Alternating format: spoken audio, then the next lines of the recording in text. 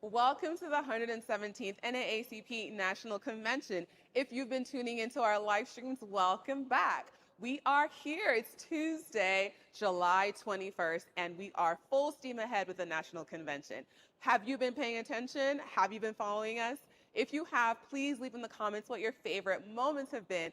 I have so many highlights. I would be here forever if I told you all of them. So I'll just tell you a little bit about yesterday. Yesterday, we're at one of our first big stage plenary sessions, and one of the biggest highlights for me was President Johnson's speech.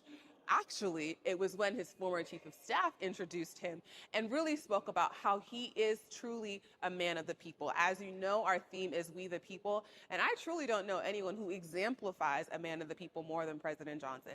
He gave really important remarks about the importance of courage at a time like this and what it really does take to be a freedom fighter and the sacrifices and how it is absolutely worth it in the end. It might be a little tough, but we will get there in the end.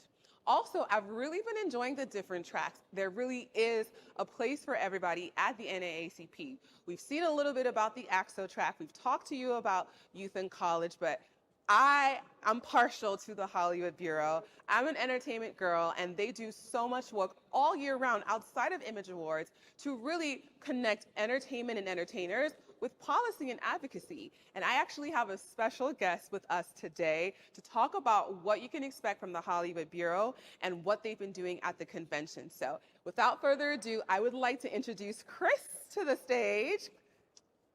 How you doing, Chris? How are you? Good. So, Chris, tell the people who you are and what you do for the association. Hi, my name is Chris Colbert. I'm the creative director for the NAACP Hollywood Bureau. And so a lot of people know the Hollywood Bureau for the NAACP Image Awards, Yes. but you all are super active all year round. Can you talk to us a little bit about some of the different initiatives coming out of the Bureau? Sure, yeah. So the Hollywood Bureau is, as you mentioned, active year-round. Aside from the Image Awards, we have several different programs that we engage in. We have several fellowship and internship programs. We have the Adobe Creative Program fellowship, where we take 4 fellows from a nationwide search. We take them through intensive training, and then we have them work on our NAACP Plus podcast and give them experience in the television and film industry in Hollywood. We have a glam squad where we take future hair and makeup artists and have them working in the industry, getting them hands-on experience. That's all a part of our incubator program, sure. And then, as I mentioned, NAACP Plus is our newest project that we've been uplifting. Yeah, tell us a little bit about NAACP Plus. I know that you launched 2 podcasts this year. Yes, NAACP Plus is what we're calling our home for the Black conversation. I love that, the home for the Black conversation. You heard it here, folks. And is NAACP Plus activating here at convention? Yes, we actually have the NAACP Plus Lounge.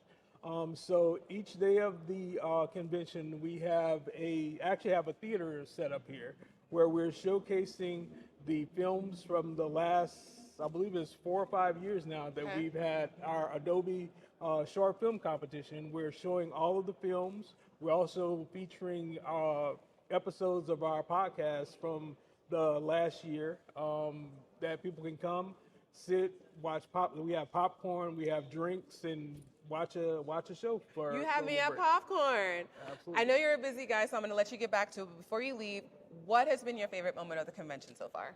I think my favorite moment has been walking through the hub and looking at the work from the youth in AXO. Just looking at the creativity that they have to offer and the passion that they talk about has been amazing. Yeah, absolutely. I think the installation was really great from the AXO kids, and thank you so much for all the work that you do.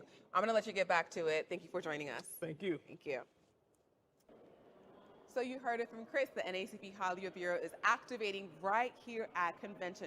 Make sure you stop by the NAACP Plus Lounge. It's actually really cool. And if you're somebody who's interested in entertainment, especially entertainment as it connects to policy, you definitely don't want to miss it.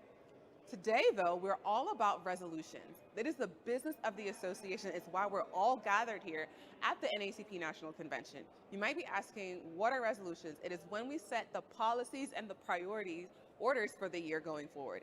And who better to talk to that than our policy guy himself, Mr. Cedric Haynes. Come on All right. down.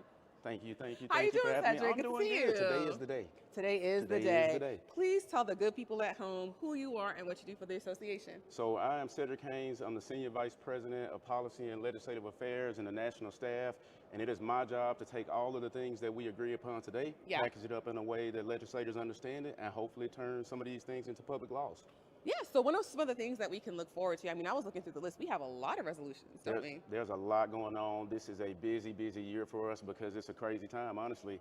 There are going to be resolutions that range from voting rights to education to healthcare to technology. I don't think there's any one particular area where something isn't happening that's impacting us, unfortunately, in a negative way. Yeah. But there are some other issues too, like I mentioned, technology, where we want to make sure we get ahead and take advantage of some of the new things that are coming down the pipeline. Yeah, and this is a month-long process, right? It doesn't just start today. It actually kind of accumulates today. It does, months and months and months. And I think the basic way to think about it is like this. If you're an individual who is a part of a unit and you have an idea or you have an experience, and that experience is national in scope, you take that idea to your unit, you say, hey, this is how I feel about it. The unit votes on it. It comes up through national. And if your idea is one that is new in scope, you come from a unit that is in good standing and everybody agrees on how you feel about the world, it becomes what we decide to advocate for. Amazing, because the resolutions are essentially the most vital part of our Constitution and bylaws.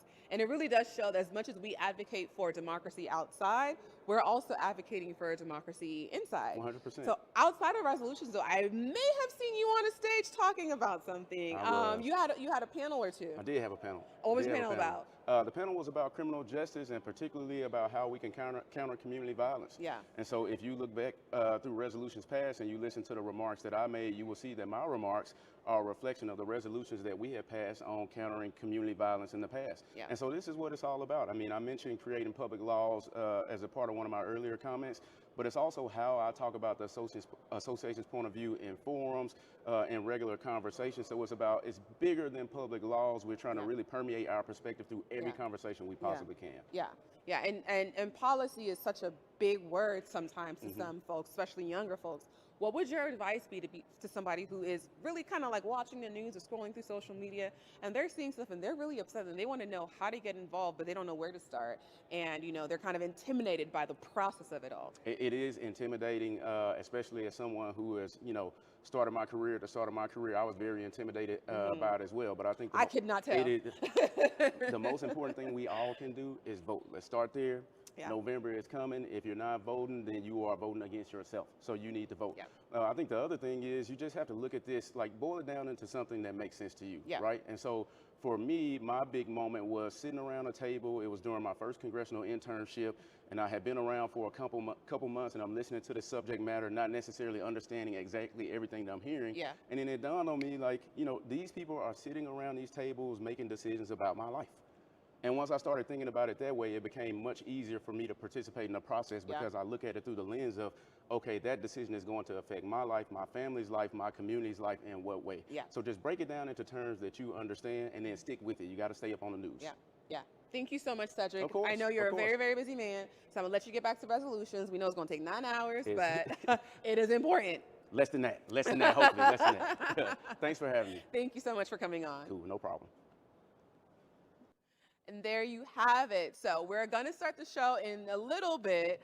But in the meantime, please do make sure that you keep the chat alive. Let us know how you're feeling. Let us know maybe some resolutions you would have loved to see on the stage. And of course, follow us at NAACP. We are at NAACP on all the platforms. I will see you tomorrow.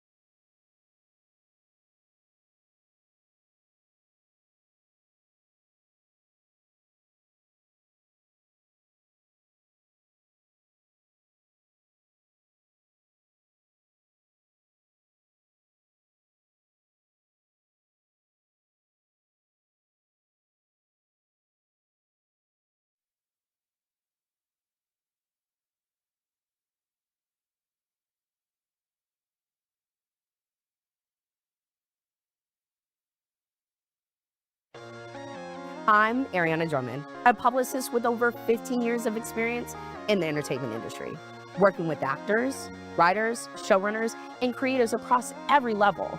I've seen how this business really works, in front of and behind the camera.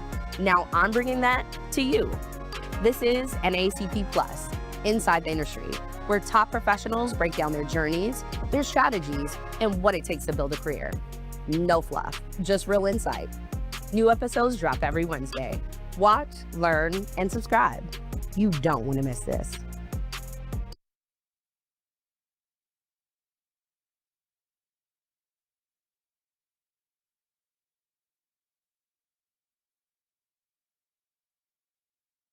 We the people. We the people. We the people of the United States, in order to form more perfect union. Establish justice, ensure domestic tranquility. Provide for the common defense. Promote the general welfare. And secure the blessings of liberty. To ourselves and our posterity. Do ordain and establish. This Constitution. For the United States of America. All roads lead to November. There's nothing more important than this convening as we prepare to have an impact at the polls, because November is the destination. As we do our work as an association, it's important for us to see us, our light, our power, because we are once again being called to save this democracy. A democracy that has not always been kind to us. A democracy that has always tried to figure out how to go around us. A democracy that has perverted itself to let capital control it to exploit us. And yet we are here at this place as the most loyal, dedicated citizens this country has ever seen. We have to lean to each other and not away from each other so that we can resist the forces that are against us, because us plus one, we are victorious. When we save this democracy, we can't go back to what was. Because what was imperfect. So here we are, an association where we're going to have to overperform in November to save a democracy that has not always been kind to us. Are we prepared to have both courage and common sense? Are we prepared to put aside old grievances that are minor and focus on the major of November's election? Are we prepared to recognize that the power that we have is all that we need? Are we prepared to look at our neighbor and say, I see the Christ in you. I see the power in you. Are we prepared to lead from this conference and recognize our responsibility to do more of what we're doing, to ensure our future is as bright and prosperous as it can be? Because at the end of the day, we are all that we got. Peace and power.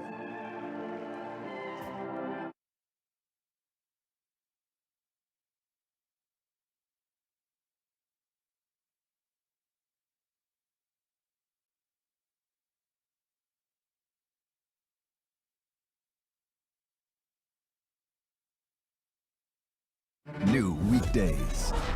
CBS Daytime is getting soapier. About damn time. Will make sure that their world comes crashing down. You don't think being my husband and raising our kids is a life? Good to know. Beautifully played, Dupree's.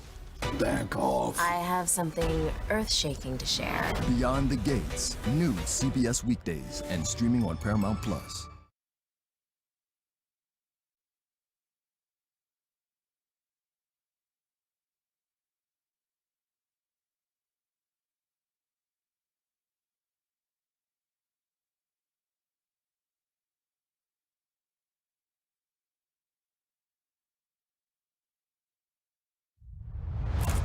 250 years as a people striving to make the words of our founding documents reality for all people.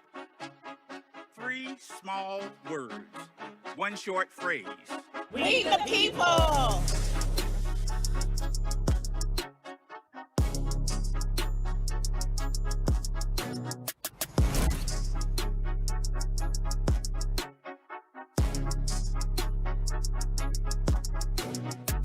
250 years as a people struggling, but firmly based in our spiritual foundation. 250 years as a people understanding that when we hold on to your unchanging hand, we can overcome. 3 small words, 1 short phrase. This nation has struggled with one question. Who belongs inside those words?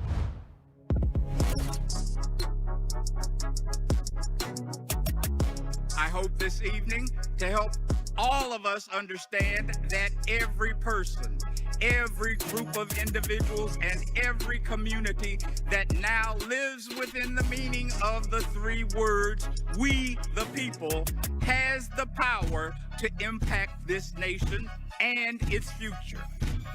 If we all recognize our power, and if we exercise that power. When we do that, then we will, in fact, make this a more perfect union. When we work together, we, the people, we will create a more perfect union. That is why we've gathered in this great city of Chicago to do this great work. We, the people.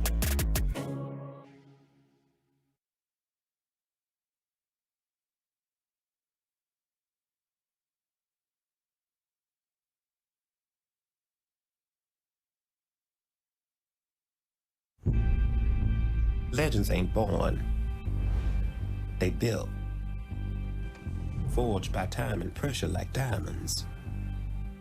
It's an amazing kid. I love you more than anything. 'Cause there's no place like home. There's no place like home. Everything you do from now on is for family. For legacy. We got to decide, is we gonna fall or is we gonna fly? You don't know about where I'm from. You about to find out. Get ready, y'all. 'Cause there's no place like home.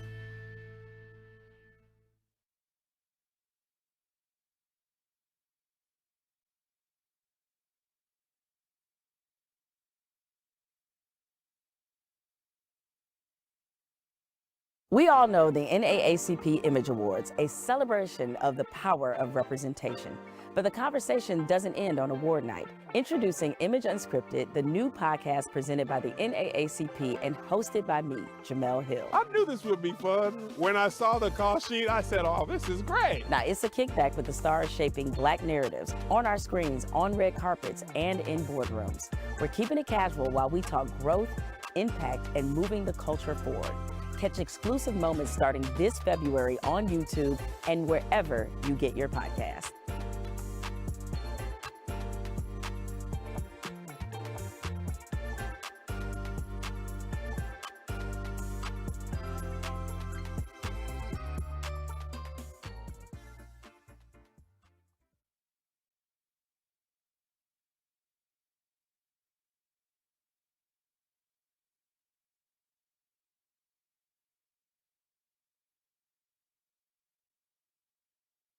Hello, everyone. I'm Jennifer Lewis. All of us have fought long and hard to make a better world for ourselves and our children. But right now, our freedoms and our futures are under attack. Hospitals are closing in our communities. The racial wealth gap is growing. Education for our children is being defunded and dismantled. All this and more is happening right now. We cannot, we must not be silent. That's why I'm asking you to join me in supporting the NAACP. So please call or go online to keepadvancing.org right now. For $19 a month, only 63 cents a day, you can become an NAACP champion for change. Let's reclaim our power and our rights. The NAACP is on the front lines, fighting to keep hospitals open, pushing for economic justice, protecting education, and holding leaders accountable at every level. But they cannot do it without us. Join me by calling the number on your screen or going online to donate monthly. When you give by credit card, we'll send you this exclusive t-shirt to show you are a champion for change. So please donate monthly now. Call or go to keepadvancing.org today. Thank you.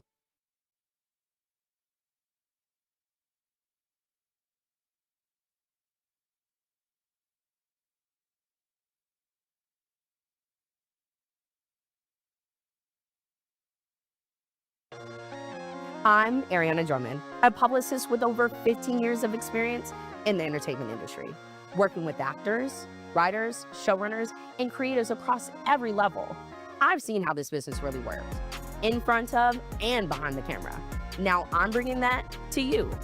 This is NAACP Plus, Inside the Industry, where top professionals break down their journeys, their strategies, and what it takes to build a career. No fluff, just real insight. New episodes drop every Wednesday. Watch, learn, and subscribe. You don't want to miss this.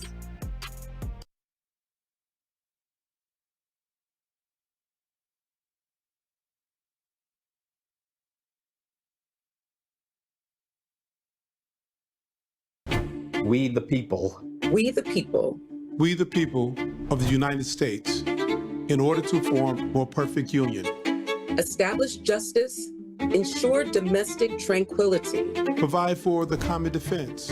Promote the general welfare. And secure the blessings of liberty. To ourselves and our posterity. Do ordain and establish this Constitution for the United States of America.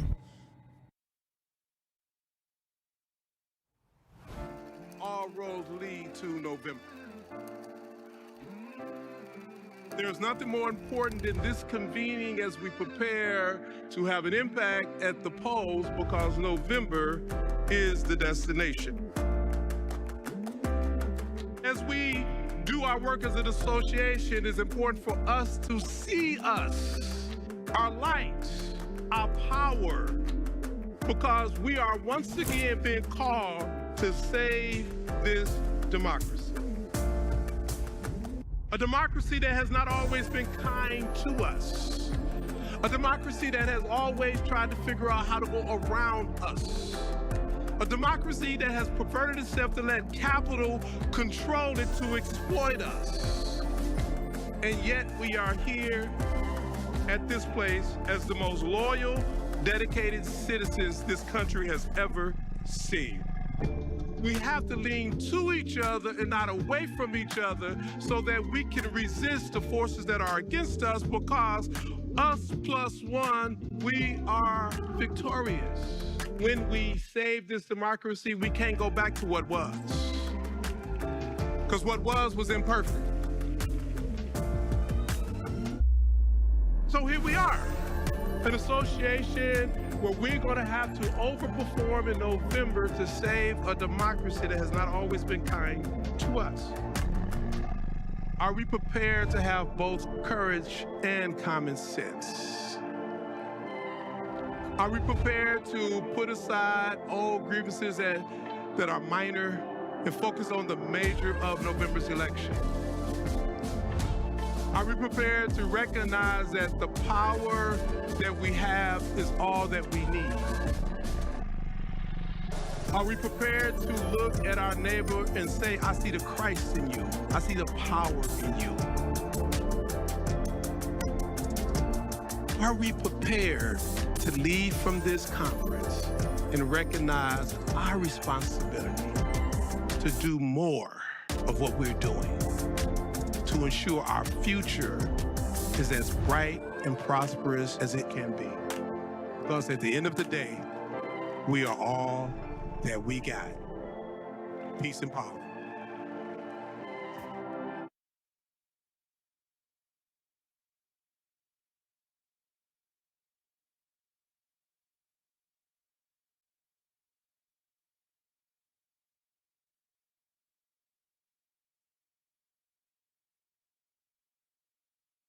New weekdays.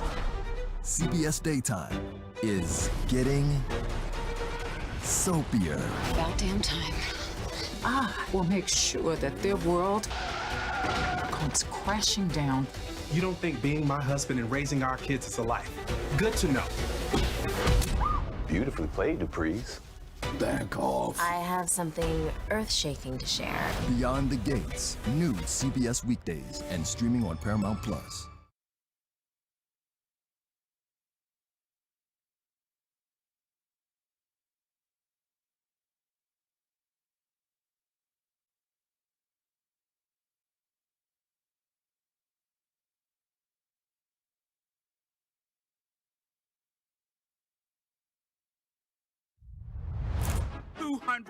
Years as a people striving to make the words of our founding documents reality for all people.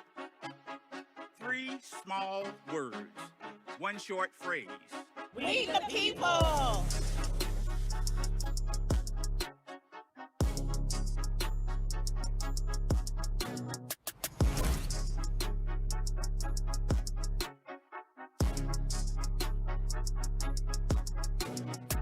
250 years as a people struggling, but firmly based in our spiritual foundation.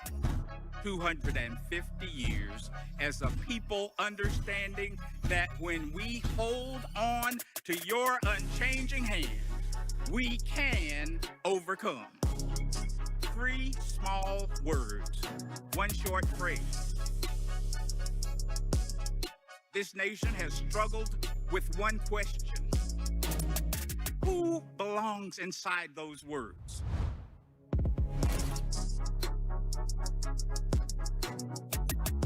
I hope this evening to help all of us understand that every person, every group of individuals, and every community that now lives within the meaning of the 3 words, we the people, has the power to impact this nation and its future. If we all recognize our power, and if we exercise that power.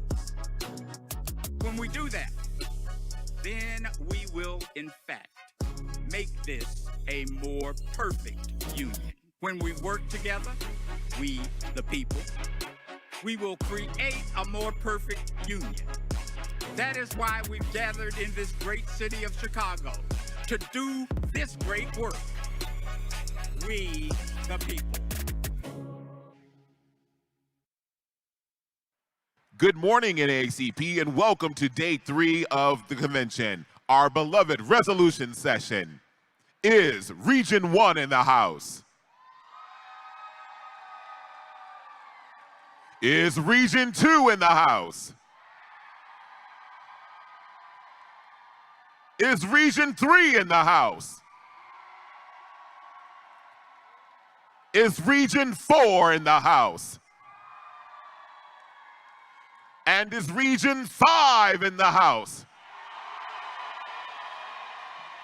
Is Region 6 in the house? And is Region 7 in the house? It sounds like the NAACP is in the house.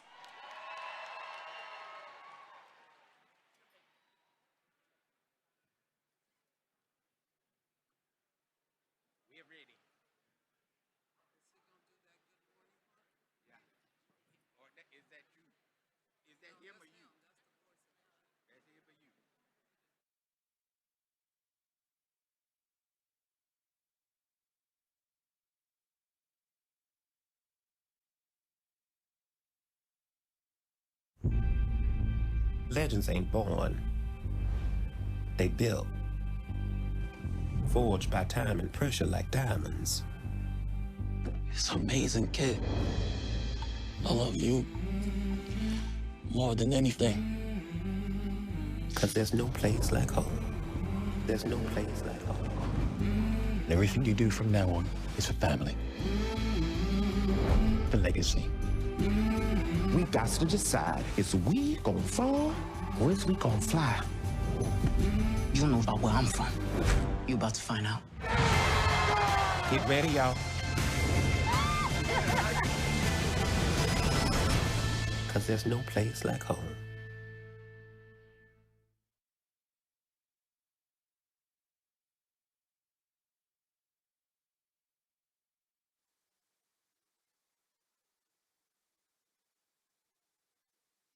We all know the NAACP Image Awards, a celebration of the power of representation.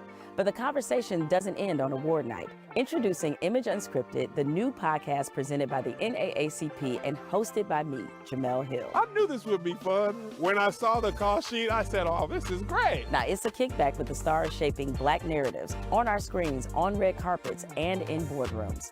We're keeping it casual while we talk growth, impact, and moving the culture forward. Catch exclusive moments starting this February on YouTube and wherever you get your podcast.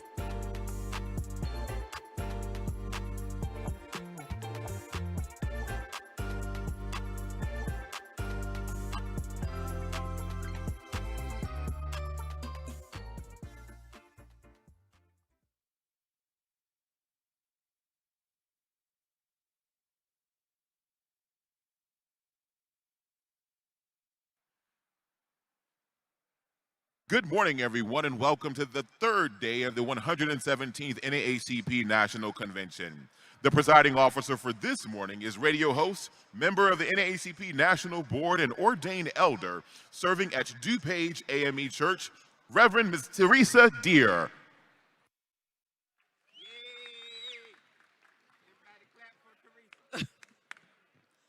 Good morning, NAACP family. Good morning.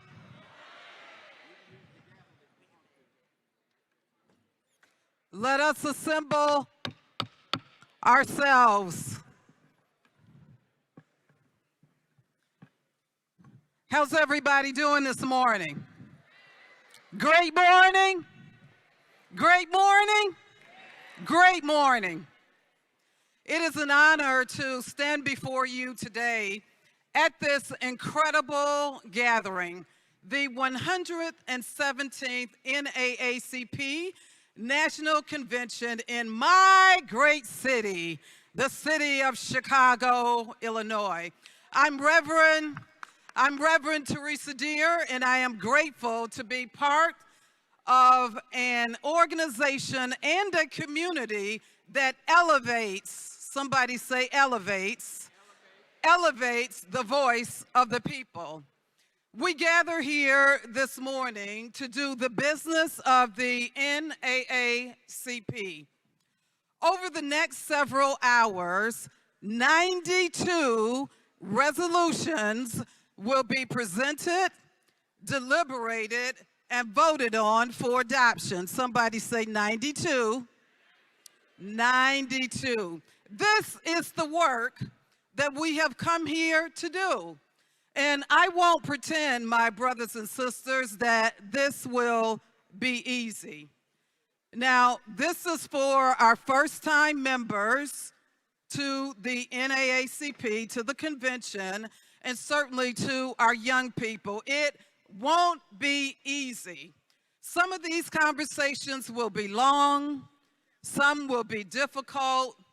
There may be moments of real disagreement in this room today. But I want you to know right now that disagreement is not a sign that something has gone wrong. It's truly democracy at work. So when we disagree today, and we will, let us disagree as family. Somebody say family. Family. So let us debate with rigor and treat one another with respect. Let us be sober in our tongues, diligent in our thoughts, and intentional in our discussion. Because make no mistake, NAACP, what happens in this room today is not separate from what happens in a city council chamber, a state house, or the halls of Congress. It is the same work, somebody say the same work, but on a smaller stage. So if we can learn to engage here with patience and discipline, with respect for one another, even in disagreement, we carry that same practice into every level of government where our voice is needed, and Lord knows it's needed, right? So this is our opportunity to show what we, the people of the NAACP, actually sound like when we govern ourselves. To lay claim to the goals and the vision we want to see realized. To stand resolute in our beliefs and set the framework for our work this coming year. We've got important work, don't we? So now, more than ever, we stand firmly on our values and exercise our civic duty, first among ourselves, and then in our cities, our states, and our nation. So NAACP, let us, somebody say us, let us begin the work, and let's get to work. God bless all of us, and God bless the NAACP. Thank you. At this time, please welcome the chairman of the NAACP, the Honorable Mr. Leon W. Russell. Before Mr. Russell, please welcome pastor of Mount Piga Baptist Church, Dr. Ernest F. Ledbetter.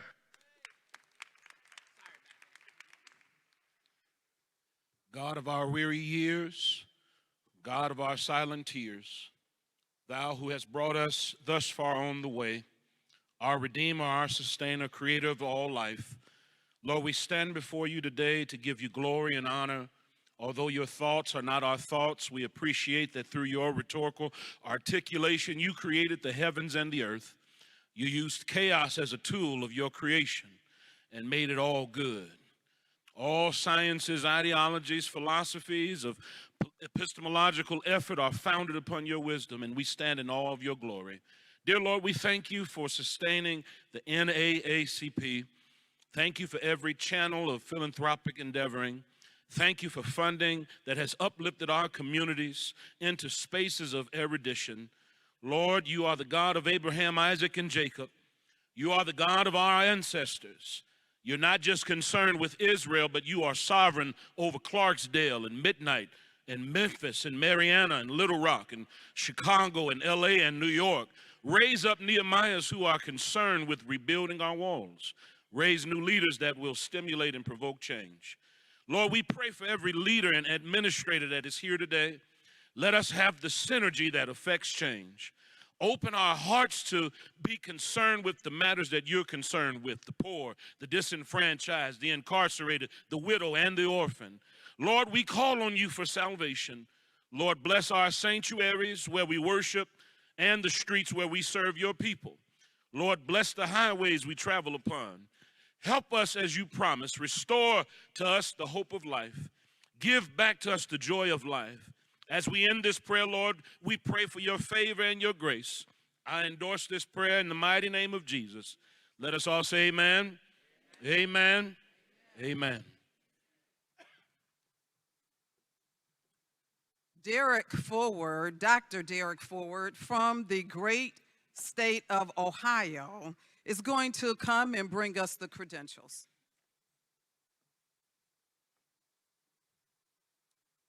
Thank you, Madam Chair. This report is going to be as of close of business, Monday, July the 20th. Region 1, adult delegates 146, alternates 8, total 154. Youth delegates 41, alternates 4, total 45. Count by Region 1, delegates 187, alternates 12, total 199.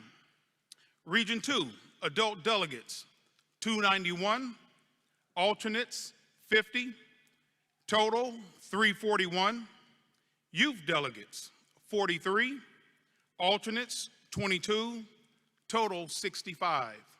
Count by region, delegates 334, alternates 72, total 406. Region 3, adult delegates 329, alternates 55, total 384. Youth delegates 70, alternates 32, total 102. Count by Region 3, delegates 399, alternates 87, grand total 486 for Region 3. Count by region for region number 4, adults, delegates 90, alternates 6, total 96. Region 4, youth, delegates 5, alternates 1, total 6. Count by region, 95 delegates, 7 alternates, and 102 total. Region 5, adults, 364 delegates, 40 alternates, 404. Youth, 58, alternate 10, total 68. Count by region, 422 delegates, 50 alternates, 472.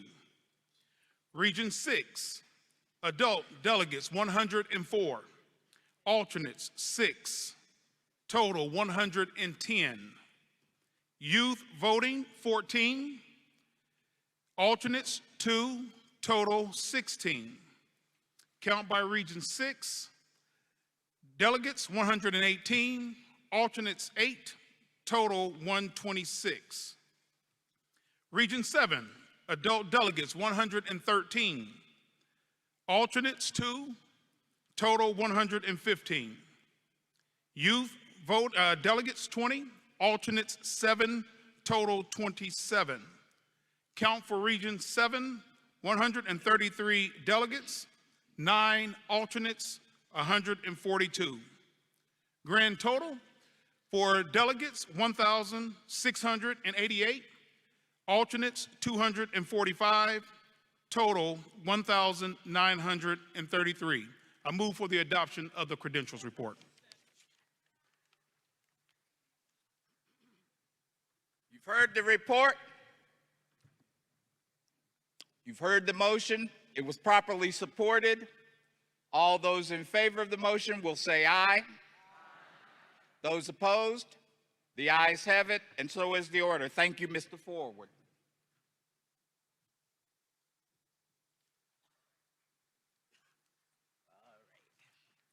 Good morning, delegates. Welcome to the 117th Annual Resolution Session, Legislative Session. As we go through this session today, I'm going to do some reminders now and then. I also want to warn you, I have a cold. So if I'm a little crankier than usual, I know y'all think that's funny. All right. I want to go through some things, but the first thing that I want you to recognize is the number of actual voting delegates who are in attendance. You. This year, as we go through the process. You just heard 1,688 voting delegates. Therefore, if you look around the room, there should be only voting delegates in this room and the folks who are staffing the convention. Alternates and observers should be in room 183, which is the overflow room, which has monitors so that you may keep abreast of what's going on. Next thing I need you to understand is that you are organized by your regions. And as I look at the chart,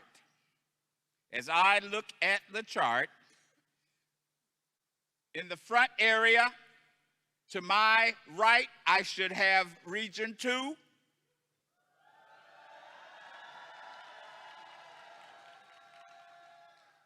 In the center on both aisles, I should have Region 3.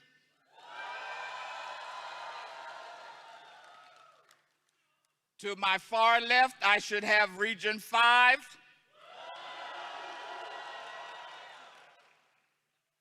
Behind Region 5, I should have Region 4. Okay, that ain't what it says on my chart, but that's okay. That's okay. I know where you are now. Region 6 should be behind. Region 6, okay, I see you. All right.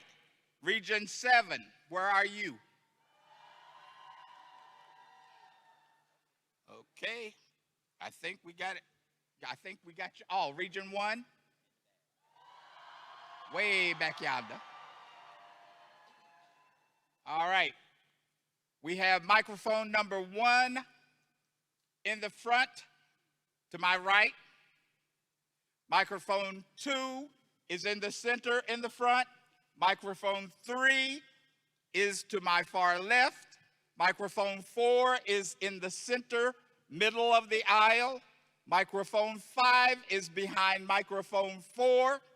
Microphone 6 should be to my right, over here. Microphone 7 is in the center to the back. Microphone 8 is in the middle of the crowd back there to my far left. All right, and microphone 9 should be in the very back on my right. Microphone 10 should be in the back to my left. 10 microphones for your pleasure. Let me make a couple of announcements.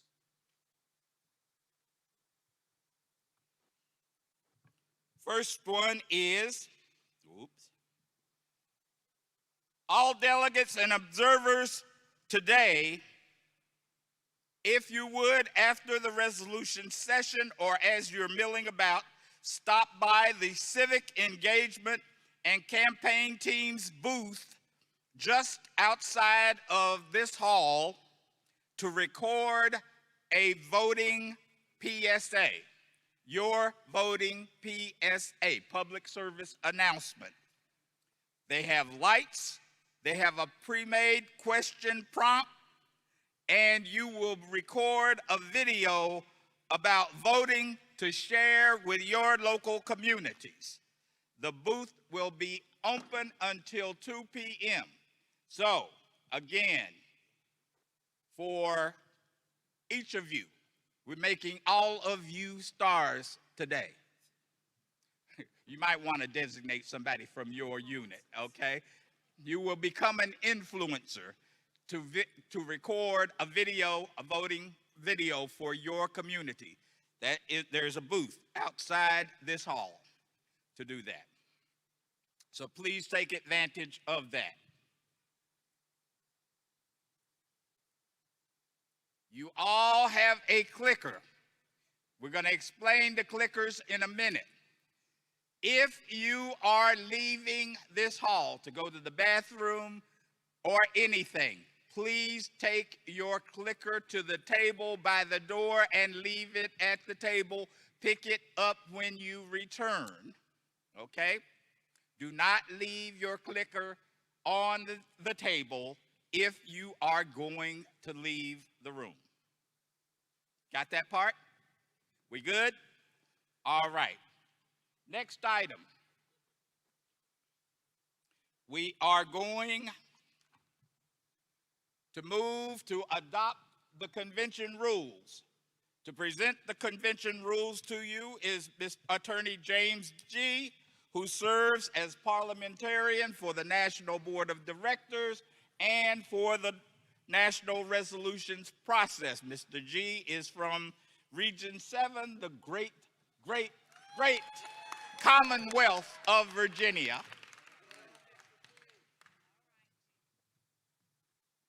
Thank you, Mr. Chairman.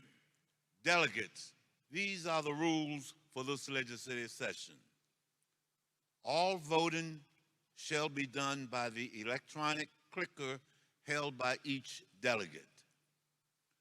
No amendment shall be considered that has not been previously submitted in writing on the amendment form found at the back of your resolution packet. No delegate may speak about a single issue more than twice. No delegate may speak more than 3 minutes per recognition.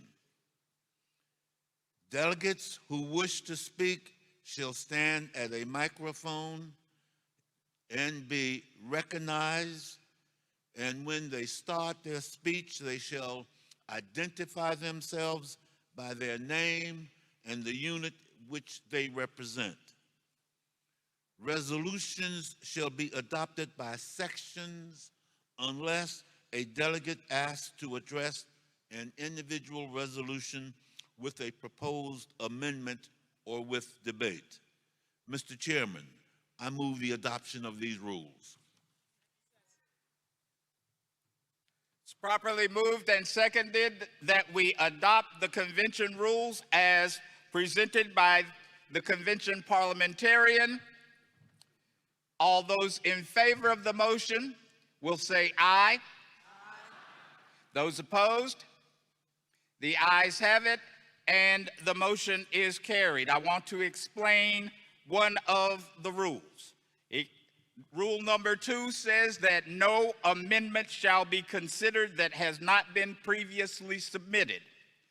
The process was that all amendments were to be submitted to the resolution boxes that appeared in the registration area or outside this hall by noon yesterday.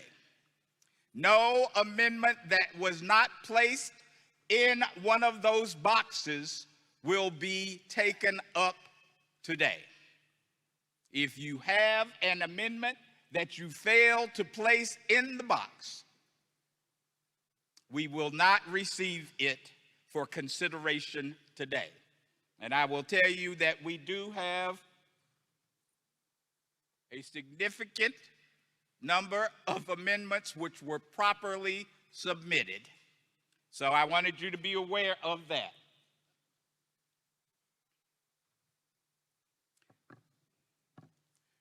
Next item on the agenda is an explanation for those of you who are new to this process of our clicker process. In order to do that, I am asking Resolutions Committee members Jalen Vince and Raven Addison to present to you how to use the clickers.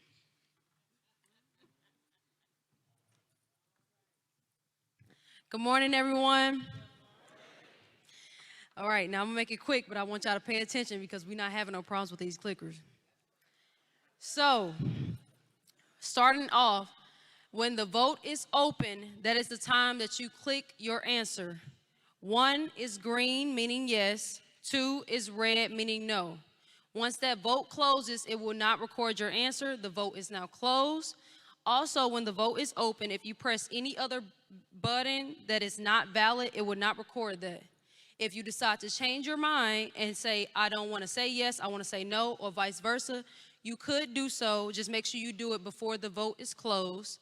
And also, if you feel like it's not working, hold it up a little bit, press the button, make sure it records it. If you have nails like I do, make sure you press it hard with the bottom of your thumb, make sure you press the button.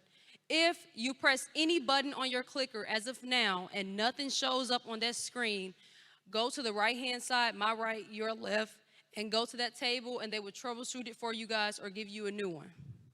Is that good? Y'all got the clickers? All right. There is not a countdown, but it will show up on this screen and the two screens over here as well. And Mr. Chairman will also notice when the vote is open and when the vote is now closed. Thank you. Oh, okay. Oh, yeah. So we're finna do a test. I'm sorry, y'all. I was finna leave. Okay, we're gonna do a test right now. So make sure you press any button on your clicker. You can press any button to turn it on. And the test is the test is on the two screens right here. And the question is, will there be a NAACP convention in 2027? The vote is now open. Select your answer.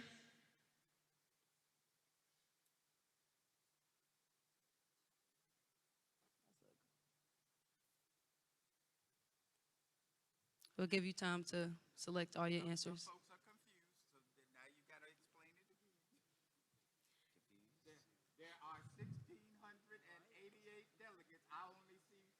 Yeah, we only have 180 going on 200, so make sure y'all press them buttons. Let's go, clicker, clicker, clicker, clicker. This is a test run as well. This is a test run, so make sure you press your clicker if you have not. Yeah, just click your button. It's 1,600 delegates, so that number should be up.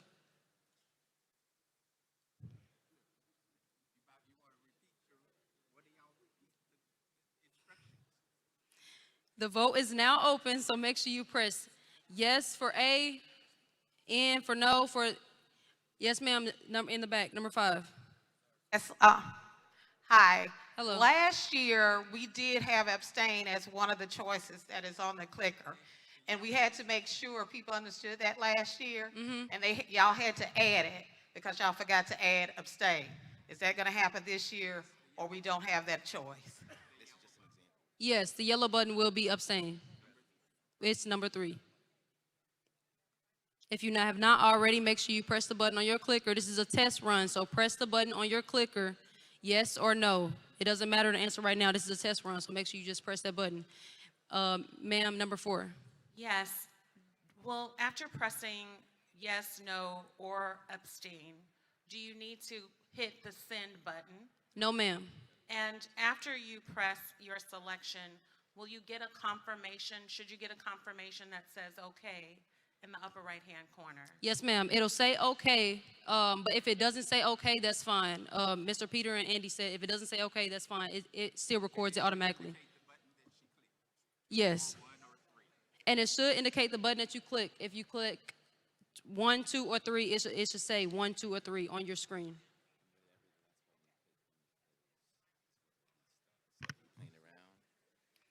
Oh, and also, whatever the last button you click once it closes is your final vote. So if you're playing around, clicking 1, 2, 3, and just going back and forth, whatever the last button that you clicked is, that will be the final vote. So make sure that once you click once, just put it down and wait until the vote is closed.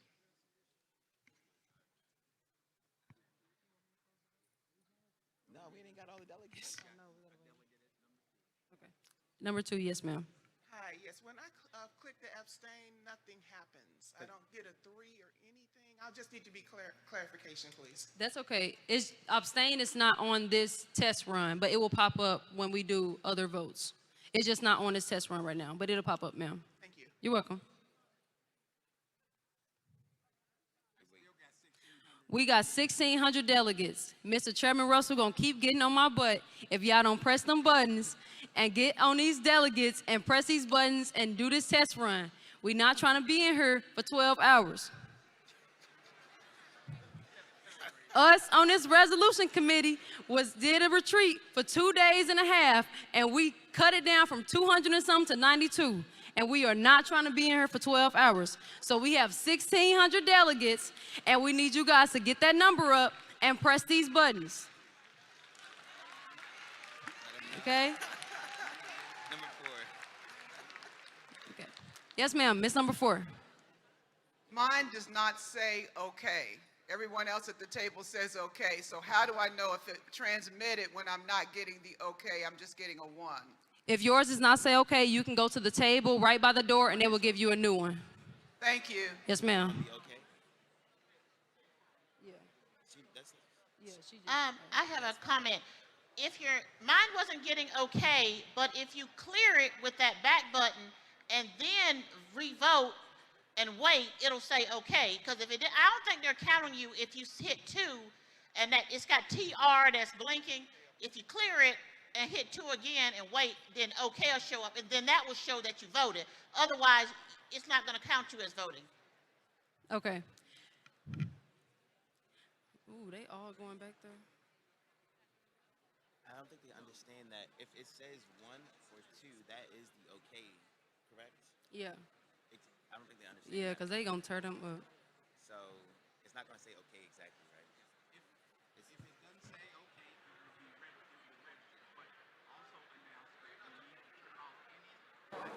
you got to talk. Oh, anything. If it doesn't say okay, it will still turn out, but make sure you turn off any Wi-Fi or hot.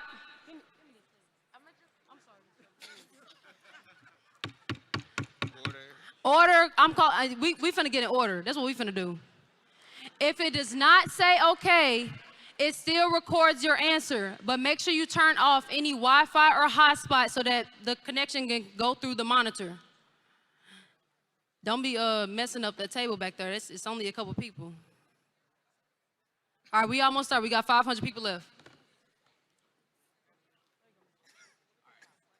Make me get ghetto. Okay. Close the vote.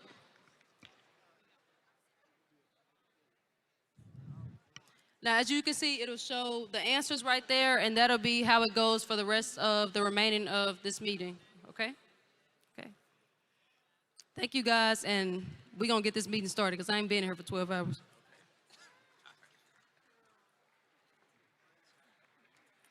All right, 591 of you failed the test. There will not be a convention in 2027. There will be a legislative session. In 2027, we are moving from an annual convention to a biannual convention every 2 years. In odd-numbered years, we will have only a legislative session, which means that we will only take up this process. Your delegates will come and you will only vote on the legislation, the proposed resolutions that are before you beginning in 2027. Microphone 4, for what purpose does the delegate rise? Nick Briggs from Teaneck, New Jersey. On the bottom screen we're looking at, we can't see the total numbers. You can see it on that screen, but the rest of us cannot see the total numbers. The caption is covering the total. I see. So is there a way to adjust? It's adjusted. All right. All right. Thank you. All right. With that, I think we are prepared to move into the legislative process, ladies and gentlemen. Joining me at the podium will be the vice chairs of the Resolutions Committee. They will be presenting the resolutions to you, and we are going to begin with the resolutions in the Civil Rights section on page 1 of your resolutions packet. And I am going to ask, are there amendments to resolutions in the civil rights section? Yes, sir. All right. Mr. Braggs and Ms. Robinson. Following the Huffman Rule, delegates, we are prepared to move the civil rights section. Is there a request by the delegate to pull one of the resolutions? We have two in this section. It should be Mr. Reverend Sean Williams. Reverend Sean, is that the resolution? Reverend Sean Williams, delegate, are you here? And at which microphone? Microphone number 5. The delegate is, as the delegate at microphone number 5 is recognized to read. Okay, let me read the resolution first, and we will just be reading the therefore section. Or the resolve section. All right. Page 1, therefore be it resolved that entities developing or developing AI systems should be required to conduct independent algorithmic impact assessments, including racial equity analysis prior to implementation and ongoing basis. Be it further resolved that the NAACP will advocate to state, local, and federal governments that AI systems used in high-stakes decision-making, including employment, housing, lending, healthcare, education, and criminal justice, be subject to transparency requirements, including clear explanations of how decisions are made and accessible appeal mechanisms for impacted individuals. Be it further resolved that the NAACP will advocate for policies to mandate that individuals have the right to know when AI is being used in decisions affecting them, challenge and appeal automated decisions, seek remedies for harm caused by algorithmic discrimination. Be it further resolved that NAACP will advocate to local, state, and federal governments that all agencies be empowered and adequately funded to enforce civil rights protections in the context of AI and digital technologies. Be it further resolved that the NAACP will advocate to technology companies and public institutions that require inclusive design practices, including the participation of diverse communities, civil rights organizations, and impacted stakeholders in the development and evaluation of AI systems. Be it further resolved that targeted investments shall be made to close the digital divide, expand access to technology, education, and create pathways for Black and underserved communities to participate in the AI workforce and innovation economy.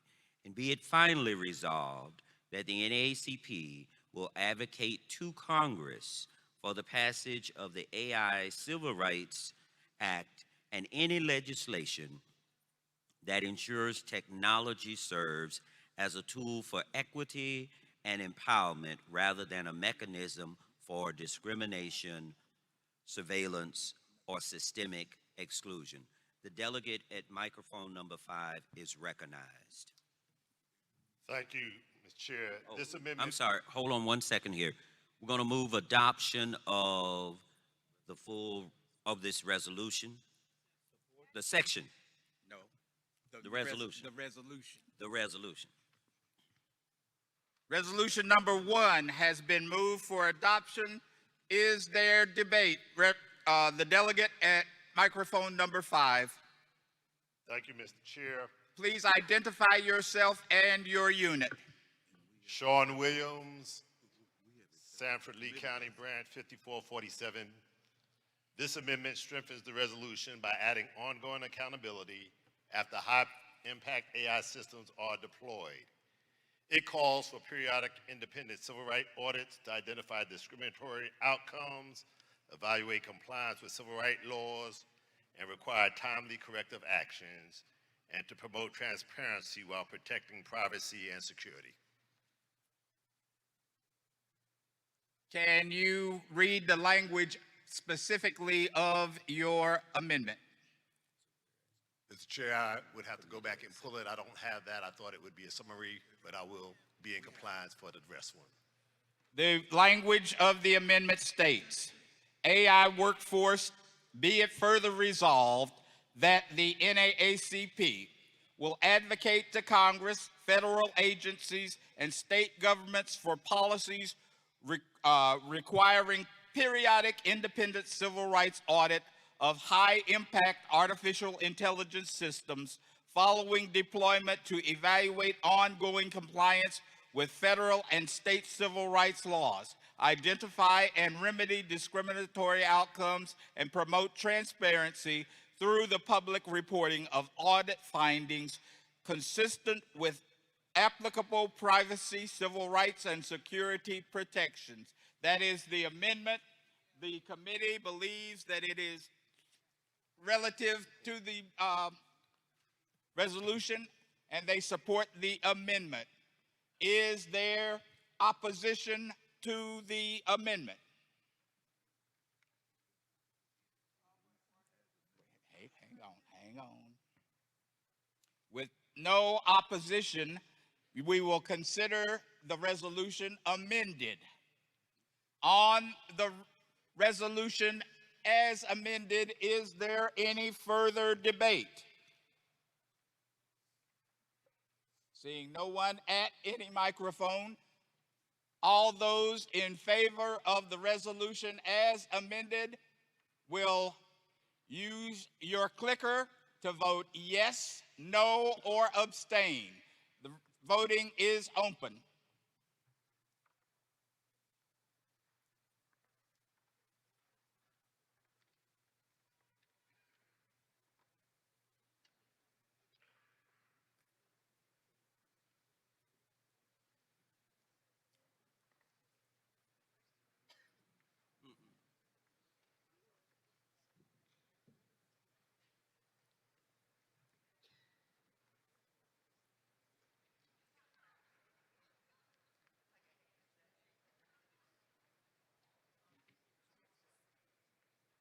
Y'all need to decide very quickly if you're going to press green, red, or yellow. Green is yes, you concur with the resolution. Red is no, you do not support the resolution. And yellow is you wish to abstain and not vote on the issue at all. If your neighbor is having trouble finding red, green, or yellow, please assist your neighbors.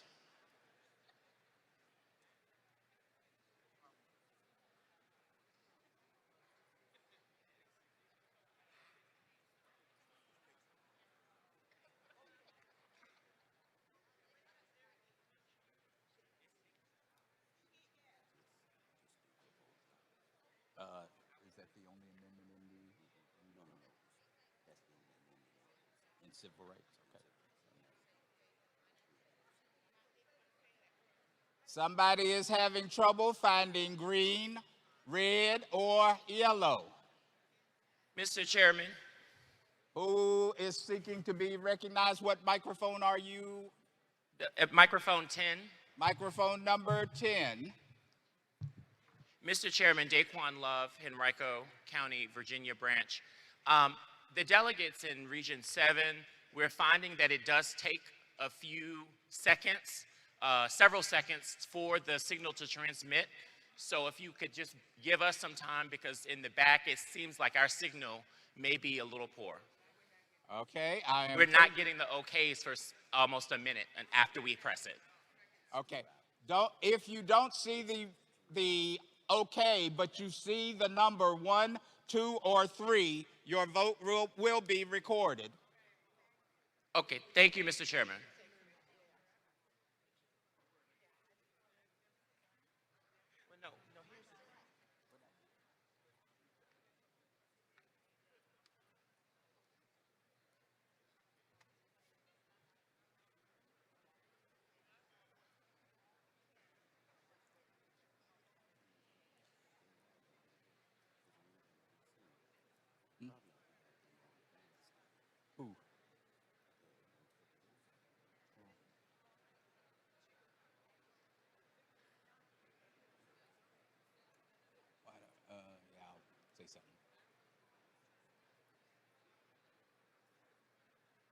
All right.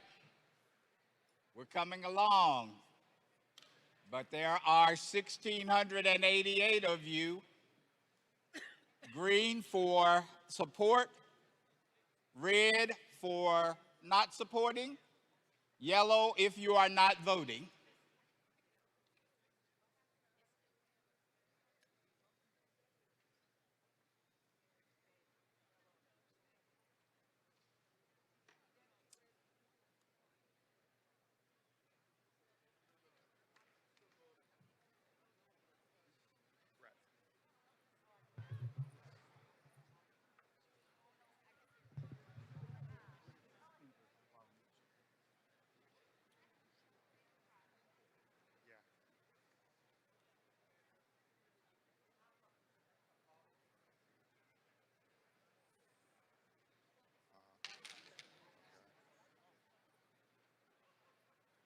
Now we have a few signs that's blocking the camera.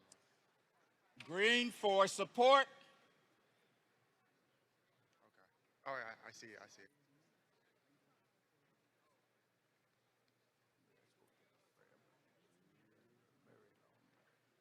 All right.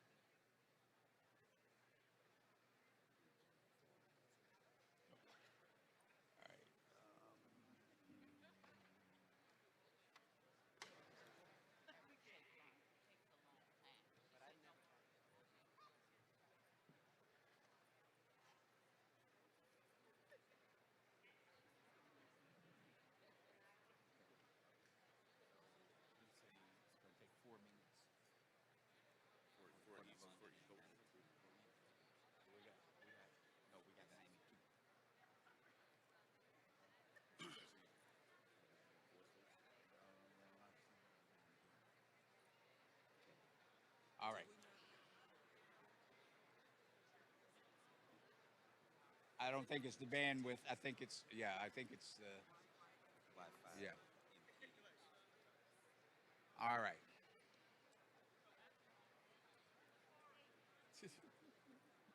We're going to get there. We're going to adjust. Yeah. As we are voting, green for yes, red for no, yellow for abstentions.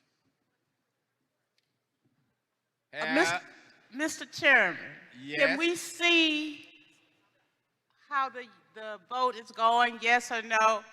Indiana County and NAACP, Carol and Princess. Ms. Princess, you will receive the total once I ask for the tally for the voting to be closed. I have not asked for the voting to be closed, so there is no way to see which way it's going. You can see the total number of people who have voted at the bottom. I understand. But you will only receive the tally individually once I ask that voting be closed.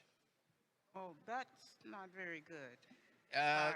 Well, have all delegates voted?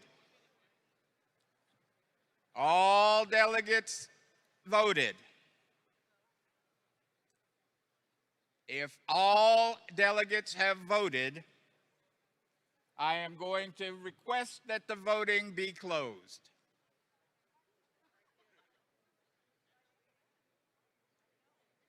The resolution is adopted as amended. Next resolution. Mr. Chairman, I move adoption of the civil rights section under the Huffman Rule since there is no amendment to the second resolution. You're not talking to the microphone. I'm sorry. Mr. Chairman, I move adoption of the civil rights section as amended.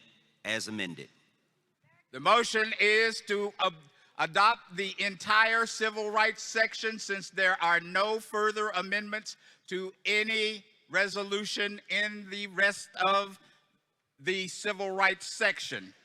Is there support? Properly moved and seconded that we adopt the civil rights section from 1 through 1 and 2. All of those in favor of the motion will say aye.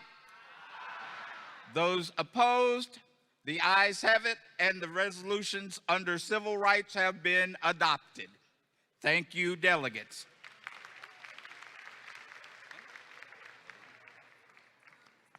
Mr. Chairman, I move adoption of the commemorative memorial section, resolutions 1 through 3. We do not have any amendments.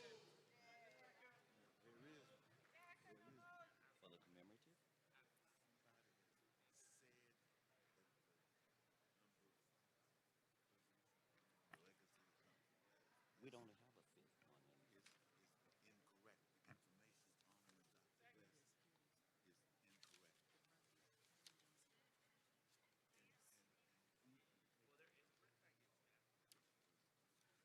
Okay.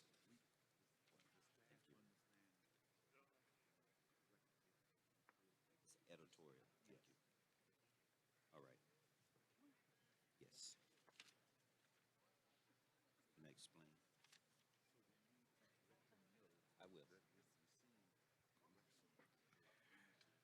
Delegates, we did receive an editorial correction to resolution number 2. Staff has it, and for the benefit of the submitter, please know that that correction is going to be made, and it's considered by the committee editorial. The entire section titled Commemorative Memorials has been moved for adoption. All of those in favor of adopting the section on commemorative memorials will click your green button. If you oppose adoption, click your red button. If you are abstaining, click your yellow button. The voting is now open.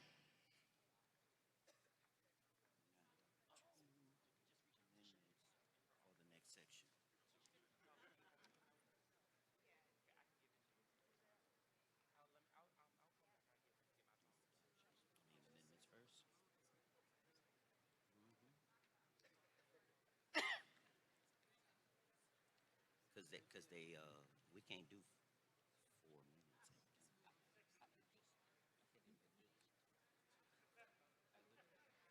He looked.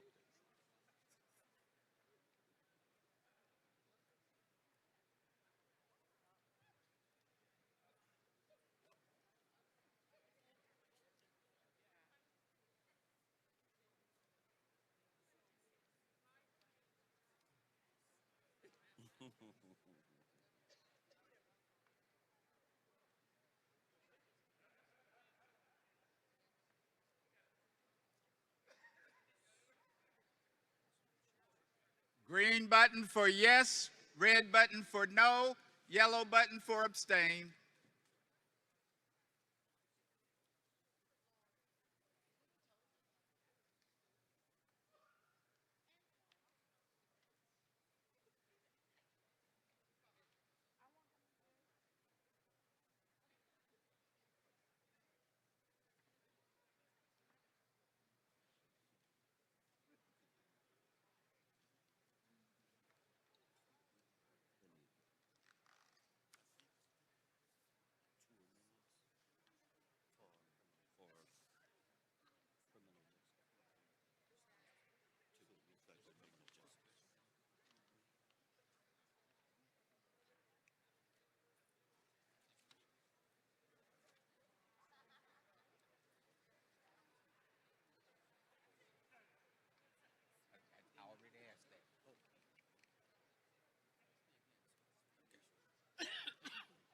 Reminder, if you are using a Wi-Fi hotspot, please turn it off.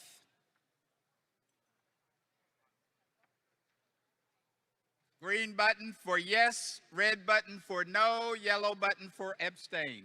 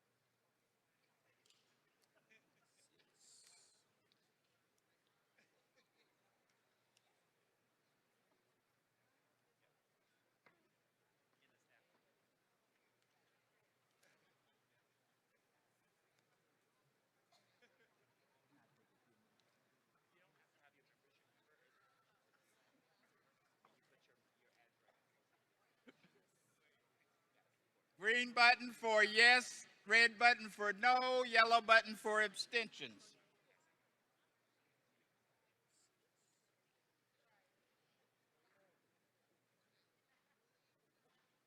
Please vote, delegates.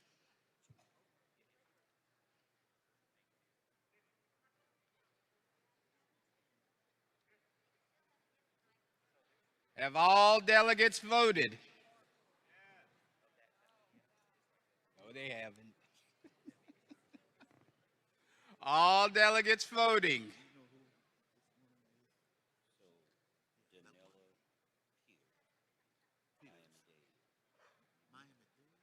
All delegates voting.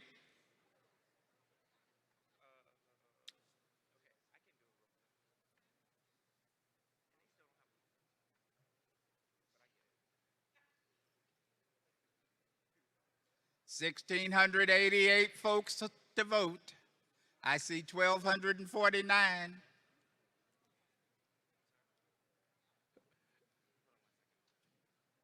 I am going to assume in about 1 minute that all delegates have voted. You do not have to see okay. Your vote will be recorded if you see 1, 2, or 3.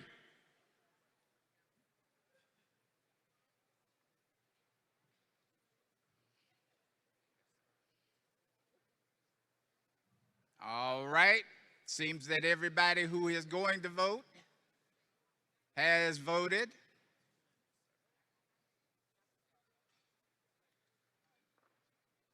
Close the voting.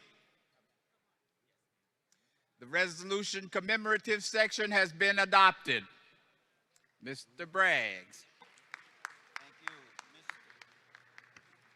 Mr. Chairman, we have next our criminal justice section. We have 7 resolutions. We have 3 amendments. We have 2 amendments for resolution number 2 and 1 amendment for resolution number 6. If you're one of those amenders, I would ask you to get to a microphone. I'm going to begin by reading. I'm looking for Nia Nutley, Mr. Pierce, or a Pierce, and for number 6, let's see here. I need Dr. Mia McNutley, and then for the other resolution, Daniela Daniela Pierre. And then for the other one in number 6, let's see, person is Reverend Sean Williams. All right, I'm going to read the therefore clauses for resolution number 2, which is proposed amendment. Therefore, be it resolved that the NAACP commits to raising awareness about domestic violence and intimate partner violence, advocating for culturally tailored resources and safe environments, combating stigma, and promoting education that fosters respect, equality, and nonviolence in all relationships. Be it further resolved, the NAACP supports the reintroduction of the bipartisan Family Violence Prevention and Services Improvement Act of 2026, which will authorize and expand funding at an appropriate level for programs under the Department of Health and Human Services focused on supporting survivors and preventing family and domestic violence. Other key provisions include expanding support for and access to culturally specific programs, strengthening and updating the National Domestic Violence Hotline and hotline services for underrepresented populations, including American Indians, Alaska Natives, and deaf victims of domestic and dating violence. Creating a new underserved population grant program especially for those living in rural communities, individuals with disabilities, older adults, those identifying with faith-based communities and youth, continuing to support national technical assistance, centers to develop effective policy, practice, research, and cross-system collaborations. Be it finally resolved, the NAACP calls for collaboration at the state, federal, and local levels among community organizations, law enforcement, public health agencies, healthcare providers, and policymakers to strengthen prevention efforts, improve reporting mechanisms, and ensure accountability for those who commit acts of violence, aggression, and stalking behaviors. Mr. Chairman, I move adoption. Is there a delegate to speak? Oh, sorry. Yes. There is a motion to adopt resolution number 2 under the criminal justice section. It's properly supported. I have amendment forms in front of me, beginning with Dr. Mia McNulty. Dr. McNulty, are you on the floor? Dr. Mia McNulty, are you on the floor? Are you saying She is not. She is not on the floor. Okay. Daniela Pierre. Yes. At microphone number 3, Daniela Pierre is recognized. Yes. Good morning, Mr. Chairman. Good morning to all of our delegates. My name is Daniela Pierre. I rise in support of the resolution, and I am seeking to strengthen the expansion in the Be It Further Resolved clause. I am looking to have the Violence Against Women Act added as an additional support level to this resolution.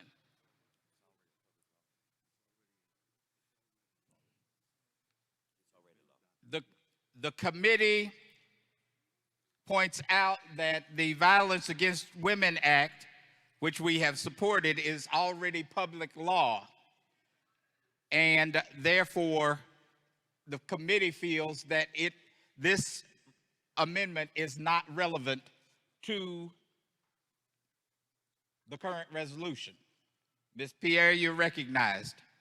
Thank you. Yes, the Violence Against Women Act, created back in 1994, is an act that is needed by women who encounter domestic violence. So since the resolution presently asks for expanding support, adding the Violence Against Women Act will only strengthen the expansion that this resolution seeks to provide. All right. Is there support for the amendment? All right. The amendment has been proposed, and there is support for the amendment.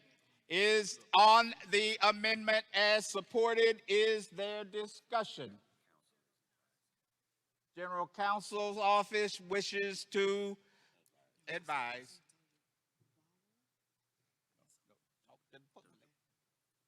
Just want to make sure we understand the nickname for the Violence Against Women Act is VAWA, and that's already included. So are you asking for language saying something specific about VAWA?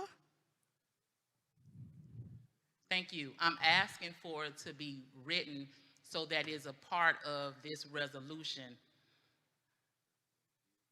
So the committee is indicating to you that the Violence Against Women Act, VAWA, is already referenced in the resolution. Under which clause? Which clause?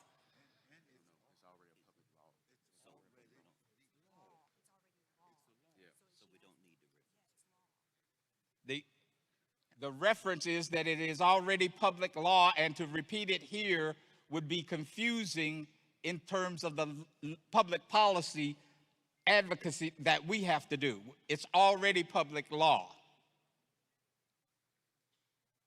So that's the committee's. Is there further discussion on the amendment? Is there further discussion? Question has been called for. All of those who support the amendment to resolution number 2 will vote yes. If you oppose the amendment, vote no. If you are abstaining, vote abstain. Number 3. Voting is open. Green for yes, no is red, and abstentions are yellow. And I am going to open the floor for 2 minutes. So please vote within the 2-minute period.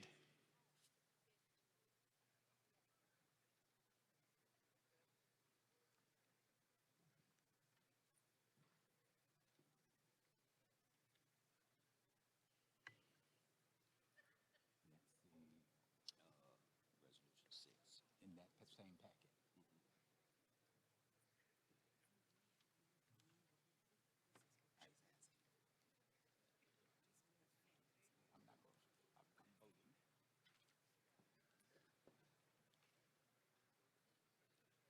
If you support the amendment, we are voting on the amendment, not the full resolution. We're voting on the amendment. On Ms. Pierre's amendment. Green if you support Ms. Pierre's amendment, red if you don't, yellow if you abstain. On Ms. Pierre's amendment to resolution number 2 under criminal justice.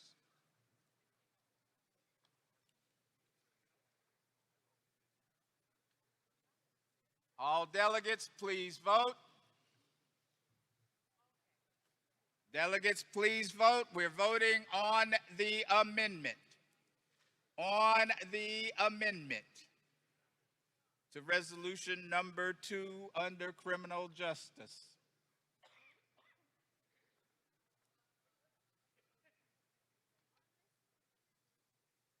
We're voting on the amendment presented by Ms. Pierre to resolution 2 under the criminal justice packet section.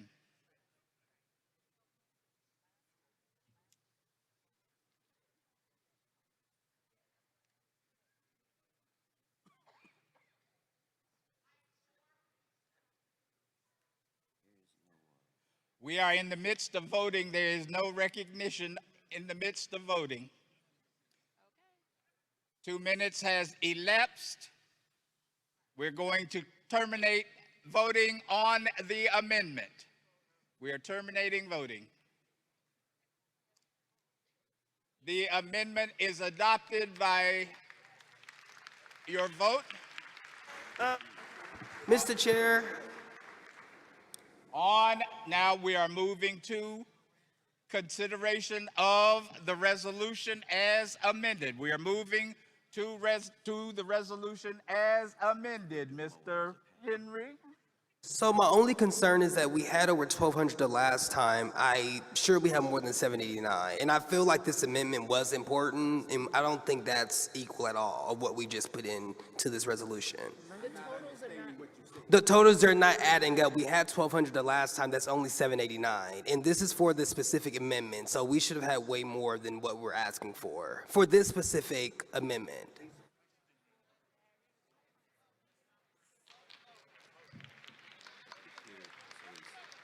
Can we at least do it over again, honestly, for this amendment? So, Mr. Chairman. We are in the process. Mr. Chairman, personal point of information, please. Delegate at microphone number 6. Cheryl Chisholm, Beverly Hills, Hollywood, 1027, delegate. Are we going by majority vote?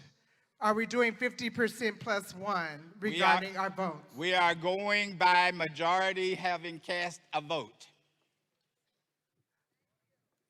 Okay, so. And this vote that is recorded here is only on the amendment. I am preparing now to ask for a vote or discussion on the resolution as amended. So would that still be 50% plus one? All of this is majority rules. Thank you. We have voted on the amendment. We are now moving to the resolution itself as amended. Mr. Chairman, Madam Chair? mistake on the thing. So if we could correct that. Sir, Chair? Hold on, I'm getting a clarification here. I believe that the title that is on the screen is the wrong resolution. Is that what I'm being told? The wrong amendment? They should have had this one up there to vote.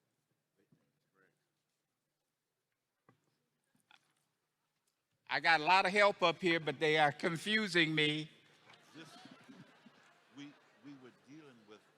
We were dealing with the amendment by Daniela Pierre, which was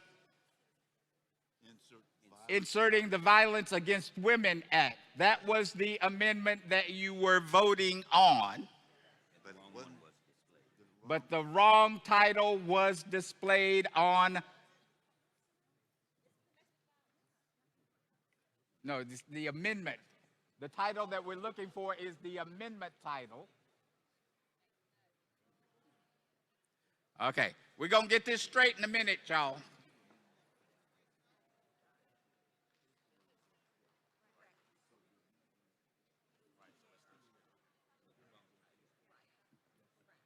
All right, we're going to get it straight here in a minute. I got a lot of help.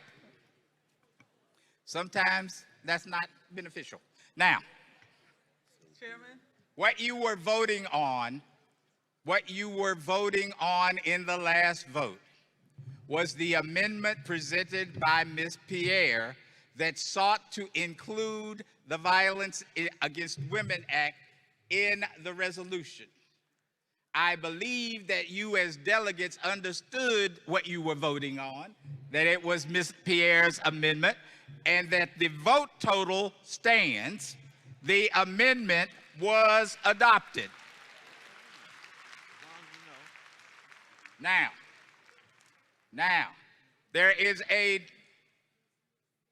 we're voting now on the resolution as amended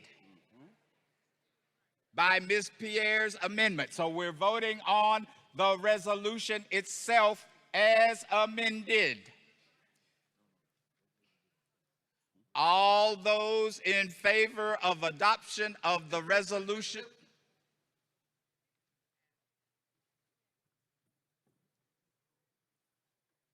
Did I hear a delegate? Who's on the live? Did. What microphone? Where are you? Mic number 8. Microphone number 8, and who are you? Kalita Strickland, Fort Worth, Tarrant County. Oh my God, that's loud. Yes. I would like a point of clarification. There were 2 amendments to this resolution. There were 2 amendments, but we called for Dr. McNulty to come to the microphone, and it was indicated that Dr. McNulty is not in the house. And therefore, if she is not in the house, we cannot take up her amendment. Thank you. Now, we are voting on the resolution as amended. All those in favor of adoption of the resolution as amended will press your green button. If you oppose the resolution as amended, press your red button. And if you don't wish to vote, press your yellow button. Voting is now open for a period of 2 minutes.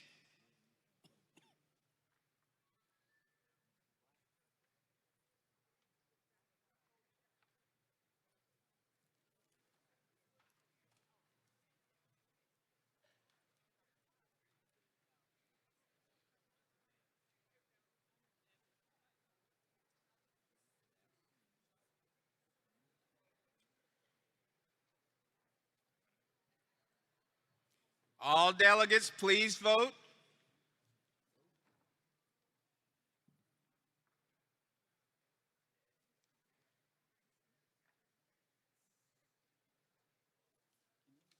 Leon, was this yours?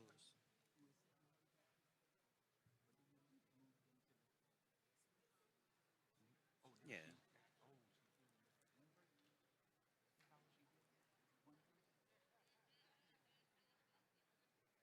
Now, why do they have her sitting there, though?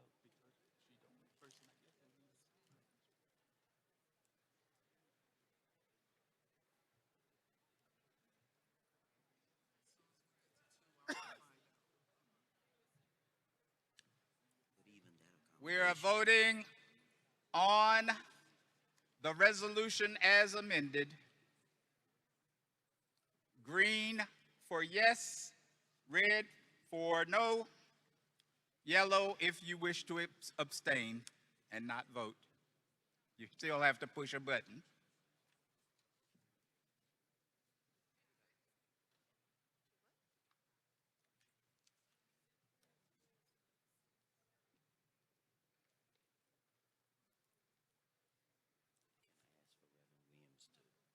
Be in the ready. No, well, I want to confuse the issue. All those delegates have voted. Close the voting. Resolution as amended has been adopted. Moving now to resolution number 6 in the same section. Sean Williams, if you would return to the microphone. Mr. Braggs, if you would read. Therefore, be it resolved that the NAACP calls upon all units and state conference to establish formal quarterly meetings with local, county, state, and where applicable, federal law enforcement agencies. Be it further resolved that such meetings shall include addressing community concerns and complaints regarding policing practices, reviewing data on stops, searches, arrests, and use of force, disaggregated by race and other relevant factors, identifying patterns of disparities and areas for reform, collaboratively developing and monitoring reforms, including bias training and de-escalation strategies, and establishing measurable benchmarks to track progress in reducing disparities and improving community trust. And be it further resolved that branches shall report findings to their state conferences, which shall submit data to the National Office to support a national policy equity database and inform the development of a standardized engagement toolkit and annual report on policing equity and accountability. Be it finally resolved that the NAACP shall advocate for federal, state, and local policies that require or incentivize quarterly engagement between law enforcement agencies and civil rights organizations as a condition for public safety funding. Mr. Chairman. You've heard the resolution. What is your pleasure? Move adoption. Is there support? It's properly supported. There is an amendment at the table. Reverend Sean Williams is recognized at microphone number 5. Thank you, Mr. Chair. This amendment is to strengthen the community police compact by establishing an accountability process when law enforcement agencies fail to participate in quarterly meetings or provide requested public information. It encourages local NAACP units to utilize applicable public records laws to obtain the information necessary for meaningful community oversight and transparency. The reading of the proposed amendment.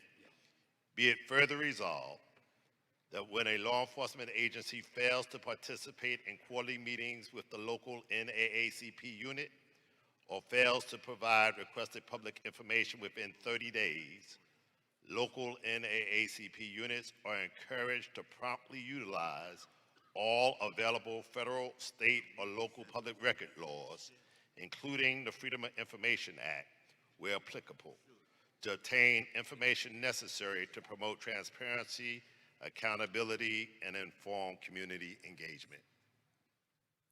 You move adoption of your amendment? I so move, Mr. Chair. Is there support? There is support for the amendment. We are on the amendment. Is there discussion relative to the amendment that has been proposed? There's a delegate or somebody standing at microphone 7. Are you standing to talk, or maybe you're not standing at microphone 7. Okie dokie. Does anyone wish to address the amendment? There is support for the amendment. All those in favor of amending the resolution as indicated will vote yes. Those opposed, no. The abstentions will vote yellow. Open the voting. Yes is green, and we're voting on the amendment, folks. Voting on the amendment. Mr. Williams, Reverend Williams' amendment. Yes, no, or abstention. Yes, no, or abstention. Yes, no, or abstention. We will close the voting after 2 minutes. Yes, no, or voting, or abstaining.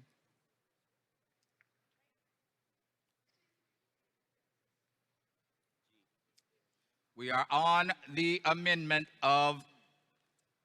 offered by Mr. Williams on resolution number 6 under criminal justice.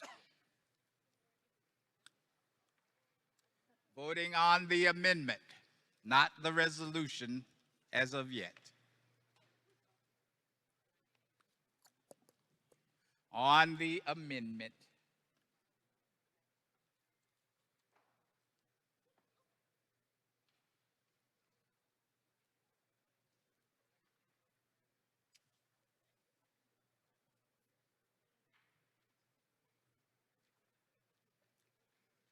Voting on the amendment. All delegates, please vote. Delegates, please vote.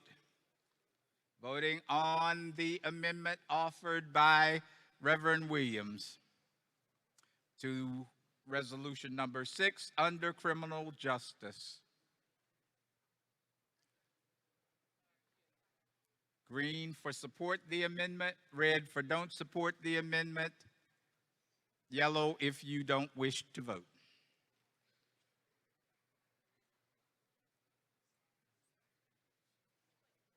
Close the voting.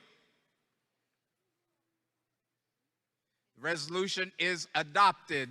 The amendment, excuse me, let me be clear. The amendment is adopted. Moving now to the resolution as amended. Resolution as amended. If we can clear the screen. Is there further debate on resolution number 6 under criminal justice? Any further debate? Please clear the vote, the tabula. And we're voting on the full resolution as amended at this point. All those in favor of the resolution will press your green button. Those opposed, your red button. Yellow is for abstentions, and voting is open.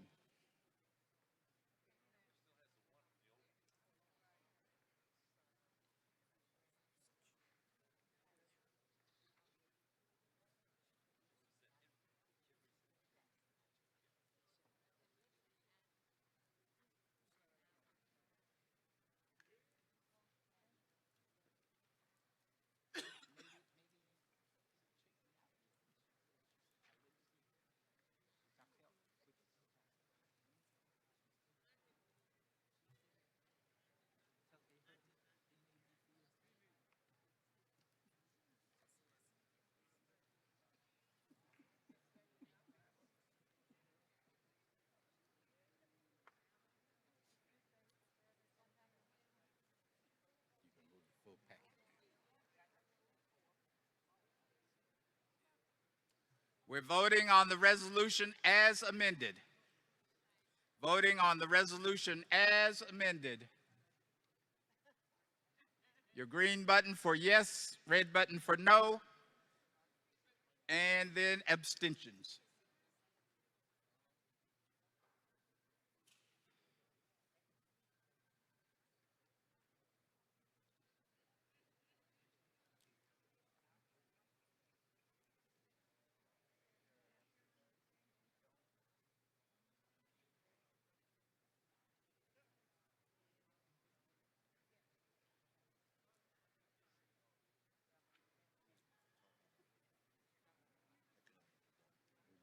Don't confuse us.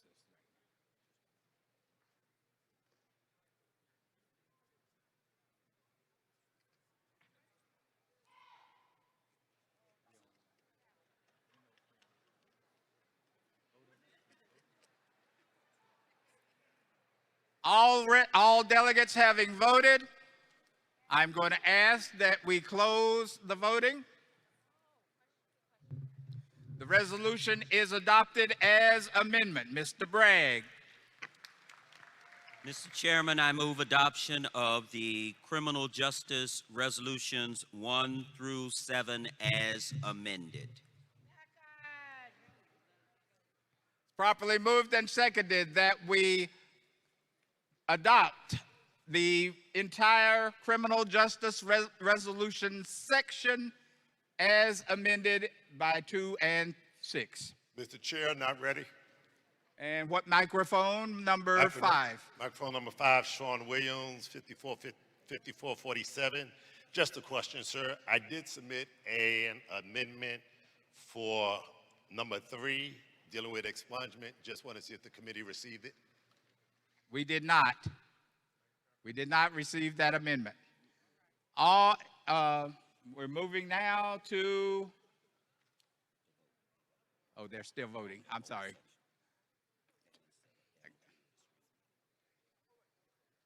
All right. Did we do 2 minutes yet? Close the voting.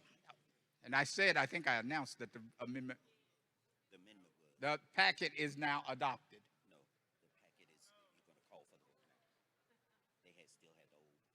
Okay. Peter, you got to move faster. Okay. Ready for the whole packet. We're voting on the entire packet now. The packet section on criminal justice. All those in favor of adoption of the entire criminal justice section will vote yes or no or abstain. Voting is open.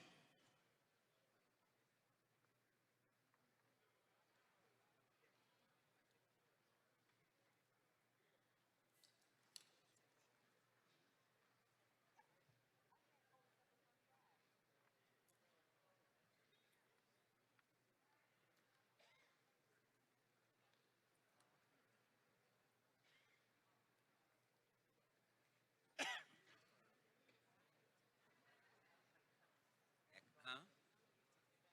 It's just one, so I'll move it on. That's why she asked. I see what she's doing. That's why she asked. She being so slick. She thinks she tried to con you. She tried to con you.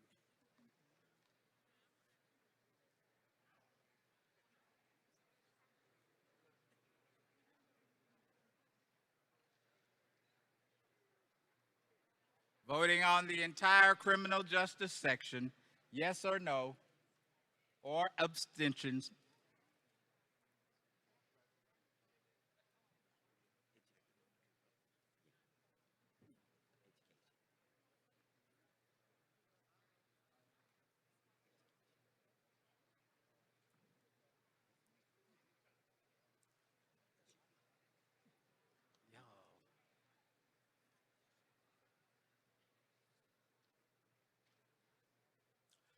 All delegates should be voting on the entire criminal justice packet.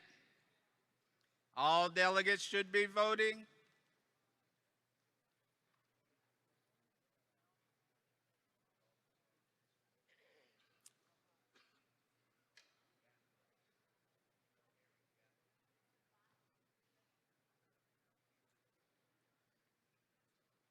Voting will cease. We will close the voting on the criminal justice section.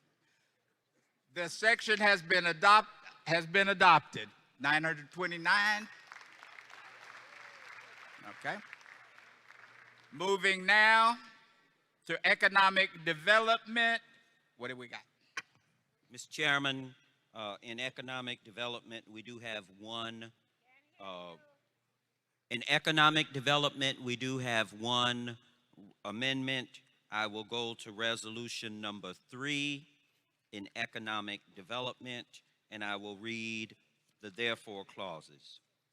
Therefore, be it resolved that the NAACP urges federal, state, and local governments to adopt policies. Am I on the right one? Hold on. Yes. That the NAACP urges federal, state, and local governments to adopt policies that ensure that all youth aging out of foster care have coordinated, equitable access to post-secondary education or vocational training, paid workforce opportunities or apprenticeship pathways, or stable housing support during the critical transition to independence. Be it further resolved that such policies include the creation and expansion of flexible, portable financial support for youth in foster care to cover housing stabilization, education-related expenses, employment transition costs, and emergency needs. Be it further resolved that the NAACP calls for strengthened coordination among child welfare systems, educational institutions, workforce development agencies, labor organizations, and community-based organizations to ensure seamless access to those opportunities prior to youth aging out of care. Be it further resolved that the NAACP is encouraged to engage and collaborate with local, state, and national advocacy organizations working on foster care reform, youth homelessness, housing justice, education access, and workforce development to support policies and programs that improve outcomes for Black youth transitioning out of foster care. Be it finally resolved that the NAACP is encouraged to identify opportunities to integrate youth currently in foster care and youth experiencing homelessness into youth councils, youth chapters, civic engagement initiatives, and mentorship opportunities to strengthen pathways for advocacy, leadership, community connection, and long-term empowerment. Mr. Chairman, I move adoption. It's properly moved and seconded that we adopt resolution number 3 in the economic development packet. Is Delegate April Everhart present? Yes. What microphone, please? 9. Microphone number 9. You're recognized. Thank you. Good morning. I'm April Eberhardt, Spokane, Washington. I am in support of this amendment. Expanding access to housing, education, employment, vocational training, and financial resources is absolutely essential. Again, I support and strongly value this resolution. Mental health literacy also becomes a distinct economic development strategy for foster youth, specifically aging out, because it supports workforce and educational participation and long-term self-sufficiency, strengthening the amendment.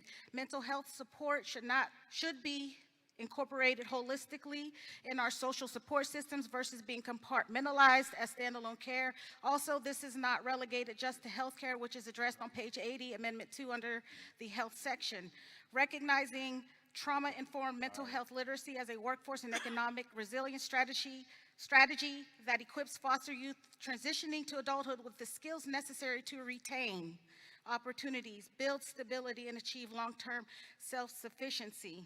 Many young adults in foster care have ACEs, adverse childhood experiences. In my observation as a college and career counselor for 10 years, this is one of the main issues when it comes to sustainability with access to opportunities. They need to be educated, and we need to normalize mental health, mental wellness literacy so that they can understand how to navigate so that they do not lose the opportunities they have access to. And your amendment?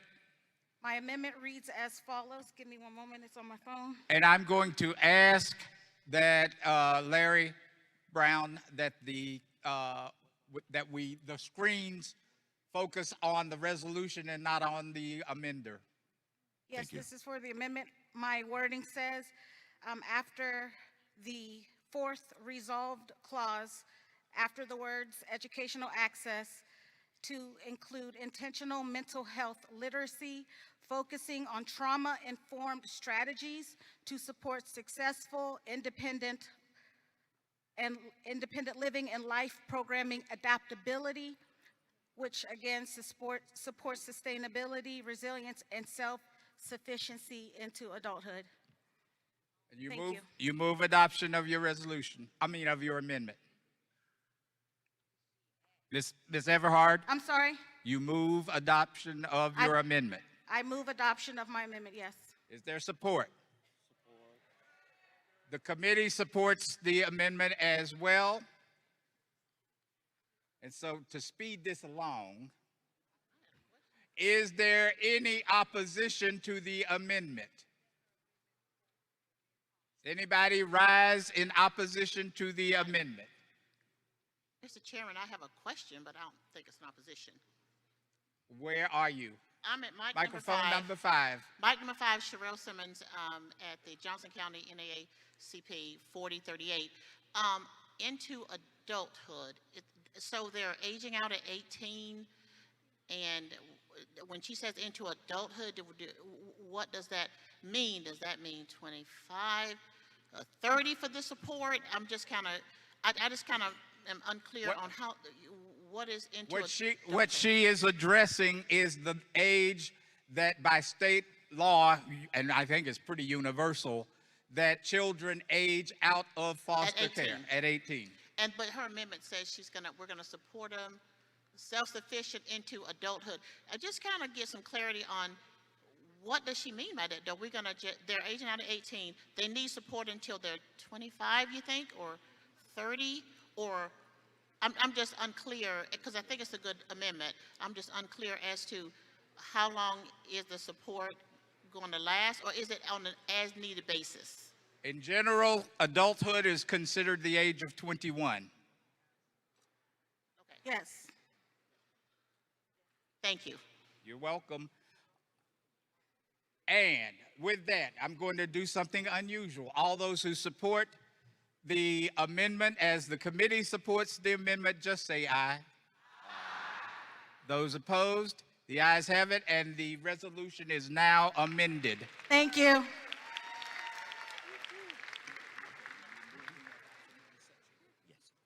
Mr. Chairman, I move adoption of the Economic Development Section resolutions 1 through 19 as amended by Resolution 3. The motion is to approve the entire Economic Development Section as amended. Is there discussion on the motion? Seeing no discussion on the motion, we are going to open voting on the entire Economic Development Section as amended. All those in favor will vote yes. Voting is open. If you oppose adoption, vote no. Red. If you want to abstain, vote yellow.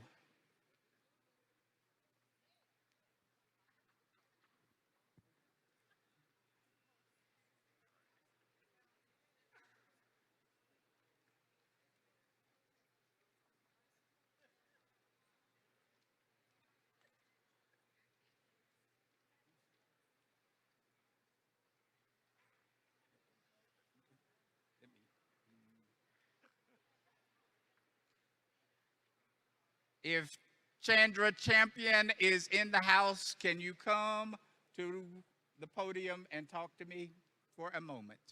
Chandra Champion.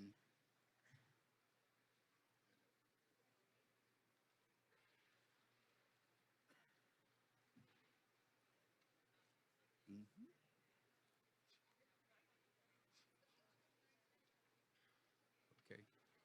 We're voting on the entire economic development section, 1 through 19. All those who are in favor of the packet will vote yes. Those who oppose vote no.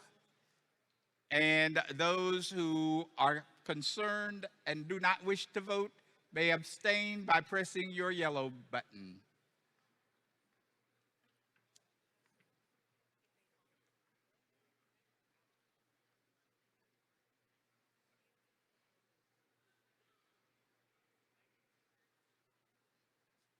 What's my time?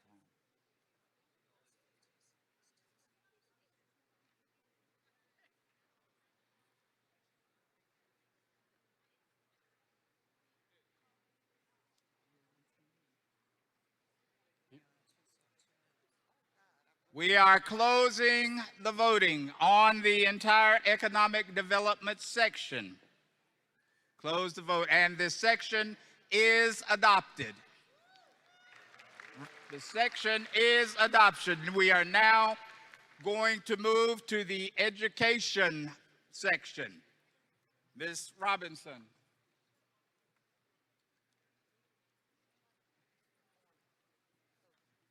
Good morning, delegates. The education section, we have 3 amendments in the education section. So if we would turn to page 37 for the education section, I'm going to read the resolve clause on the first resolution entitled Affirming Early Literacy as a Civil Right and calling for a nationwide 3rd grade reading proficiency with equitable supports.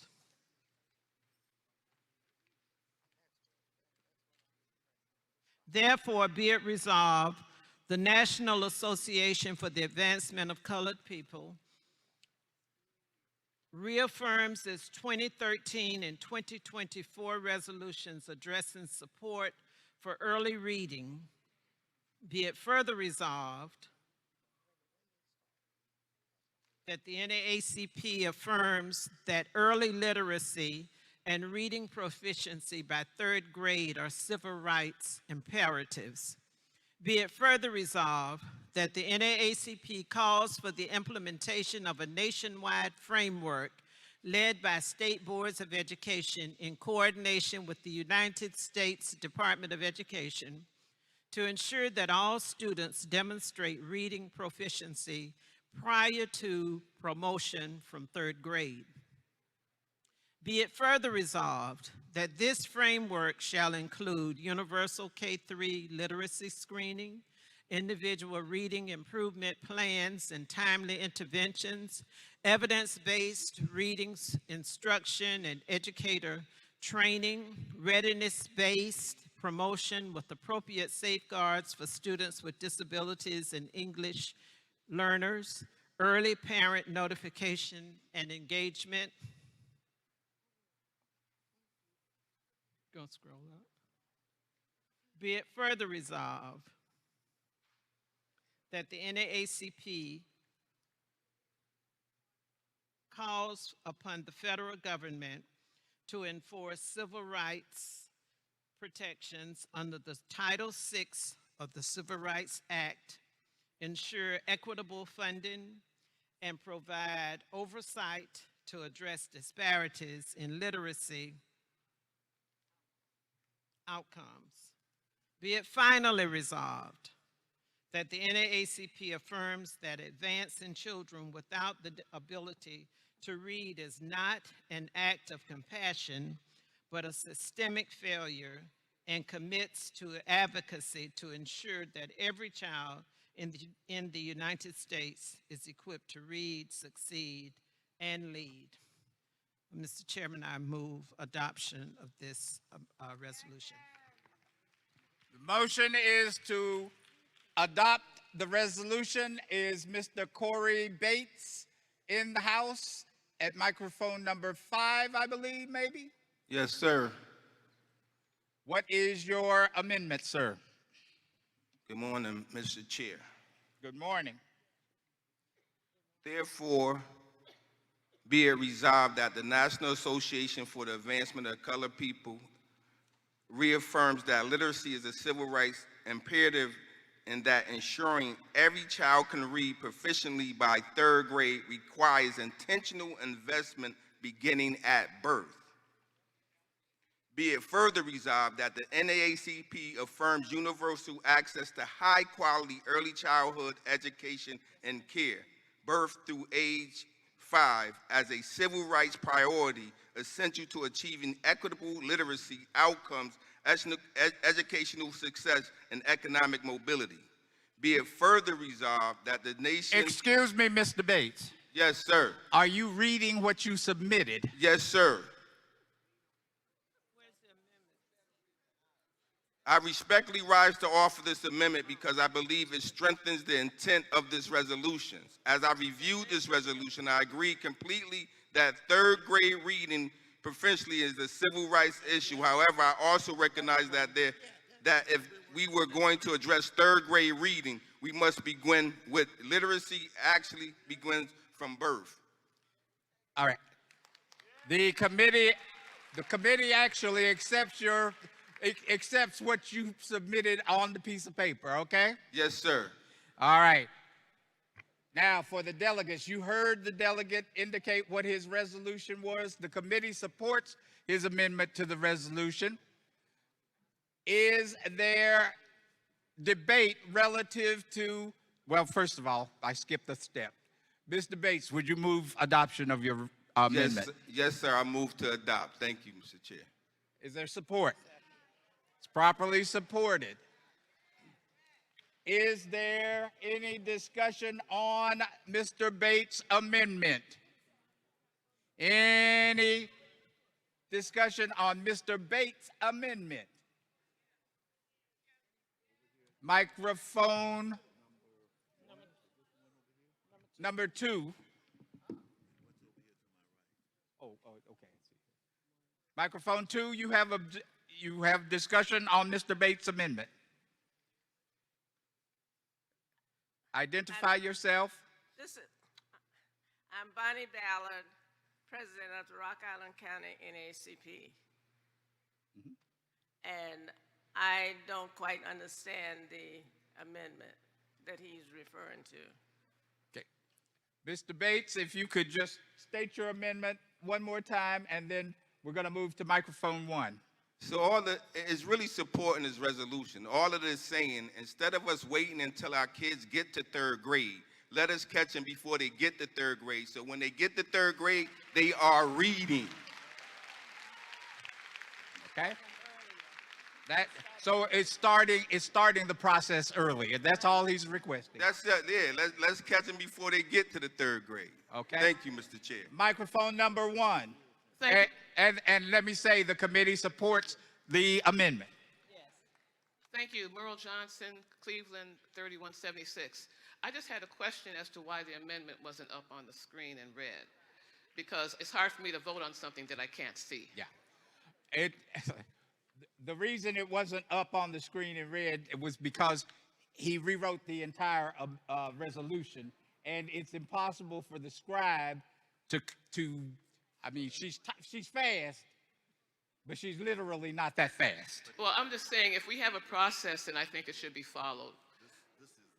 Because I'm very uncomfortable trying to vote on something that I can't see. Okay. Can you type the first bullet? The first bullet is the significant bullet.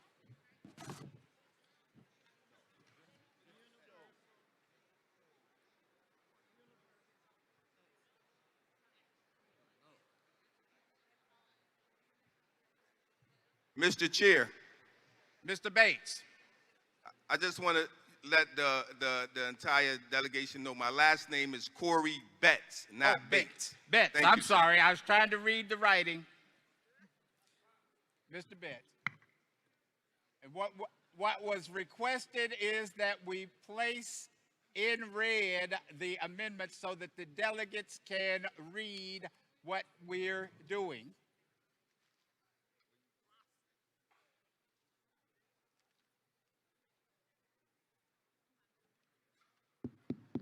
So what you're doing is you're putting the amendment on the screen such that the delegates can see it.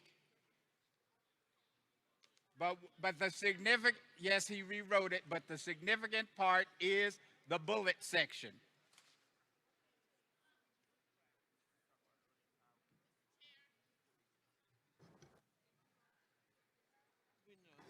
Mr. Chairman, at this point, the resolution as presented is rewritten in its entirety. So, although we accept the motion and the intent of it for the benefit of the delegates, we should have copies to give to the delegates so that they can review before voting on.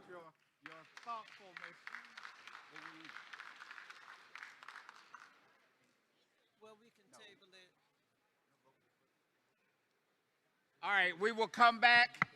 We will come back to this resolution understanding that the committee fully supports the amendment, Mr. Betts.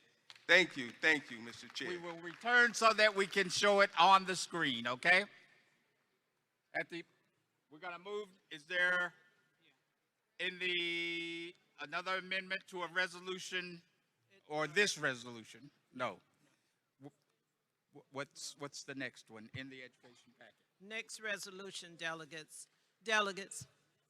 We'll come back to resolution number 1. The next resolution in the education section that has an amendment is resolution education committee, the education number 4. Increasing black and brown educators. I'm going to read the resolved. Therefore, be it resolved that the NAACP reaffirms its 2015 resolution, its support for the need and increases of black and brown teachers, and be it further resolved that the NAACP calls upon school districts, state education agencies, and the United States Department of Education to increase funding for the recruitment, hiring, and retention of black and brown educators at all levels of public education. And be it further resolved that the NAACP urges Congress to invest in and strengthen teacher preparation pipelines at historically black colleges and universities and minority-serving institutions, including fellowship programs, paid residencies, loan forgiveness, and structured mentorship and induction programs for early career educators of color, and structured mentorship and induction programs for early career educators of color. And be it further resolved that the NAACP calls upon school districts to implement culturally affirming working conditions and professional development opportunities designed to retain educators of color who are disproportionately likely to leave the teaching profession within their first 5 years of service. And be it finally resolved that the NAACP recommends that its units advocate for the regular collection, transparent reporting, and public dissemination of educator workforce diversity data at the district and school building level to ensure accountability and measure progress toward a representative educator workforce. Mr. Chair, I move adoption of this resolution. There is an amendment that was offered by Reverend Sean Williams. Reverend Williams. Okay, I see. The motion is to adopt the resolution. It's properly supported. There is an amendment at the table. presented by Reverend Williams at microphone number 5. Thank you, Mr. Chair. I am in full support of the resolution. My amendment expands the resolution focus from recruiting black and brown educators. Hold on a minute, Reverend. Thank you. Camera person, I love you. Stop showing the person at the microphone so that the screen shows the resolution and the changes being proposed. Thank you. Go ahead, Mr. Bates. Mr. Reverend The Williams. amendment expands the resolution's focus from recruiting black and brown educators to retaining and advancing them through measurable retention strategies, including mentorship, leadership development, workplace culture assessments, and annual public reporting.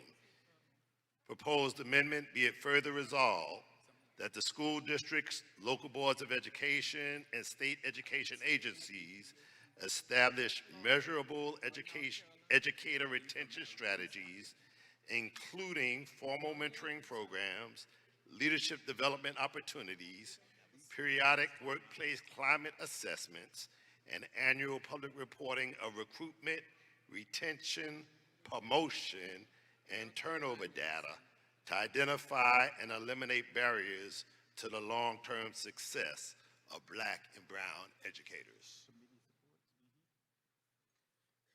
What's your pleasure, Mr. Williams? I move that my amendment would be received and adopted. Motion is to adopt the amendment to resolution number 4 in the education packet. Committee supports adoption of resolution number 4, the amendment proposed. I see a delegate at microphone number 3. For what purpose does the delegate rise? To amend the amendment. To amend the proposed amendment. Would you state your name, your unit, and your amendment? Rebecca Cook, 3007, Chicago West Side Branch. I move that we strike Ann Brown from this amendment and the whole resolution for the sake of the NAACP strongly supporting Black First and removing other things, keeping the part that says it's representative of the school and population, but omitting the specificity of Ann Brown. That's an amendment to the amendment. It's properly before us. Excuse me. Can I have attention behind me? Y'all be quiet. Do you move your amendment to the amendment? I move my amendment to the amendment to remove Ann Brown. The motion is to remove Ann Brown from the amendment. Is there discussion? Well, first, is there support?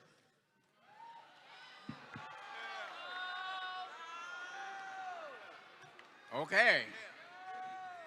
All right, everybody pay attention to where we are. We are discussing the amendment to the amendment. And we're going to vote on it, so don't worry. And we're going to use the clickers, actually. Excuse me, point of order.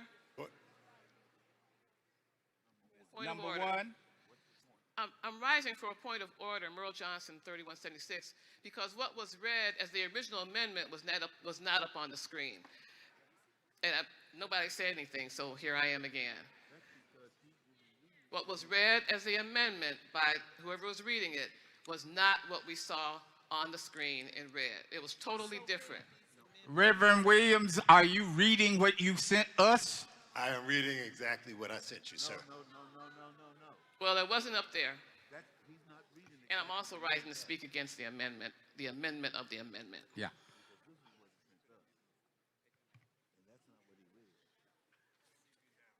Reverend Williams. Yes, sir. What you submitted properly says, be it further resolved that the NAACP calls upon school districts, local school boards, and state education agencies to adopt transparent, and accountable hiring practices designed to reduce implicit bias and expand equitable employment opportunities for Black and Brown educators, including standardized interview processes, diverse hiring committees, objective evaluation criteria, targeted recruitment initiatives, and regular review of hiring and retention outcomes to measure progress toward a more representative education workforce.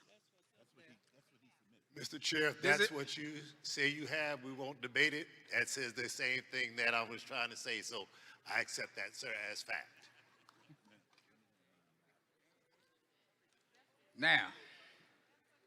Now, that is the amendment that you are considering is now on the screen in front of you.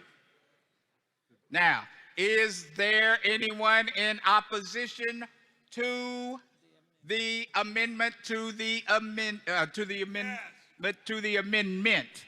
which is to remove Brown and Brown from the amendment? That is what we're debating at this point. Mr. Chairman. Microphone number 1. Number 7-2. Now we will get you, Dr. Brown, but number 1. Dr. Lisa Maria Nero, Greenberg White Plains, 2185. I just wanted to make a distinction, just so we're clear. Black refers to distinct racial and cultural group of African descent, while brown is a broad, less formal term often used to describe various non-white populations, including indigenous, Latinx, Middle Eastern, and South Asian individuals. So that's why she is trying to remove brown. Keep it black. Thank you very much. Microphone number 7. Dr. Brown. Mr. Chairman, my fellow delegates, please hear Brother Amos Brown from Jackson, Mississippi. Kwesi Nkrumah said, color comes in all color. And Dr. Du Bois, that enlightened editor of the crisis, said, we must be inclusive. No, he's in the middle. And we should not be doing to others what we hated being done unto us.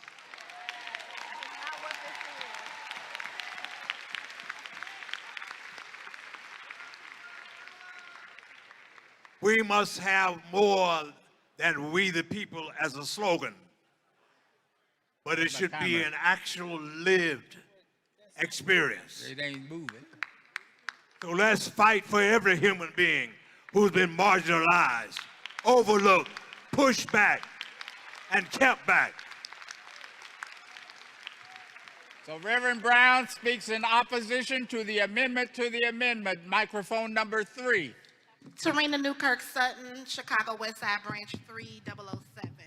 I am speaking in support of the amendment to remove the term "and brown." We are here to set an agenda for Black people, and while we never want to disparage any other community, we have to be mindful that there is no space for us.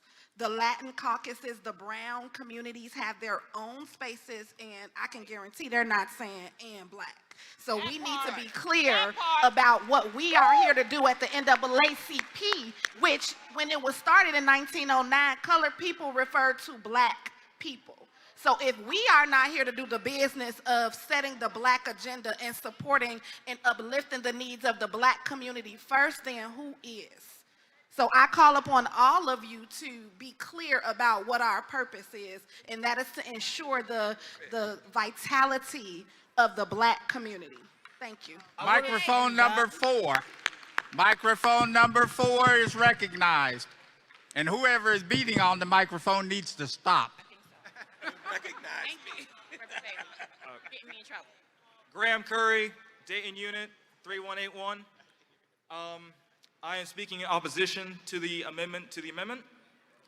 I believe that as an organization, one, our mission is to advocate for all persons of color. It says on the website. That's not our mission. And if I may, I will read our mission on the website to remind you. Our mission is to achieve equity, political rights, and social inclusion by advancing policies and practices that expand human and civil rights, eliminating discrimination, and accelerating the well-being, education, and economic security of Black people and all persons of color. Including all persons of color does not remove our priority, it includes theirs. Okay. If we are going to recruit more people in this organization, we cannot continue to do what our oppressors have done to us. I got a clock right here. I also just bought a shirt from this convention that explains the colored part of the NAACP, and it does say "and brown." So I just bought that shirt. Don't want to be wrong, so please. Microphone 5. Microphone 5. Are you speaking in opposition or for the amendment? Good morning, Mr. Chairman. Reverend Corinne Mack, President of the Charlotte-Mecklenburg NAACP. I rise in opposition of the amendment. And the reason that I rise in opposition is because the NAACP is the foundation of leaders of this country, ensuring that we fight for civil and human rights for all people. But let me rise and say this as well. It is also our responsibility to educate our brown people so they understand that what impacts us negatively also impacts them as well. We are one human race.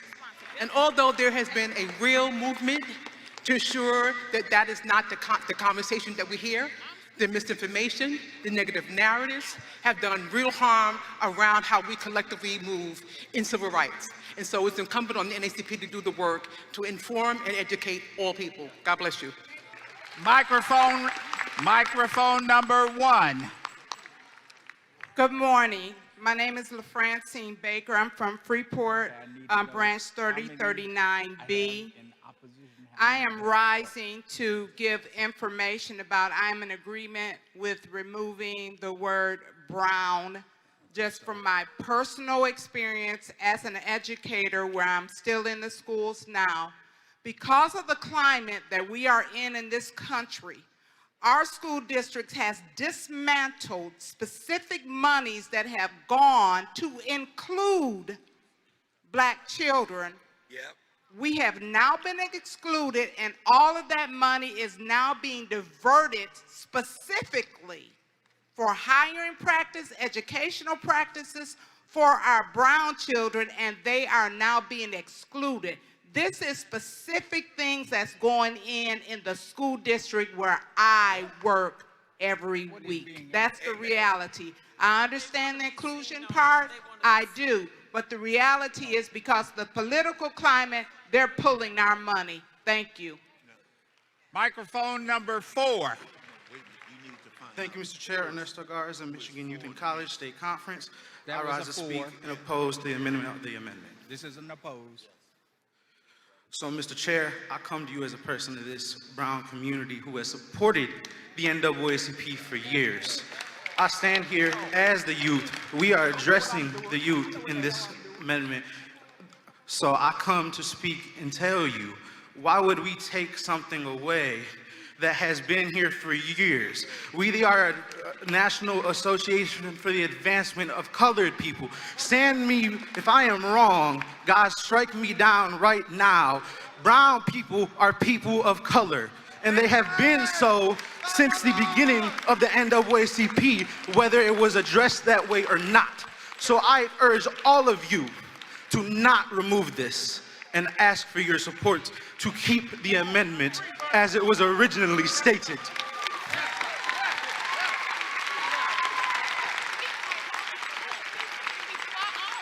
I need order. I need order. I need order. Mr. Now, Mr. Chairman. Well, that's not the way we do it here. That's not the way we do it here. Now, I have heard speakers for and in opposition. I don't need further speeches.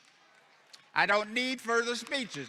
We are going to vote on the amendment to the amendment. We are voting on the amendment to Reverend Williams' amendment to Education Resolution number 4. Point of order. We not free till we all free. Point of order, please.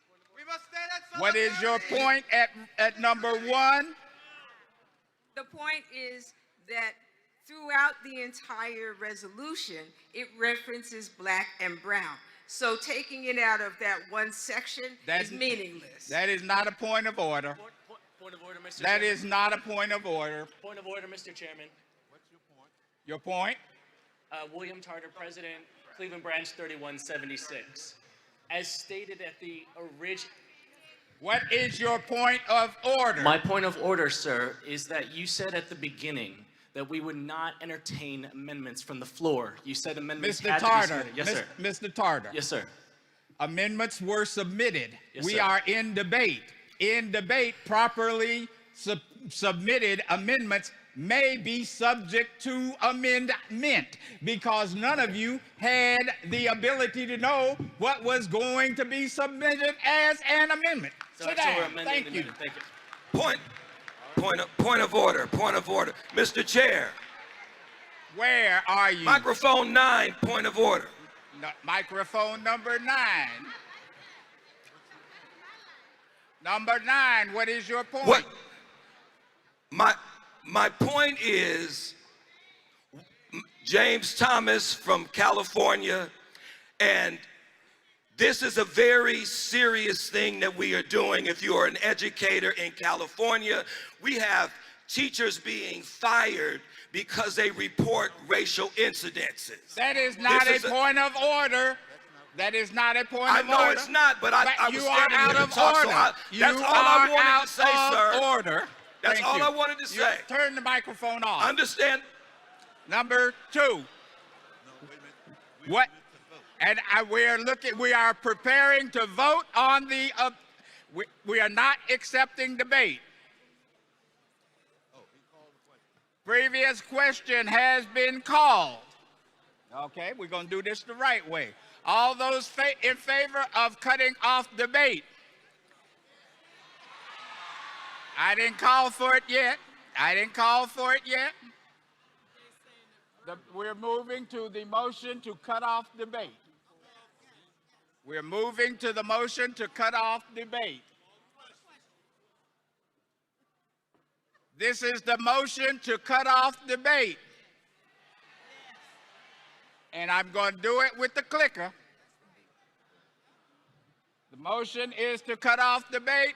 All those in favor of cutting off debate on this amendment to the amendment will vote yes. Those opposed, vote no. And if you don't care, abstain. Open the voting. This is to close debate on the amendment to the amendment.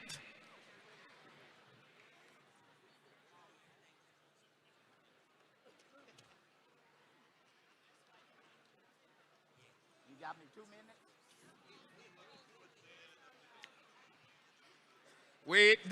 This does not require a lot of talking. Now let me help you out with something else. I know that I have some folk in here who are alternates or observers. You need to leave the room. Now, if you are an alternate or an observer, you need to leave the room now. We are only having delegates on the floor. Now, why is that important? We're getting ready to feed you. And we're only feeding delegates. We are only feeding delegates. You will not be leaving the room to eat. We will have food brought to your table. So alternates and observers need to clear the room. Delegates only in the room. We are voting on the motion to cut off debate. We're voting on the motion to cut off debate. We don't have to talk to do that. All we have to do is push a button. We're cutting off debate. Motion is to cut off debate.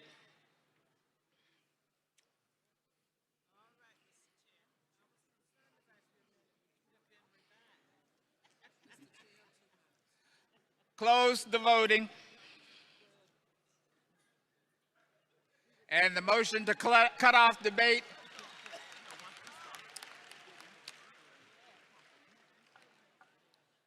All right, debate is closed. We are now voting. We are now voting on the amendment to the amendment. We are voting on the amendment to the amendment, which is to remove the words "and Brown" in the resolution. All those in favor, open. Well, don't shut up. All of those in favor of cutting off debate will vote yes. Those opposed will vote no. Open the voting. We're voting on the amendment to the amendment. I'm sorry. They got me flustered up here. I got too many mouths behind me. It's not me. Don't try to imply it's me. We're voting on the amendment to the amendment. Yes or no? Yes or no on the amendment to the amendment to remove the words "and Brown."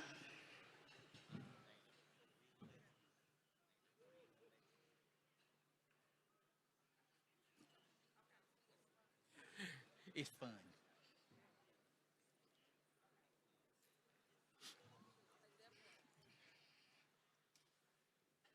Where's my snot rag?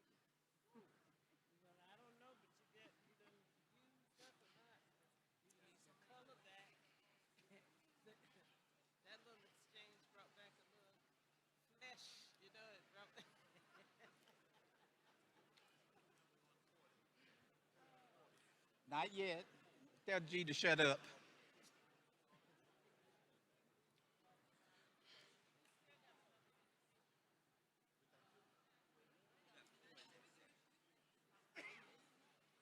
How we doing? 1 minute. Voting on the amendment to the amendment. If you oppose the amendment, vote no. If you favor the amendment, vote yes. And if you're abstaining, press the yellow button.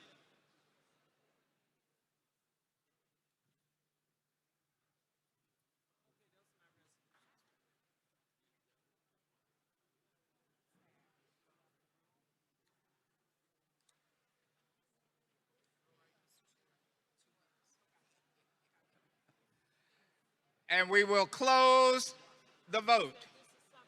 Close the vote. And the amendment fails. The amendment to the amendment fails.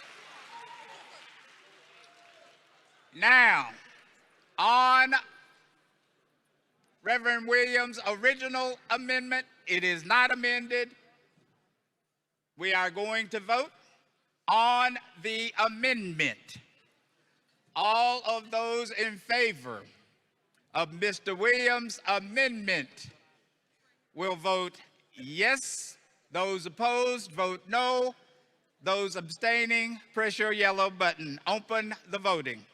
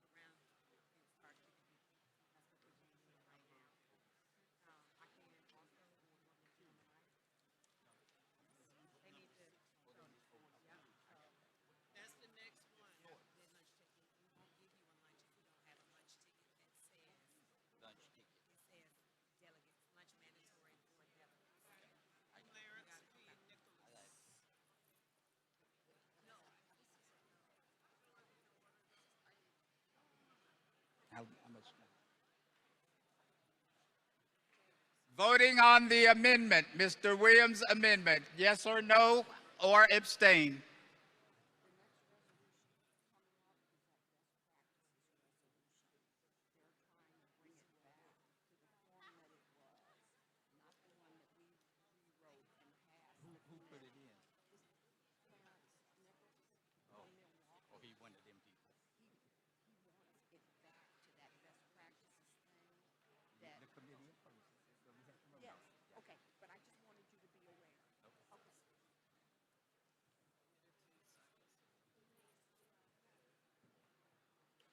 You got 15 seconds if you have not voted. We're voting on Mr. Williams' amendment. Voting on Mr. Williams' amendment to the resolution. Close the voting, please. And the amendment is adopted. We are now moving to the resolution as amended. The resolution as amended, we are moving. Is there further debate? Hearing none, we are going to move to the vote on the resolution as amended. Resolution as amended. All those in favor of the resolution as amended will vote yes. Those opposing it vote no. And if you abstain, press the yellow button. Open the voting.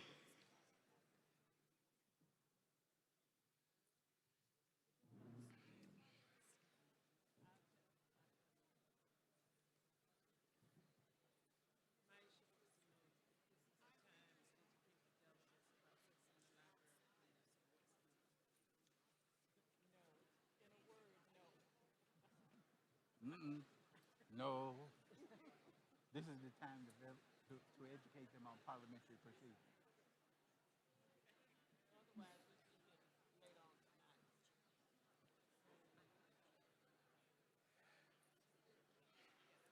You have 2 minutes to cast your vote in favor or against the resolution. If you favor the resolution, you press your green button. If you don't favor the resolution, press your red button. If you don't want to vote, press your yellow button. Or don't do anything.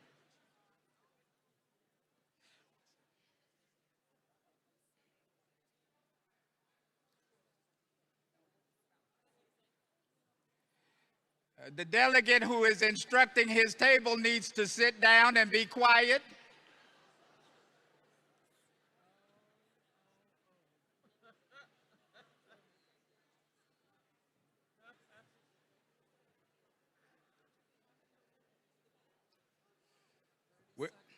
We are voting. You have 30 seconds. You have 30 seconds to vote in favor or against this resolution as amended.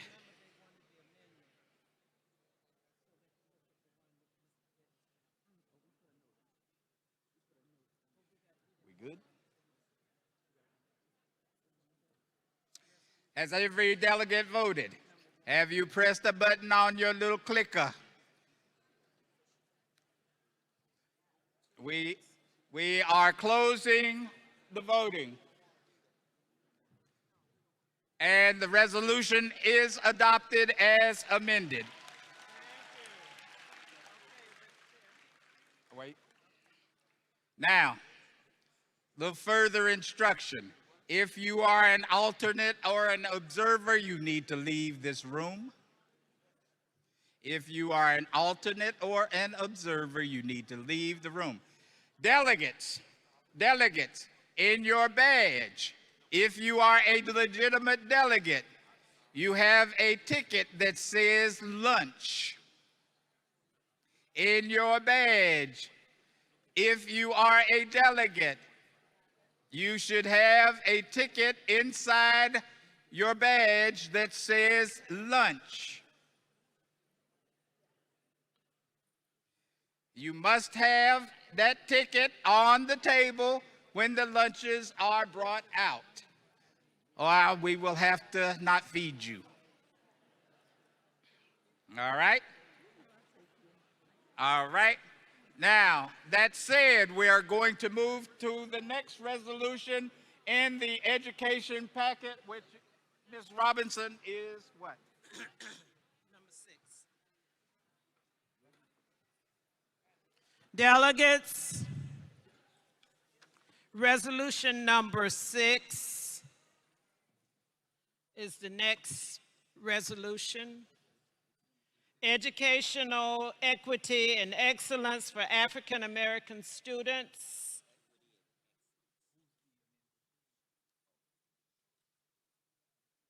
Milwaukee, Wisconsin branch submitted it. I'm going to read the resolve. Delegates, I want you to hear me. So I want you to be quiet so you can hear me.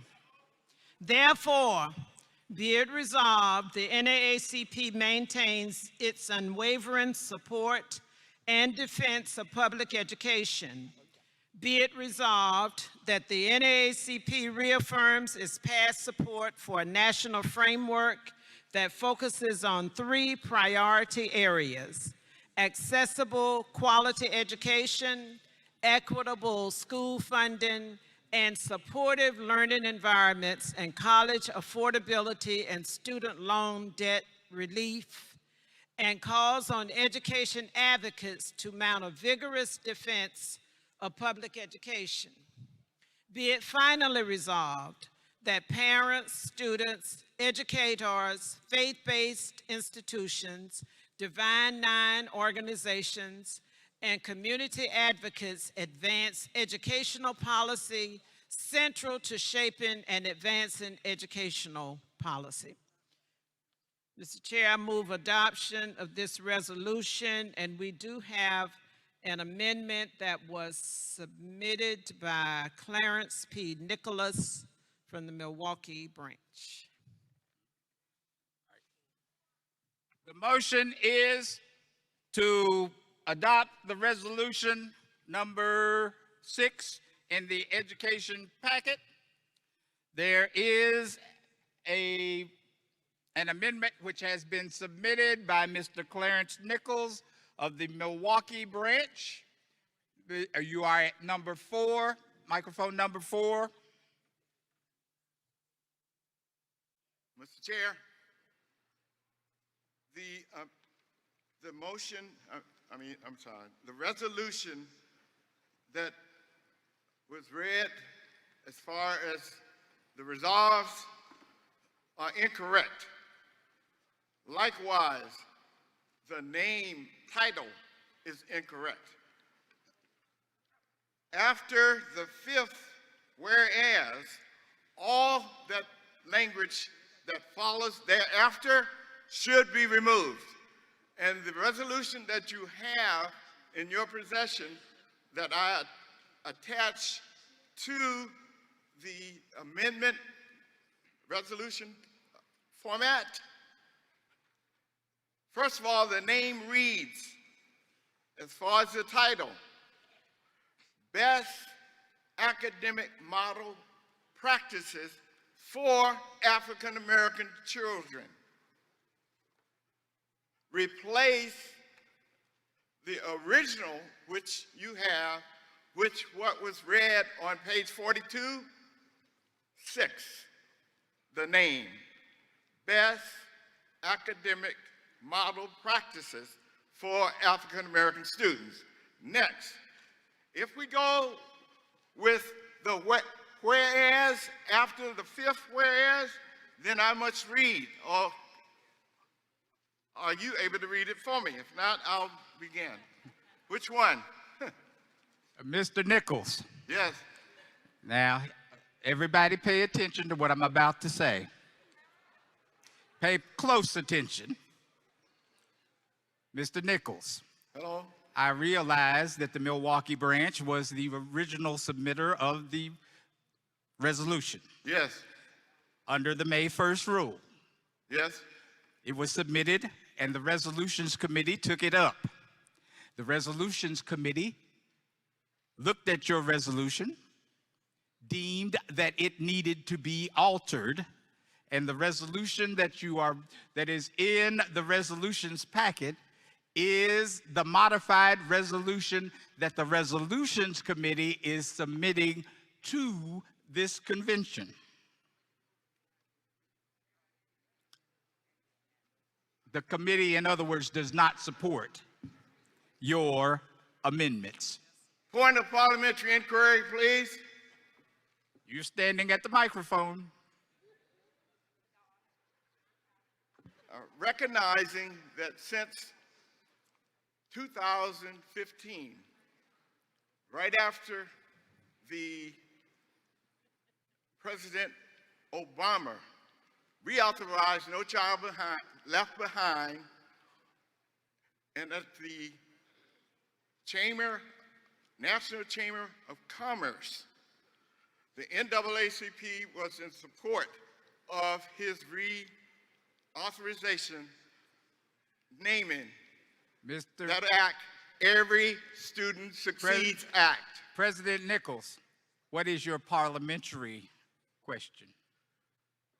Recognizing that we sent in Mr. Nichols, what is your parliamentary inquiry? What gives the Resolutions Committee the right to change the name or alter? The Constitution of the NAACP provides the Resolutions Committee with the right by indicating that all resolutions submitted in accordance with the May 1st rule become the province of the Resolutions Committee to do with as the Resolutions Committee chooses. Well, I sent the resolution in on May 28th, and it was received. No, you I said, tracked it on the 29th. Mr. Nichols. It was received. Mr. Nichols, the committee received your resolution. The committee took it up, and the committee is submitting what the committee has determined is appropriate to submit at this time. Mr. Chairman, 7 million African-American children are suffering. That is not a parliamentary inquiry, Mr. Nichols. All right. I'm trying.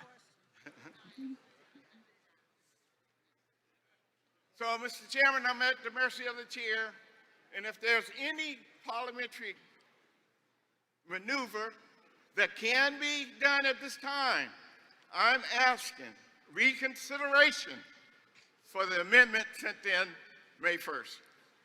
The motion before us is to adopt the resolution. Mr. Nichols' resolution amendment is out of order. Thank you. So we are continuing on the resolution as presented to you. Is there further debate? There being no further debate on the resolution as presented, all of those who are in favor of the resolution will vote yes. Those who are opposed will vote no. The question has been called. The question has been called. All those in favor of adoption of the resolution will vote yes. Those opposed, vote no. Voting is open.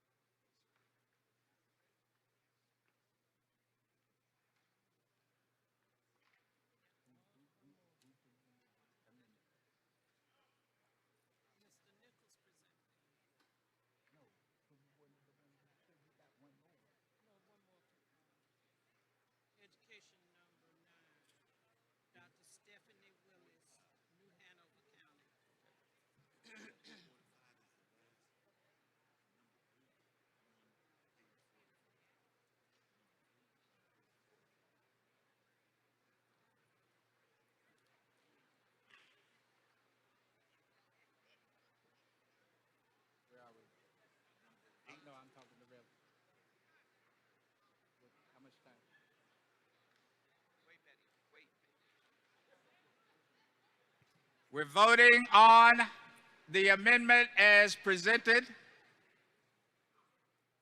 Yes is green, red is no, abstentions are yellow.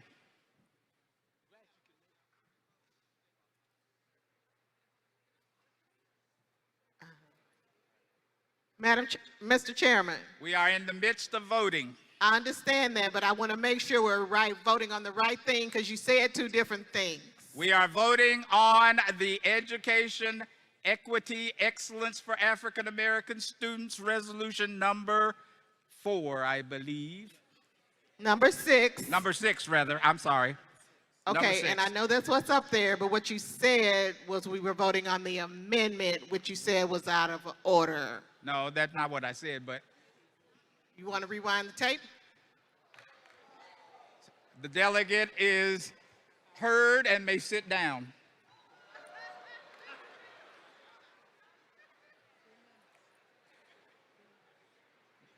All delegates have voted. All delegates have voted. Close the vote. And the resolution is adopted. Madam Robinson. Delegates, we have one more under the education banner. Dr. Stephanie Willis, New Hanover County, is the presented an amendment, and if I'm going to read the resolution, but Dr. Willis, be prepared. Resolution number 9.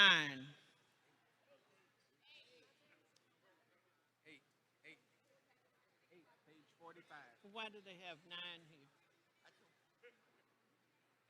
Number 8. Resolution number 8.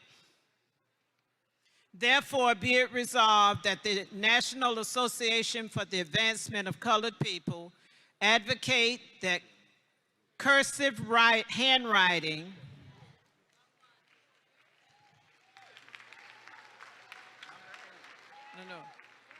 You getting it for me? Therefore, be it resolved, delegates,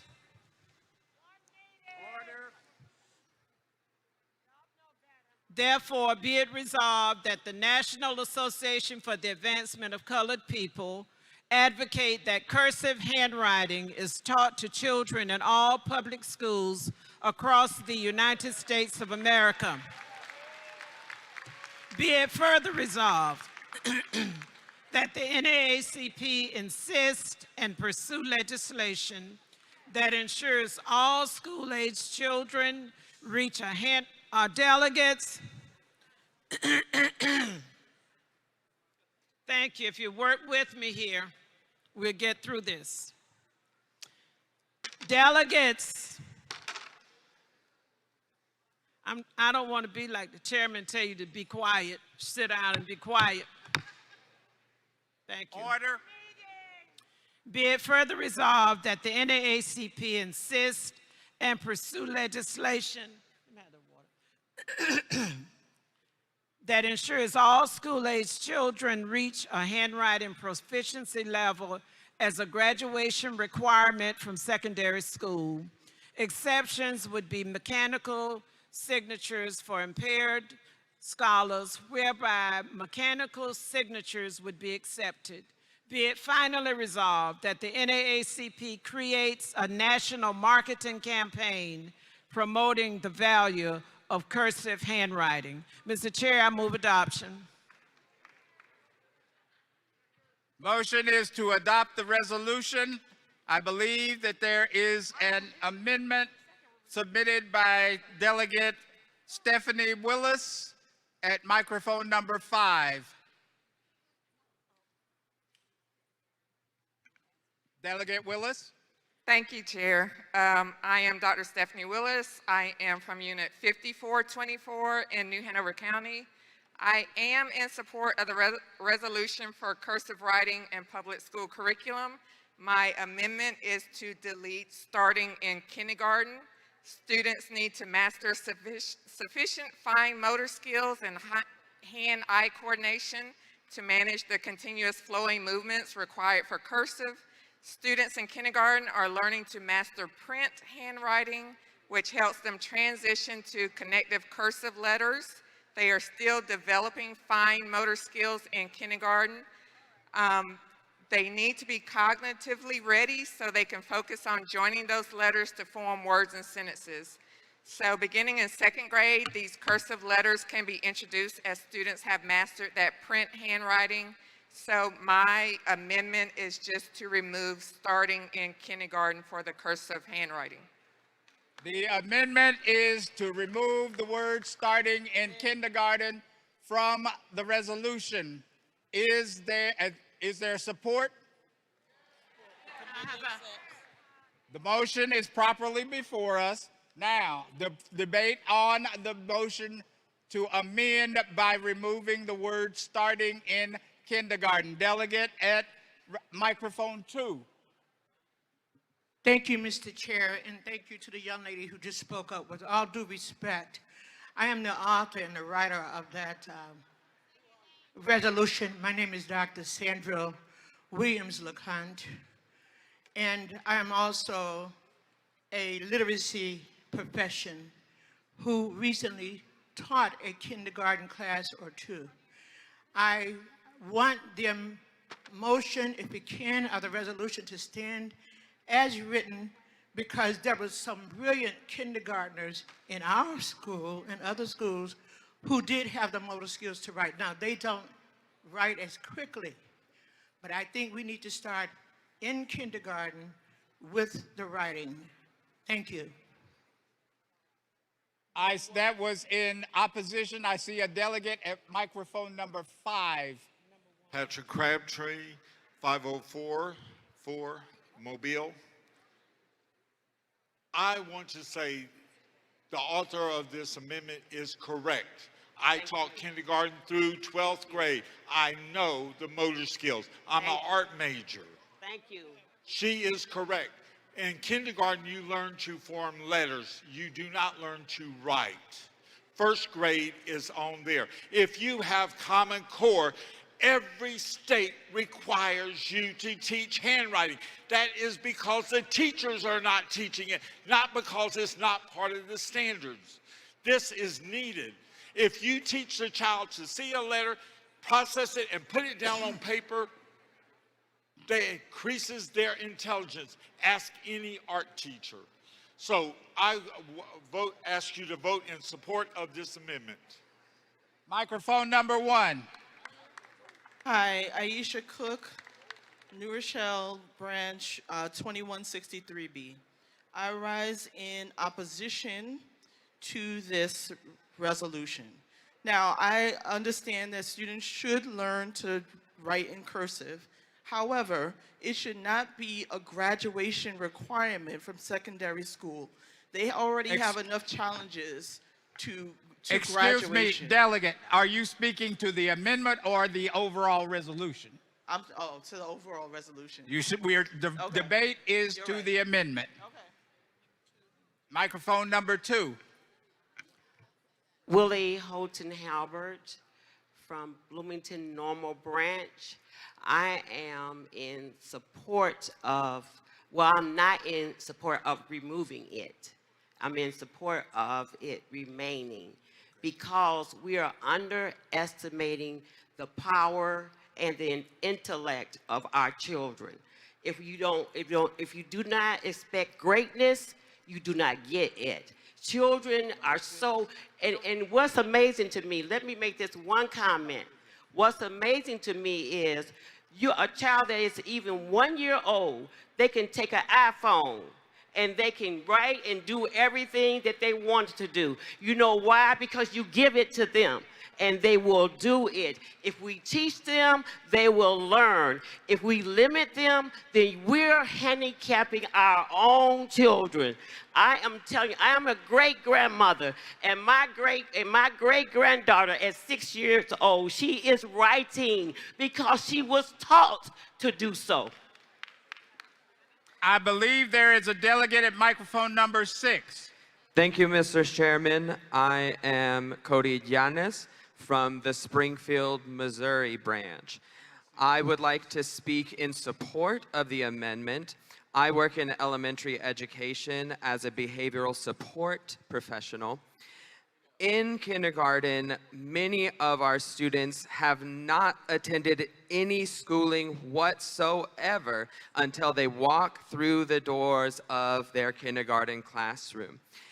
If we add additional fine motor skills as a necessary component, besides what they're already learning, we are adding additional barriers. The most important thing of their kindergarten education is to understand, first of all, what it means to be in a classroom. So if we add additional barriers, we are making it more difficult for them to achieve, especially in our communities where our students did not have any access to preschool.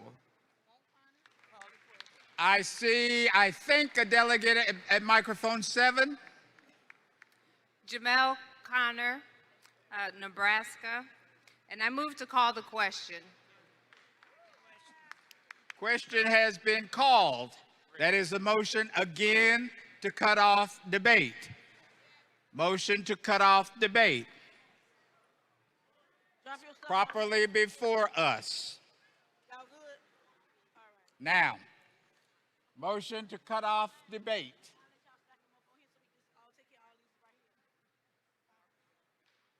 This is a motion to cut off debate. All those in favor of cutting off debate will vote yes. If you oppose cutting off debate, vote no.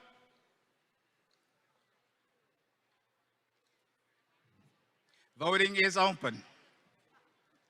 I'm sorry. I failed to do that next week. All right, again, only delegates should be in the room. If you are getting up to leave your table, to go out of the room, please take your clicker to the table and leave it at the table. Do not leave your clickers in this room, but give them to the person at the table at the door. You can retrieve it when you return.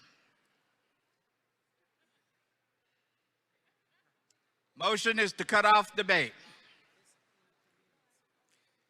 Motion is to cut off debate. We good? We're voting to cut off debate.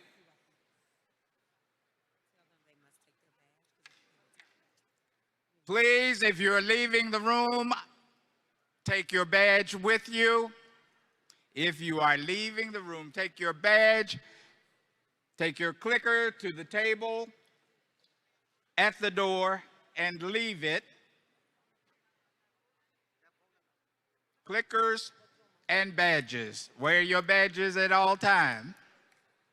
Alternates and observers are not allowed in the room.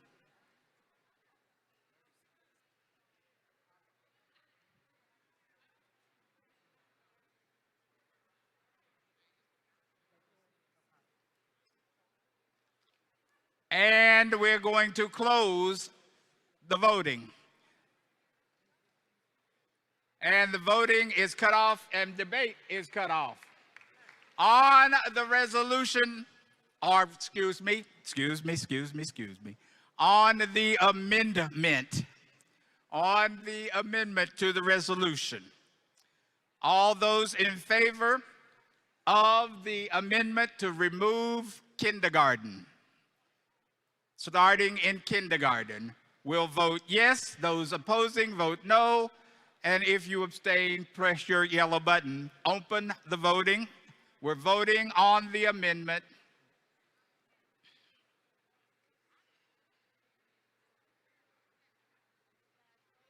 Voting on the amendment.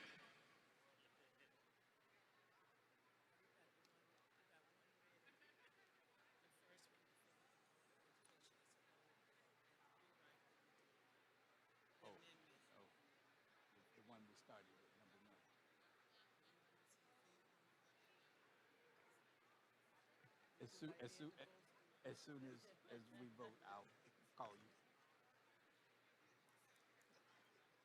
Voting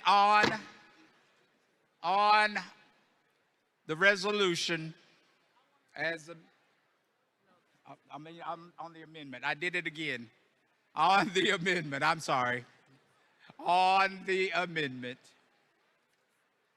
Voting on the amendment. Voting on the amendment.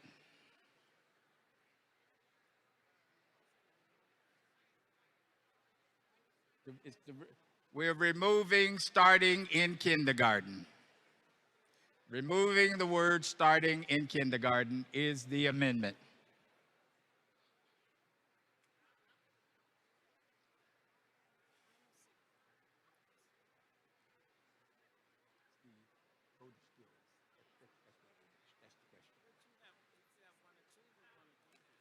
Then you teach them, but you don't require it. All right. As everyone voted, and we're voting on the amendment to remove the words starting in kindergarten. Close the voting. And the amendment prevails. We're now on the resolution as amended. On the resolution as amended. On the resolution as amended. We are going to vote. All of those in favor of passage of the resolution as amended will vote yes. Those opposed, no. Those not wishing to vote, abstain. Open the voting.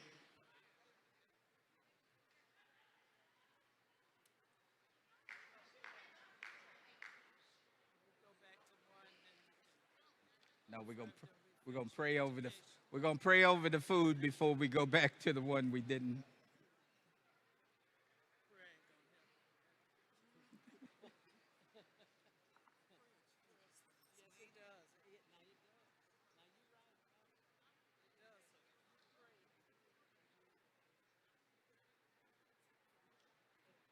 No, we gotta go back to the one we gotta go back to the very first one.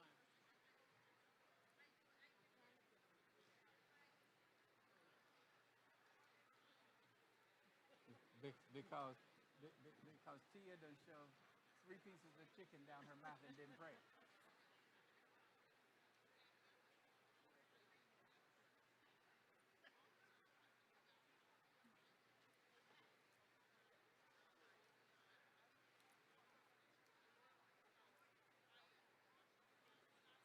Voting on the resolution as amended.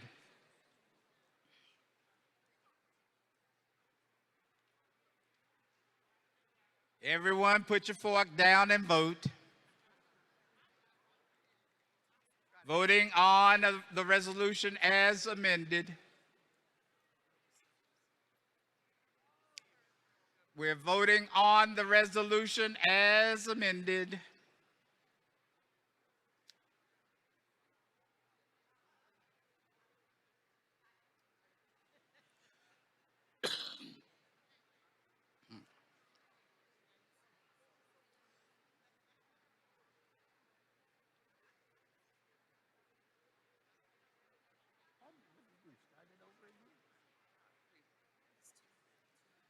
All those persons have voted who wish to vote. Close the vote. And the resolution is adopted. Now, for the sake of decorum, I'm going to ask Reverend Deere to bless the food that some of you are already consuming. All heads bowed. Can we still ourselves for a moment, please? Please, let's still ourselves. We are going before the Lord in prayer. A text, a cell call is not more important than prayer.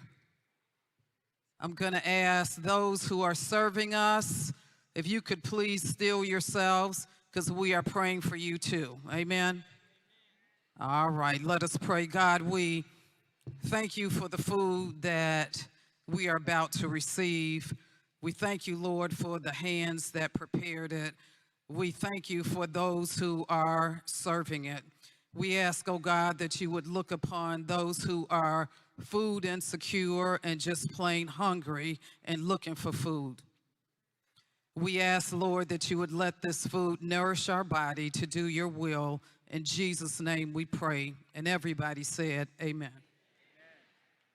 All right, you can go back to eating now, but we're going to move back to education resolution number 1.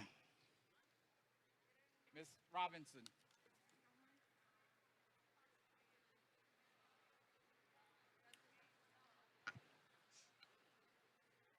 Education resolution number 1, affirming early literacy as a civil right and calling for nationwide 3rd grade reading proficiency with equitable supports. Whereas reading proficiency by 3rd grade is foundational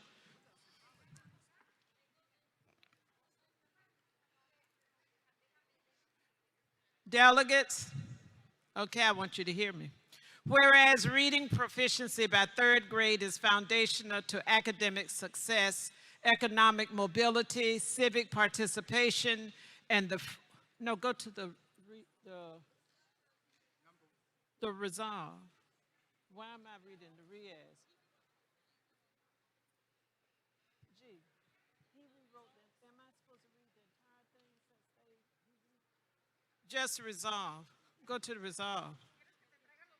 Yeah. He. Mr. Chair, I got to read it. Go back. Okay, this is delegates.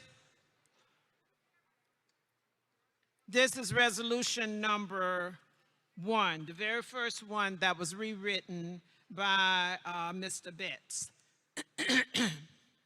Whereas reading proficiency by 3rd grade is foundational to academic success, economic mobility, civic participation, and the full exercise of civil rights. And whereas research consistently demonstrates that more than 90% of brain development occurs before age 5, making the birth to 5 years the most critical period for language acquisition, cognitive development, social emotional growth, and the foundations of literacy. And whereas access to high quality early childhood education and care significantly improves kindergarten readiness, 3rd grade reading proficiency, graduation rates, workforce participation, and lifelong health and economic outcomes. And whereas disparities in access to affordable, high-quality early childhood education and care disproportionately affect Black children and other historically underserved communities, creating inequities long before children enter kindergarten. And whereas educational equity begins at birth, not at kindergarten, and a comprehensive cradle-to-career approach is essential to eliminating opportunity gaps and advancing civil rights. And therefore, be it resolved that the National Association for the Advancement of Colored People reaffirms that literacy is a civil right imperative and that ensuring every child can read proficiently by 3rd grade requires intentional investment beginning at birth. Be it further resolved that the NAACP reaffirms universal access to high-quality early childhood education and care, birth through age 5, as a civil rights priority essential to achieving equitable literacy outcomes, educational success, and economic mobility. Be it further resolved, come on, scroll, that the nationwide literacy framework shall include universal access to high-quality early childhood education and care from birth through age 5, evidence-based developmental, hearing, vision, and early literacy screenings beginning in infancy, family engagement and parent education that empowers parents as a child's first teacher, a well-trained, well-compensated, and culturally responsive early childhood workforce, universal K-3 literacy screening, individual reading improvement plans and timely interventions, evidence-based reading instruction and educator training, readiness-based promotion with appropriate safeguards for students with disabilities and multilingual learners, annual public reporting of birth to third grade outcomes disaggregated by race, income, disability, and English learner status. Be it further resolved that the NAACP calls upon Congress, state legislatures, governors, state boards of education, local boards of education, and local governments to invest in a universal, equitable, and affordable system of early childhood education and care that ensures every child, regardless of race, income, or zip code, has access to high-quality learning opportunities for birth through age 5. Be it finally resolved that the NAACP declares educational equity begins at birth, not in kindergarten, and commits to advocating for universal access to high-quality early childhood education and care so that every child events school ready to learn, reads proficiently by third grade, graduates prepared for college or career, and must be enter school, okay. Okay, I'm gonna reread that for clarity. Okay, be it finally resolved that the NAACP declares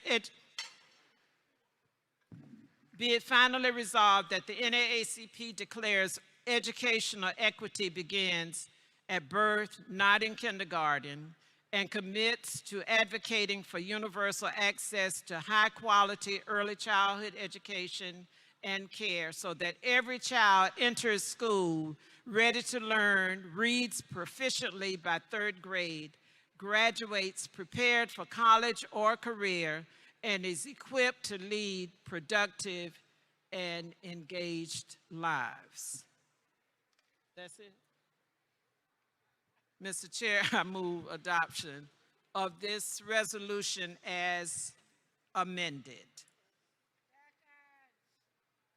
Motion is to adopt the resolution as amended, resolution number 1 in your resolutions packet submitted by Mr. Corey Betts. Is there debate? Is there debate? I see a hand going somewhere toward microphone number 9, or 6 rather, 6. Microphone 6. Holly Hancock, Good. Santa Monica, Venice, 1073-B. This appears to be completely rewritten. Yes, it is. And therefore was not presented to our body for approval for the delegates to come forward to this body to make a decision. And so, delegate. I am asking. Delegate. What are the. Delegate. Yes. What happened was, this was properly submitted as a completely rewritten resolution. In translation, when we started the process, only the resolve clauses were being read, and it was causing confusion. So the entire resolution, which was, according to the amendment that was submitted, a substitute resolution is being presented to you now. Can we get the differences, because there are no black parts. What is the difference with the resolves from the original resolve, which was presented to our unit and voted on at that time? I need clarification in order to understand. Delegate. Thank you. The entire resolution is in your booklet. You can read it and compare it to the red. Microphone number 2. I'm Pam Davidson from Branch 3016B, Galesburg, Illinois. And I believe I am against this resolution because, first of all, it talks about 0 to 5. And the resolution that was given is about third grades. The school district starts at preschool. And how can they deal with from preschool to 0? And we need our children to be able to read at third grade, but we need to set up and make sure that our children are dedicated and learning by the education for preschool to third grade.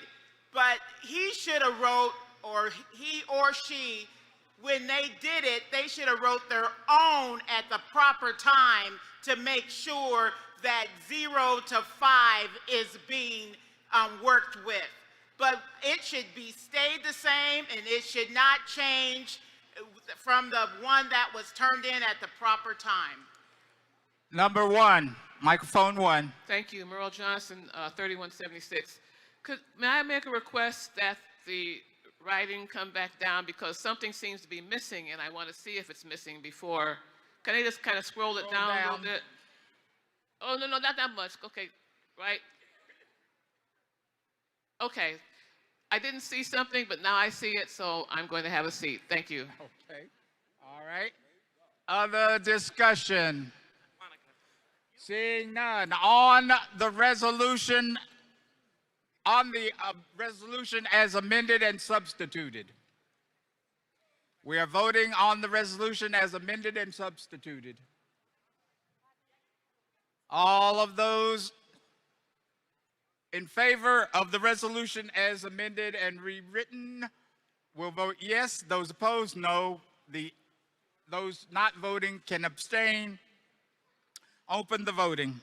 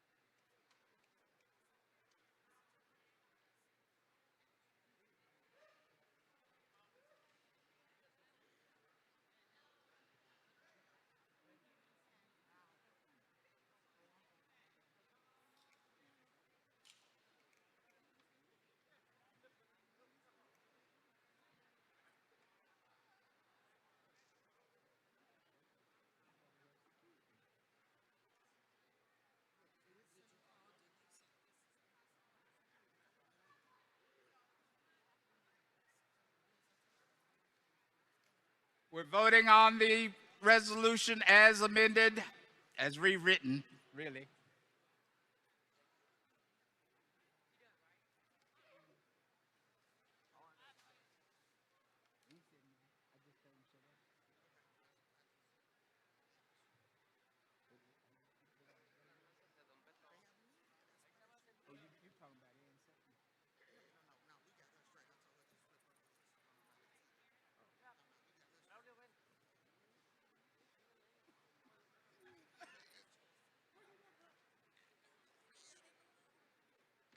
How we doing?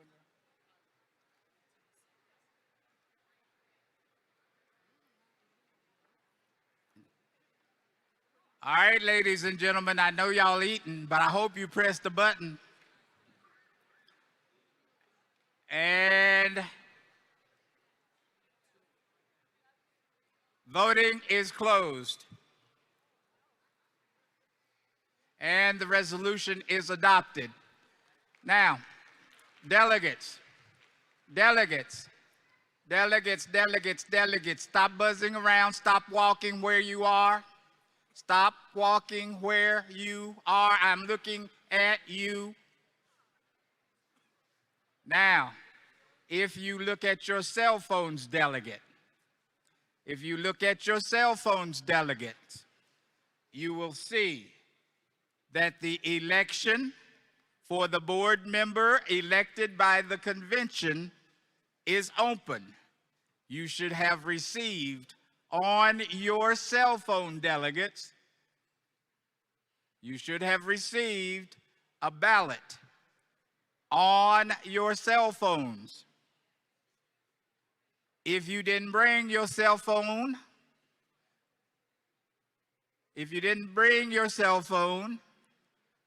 we have facilities in the very rear of the room for you to vote. But if you have your cell phone, you should go ahead and vote. So I have notified you of that. Yes, indeed. Yes, ma'am. Microphone 2. Hi, J.P. Willis, East St. Louis, Illinois, branch 3013. I actually did not receive a text. I actually received an email. Okay, so it could be text or email. Thank you for straightening me out. All right.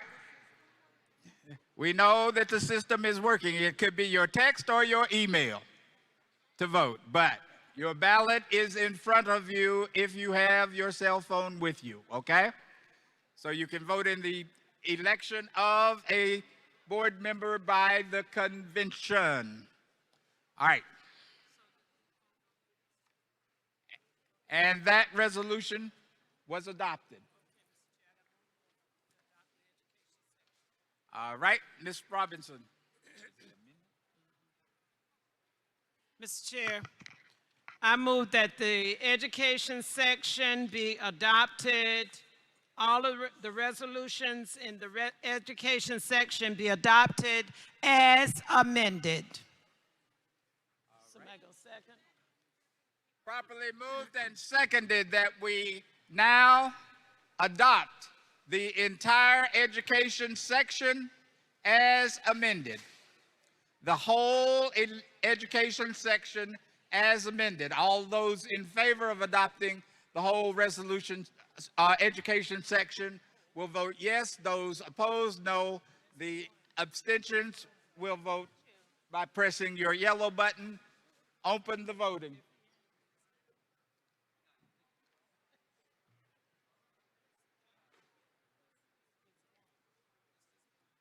Okay.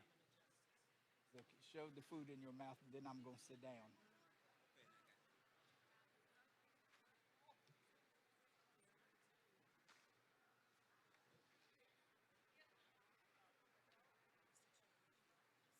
I said I was going to sit down. No, no, no. Ain't you been a member of this committee before?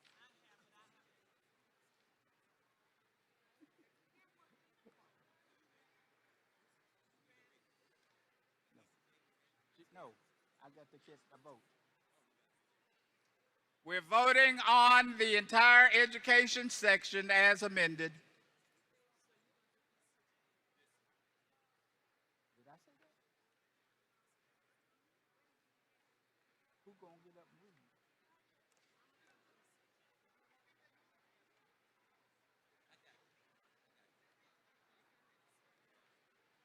How's my time?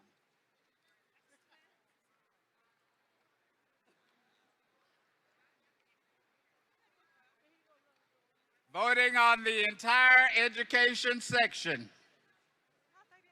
Voting on the entire education section.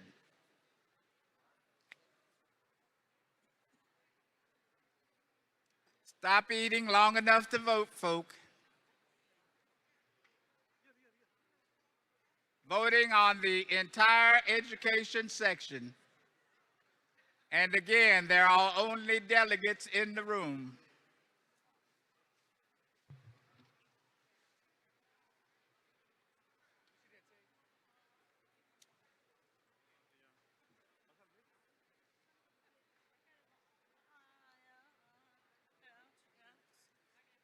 And we can close the voting. And the entire education section as amended has been adopted. We are now moving to environmental and climate justice. You gonna read? Yeah, I'm ready to sit down. Mr. Braggs will preside. Ms. Robinson will read.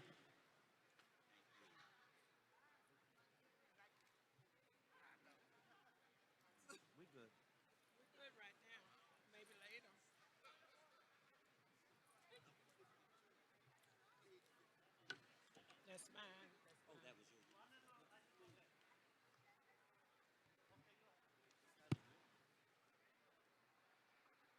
What page is that?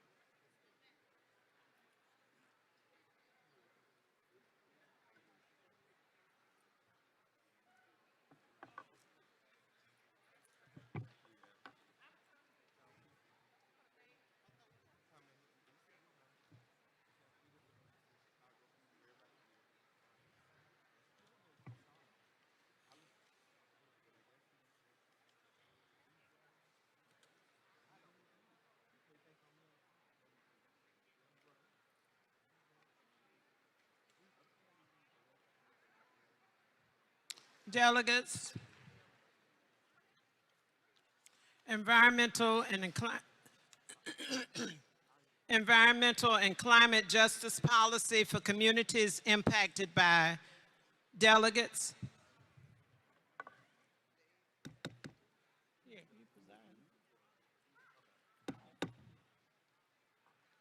May I have your attention, delegates, if you would eat quietly so we can move on.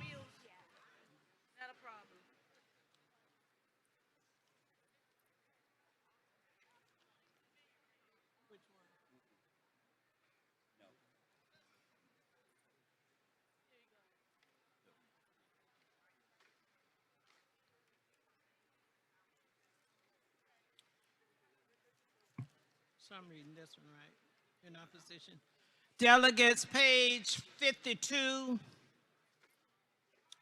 Environmental Justice Resolution number 3, titled "In Opposition to the Expansion of Fossil Fuel Infrastructure to Support AI Data Centers and in Defense of Environmental Advocacy."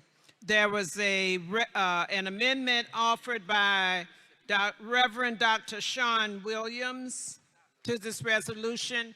I'm going to read the resolve.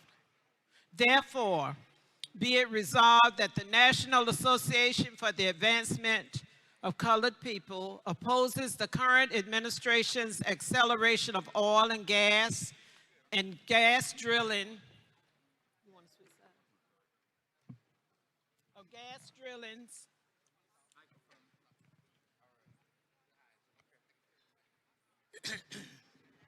Therefore, be it resolved that the National Association for the Advancement of Colored People opposes the current administration's acceleration of oil and gas drilling.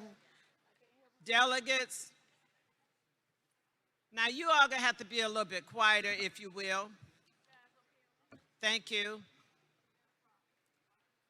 Including the SSE4 pipeline and similar projects, especially without adequate consideration of environmental justice and climate impacts.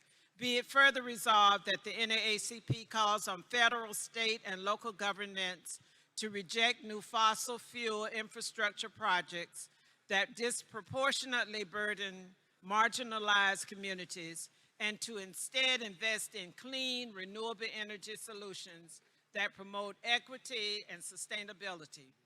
Be it further resolved that the NAACP urges Congress and state and local elected officials, as well as industry leaders, to ensure that any industrial build-outs like pipelines and construction are aligned with global and community-based climate goals and powered by renewable energy rather than expanding reliance on fossil fuels.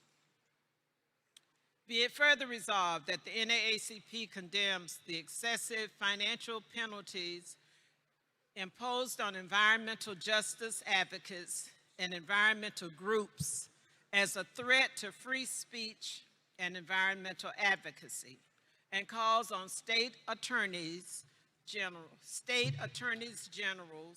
and the Department of Justice to defend the protection of the right to peaceful protest and civic engagement. And be it finally resolved that the NAACP will continue to advocate for environmental justice, support frontline communities impacted by fossil fuel infrastructure, defend the rights of advocates and organizers, and promote policies that advance a just and sustainable energy future for all. Mr. Chair, I move adoption. Mr. Chair, I move adoption.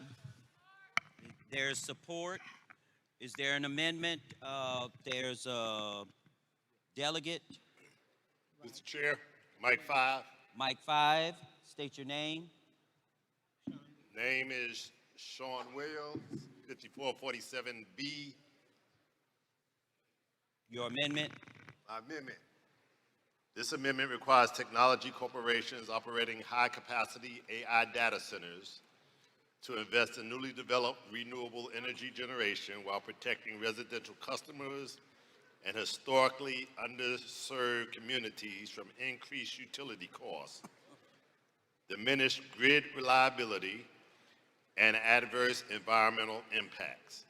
It also ensures that host communities receive equitable economic development, workforce development, and infrastructure investments. So is the delegate reading, excuse me, delegate, are you reading your amendment or are you giving a statement about your proposal? I gave a summary at first and I was just getting ready to read the therefore. So delegates, in the interest of time and so that we don't confuse the other delegates, if you could please read your proposed amendment. Be it further resolved that the NAACP calls upon Congress and state legislators to require technology corporations constructing or operating high-capacity AI data centers to invest in newly developed renewable energy generation sufficient to offset the additional energy demands of such facilities, while ensuring that residential consumers and historically underserved communities are not disproportionately burdened by increased utility costs, diminished grid reliability, or adverse environmental impacts, and that host communities receive equitable economic development, workforce development, and infrastructure investments associated with such developments. I move for adoption of the amendment. Is there support? Okay. Is there any further debate or discussion on the amendment? I see and I hear none. Ready? The question has been called. All right, on the amendment, we will open the voting. You'll have 2 minutes.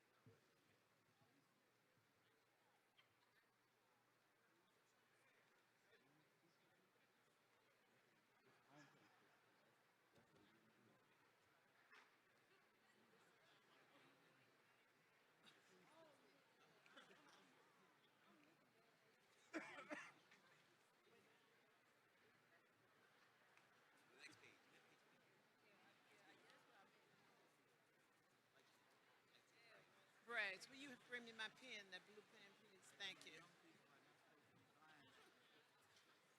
Thank you.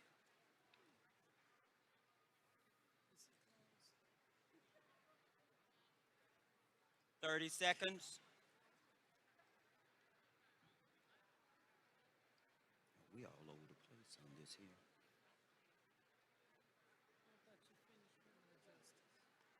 Mhm.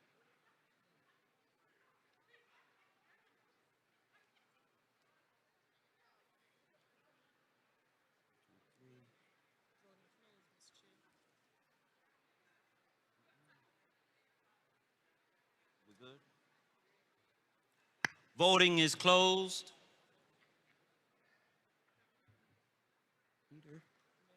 And the amendment passes. All right, we are, Mr. Chair, I move that the resolution be adopted as amended. reset the voting.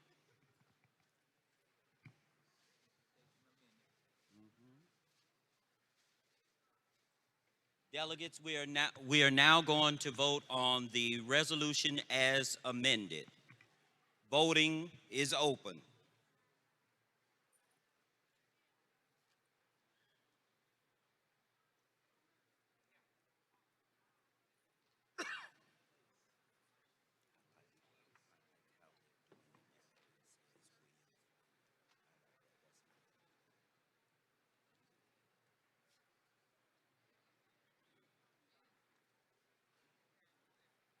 So when this passes, then we'll just do the whole section. I'm gonna do the second, yeah, as amended.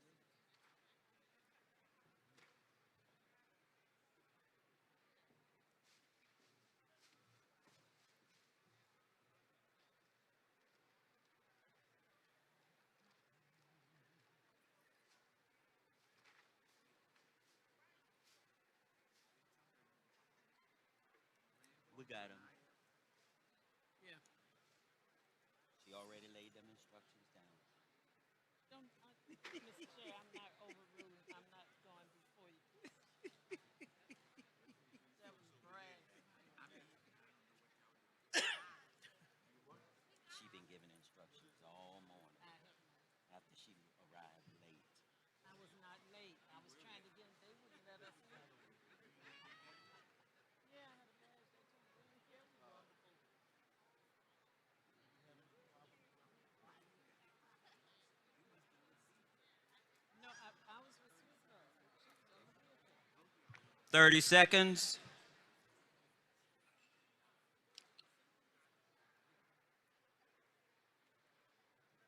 Yeah, I'm gonna let, is Michael here?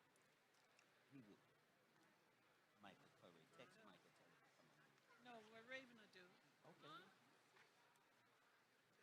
For health. I'll let Raven do health. Okay. Let them read. Close the voting. And the resolution passes. Mr. Chair, I move that the entire section of the environmental and climate justice be adopted as amended. There is support. We'll reset the voting for the entire section on environmental justice. We're going to now vote on the entire section. Voting is open. 2 minutes. The whole section.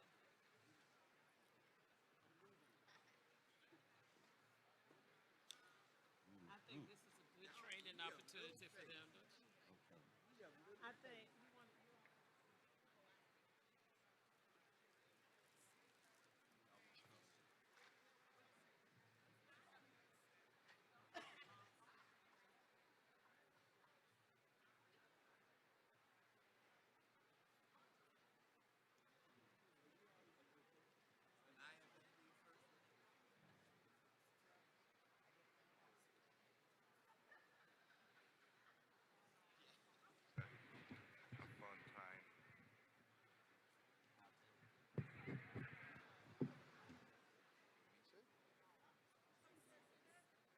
didn't take you back.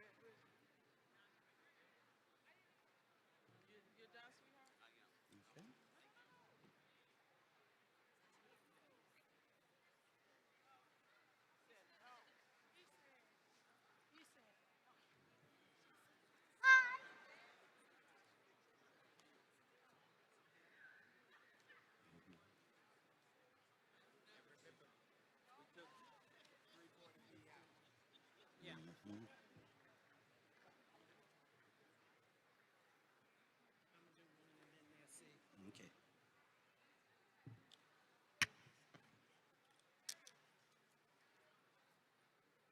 Delegates, the next section that we will take up. Oh, I'm sorry. Trying to help us out. 20 seconds.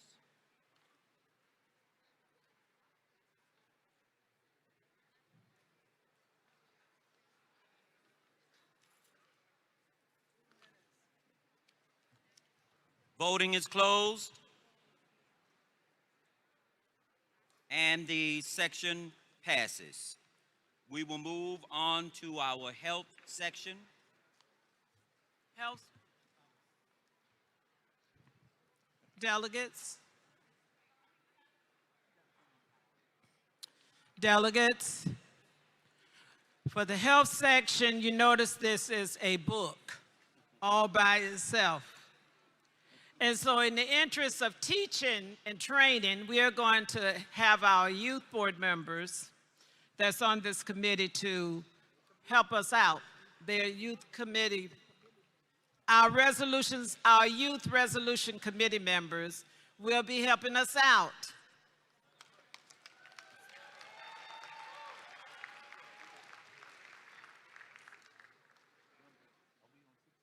Yeah. So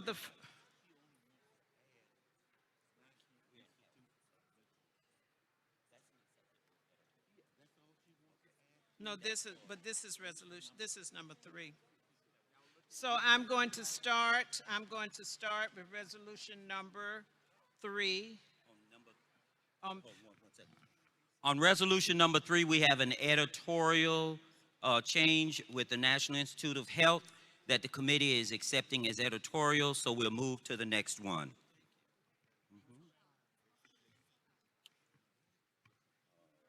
Next resolution is resolution number.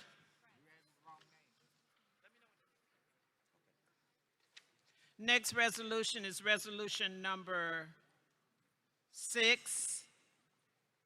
We have an amendment that's offered by Duran Crabtree.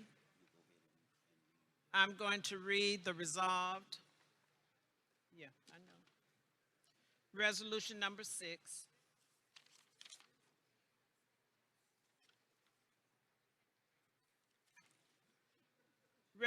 Resolution number 6 is on page 67. Enhancing nutritional literacy to combat the national diabetes crisis. Therefore, be it resolved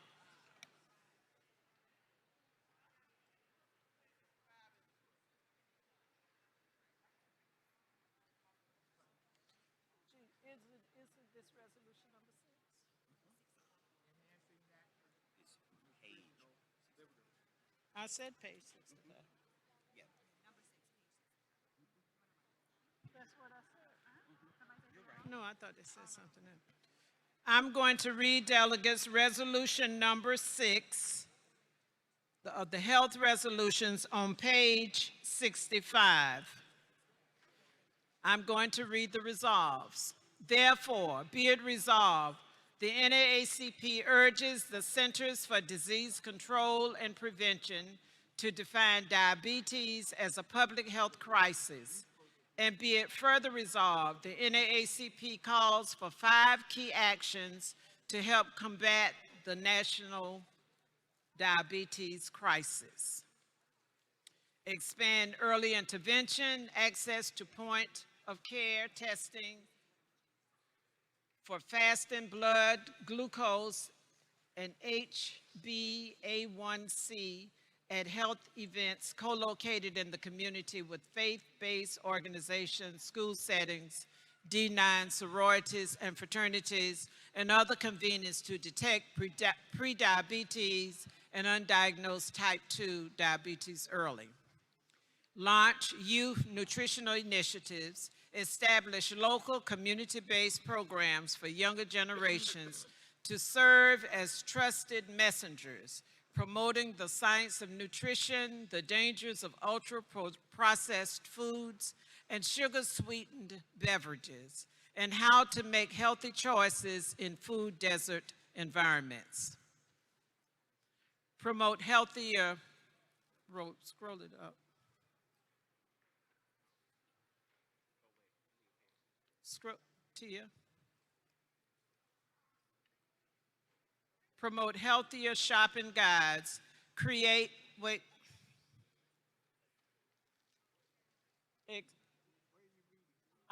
She's changing it as I'm.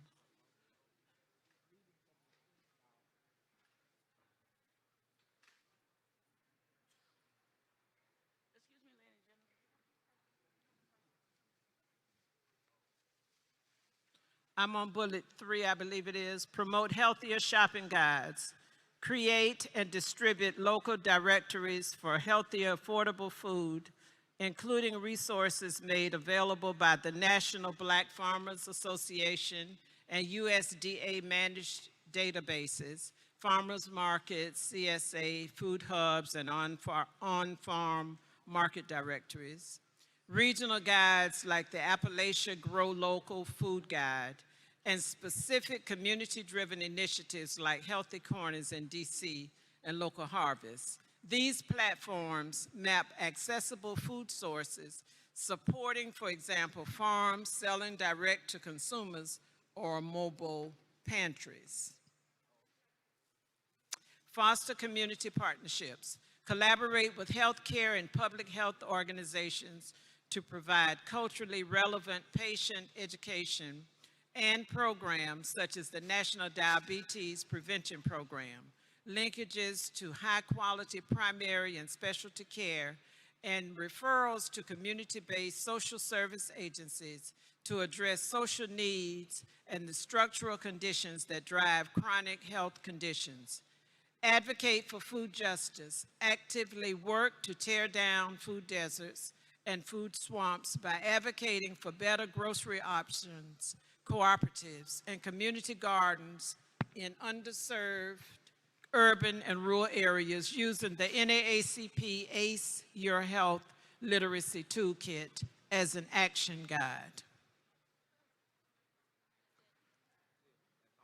Mr. Chair, I move adoption. Mr. Chair, I move adoption. Thank you so much. The delegate for the amendment, Jada Dagan. Is Jada here? Okay, moving to microphone number 4.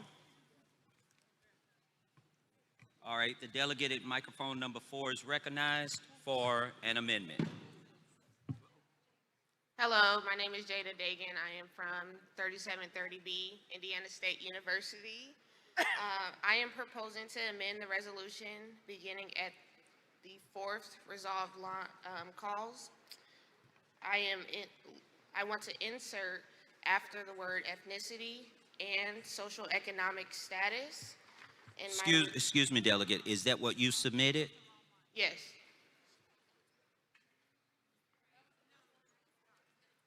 No. That's, I apologize. She called up. Yeah. We need Crabtree. Sorry, yours is accepted. You're fine. Okay. We need Thank you. Crabtree.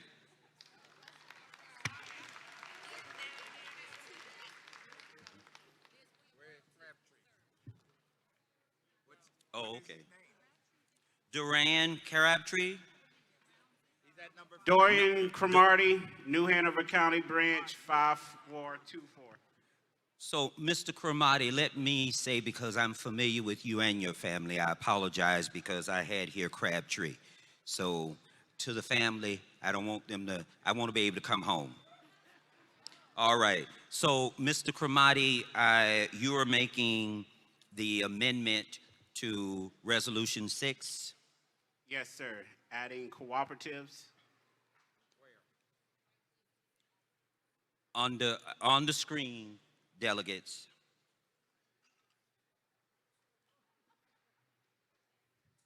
Is that your single amendment? Is that your single amendment? Yes, sir. Okay, delegates, in the interest of time, is there consensus to just simply accept this by consensus? Mr. Cremati, give him a couple of thanks. Thank All right. you. Absolute. We're looking for Mr. William Brown. Is Mr. William Brown here with his amendment? Calling for a third time for Delegate William Brown for an amendment to Resolution number 6. Delegates, Mr. William Brown appears not to be here. Okay, well, if he is not here, then we will not be entertaining that particular amendment. Okay, so we will move on to Resolution number 7. Oh, I'm sorry. Yes. So, delegates, we're now going to vote on Resolution number 6 as amended. Thank you. I got excited. Yes. As amended. Come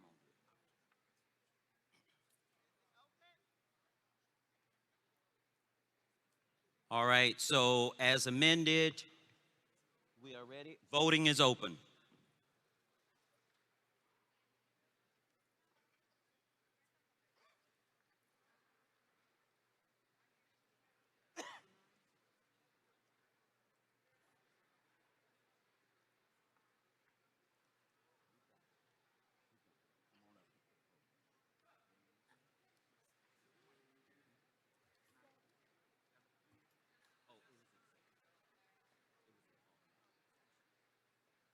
Should be 7, right? Is it me? Probably up under.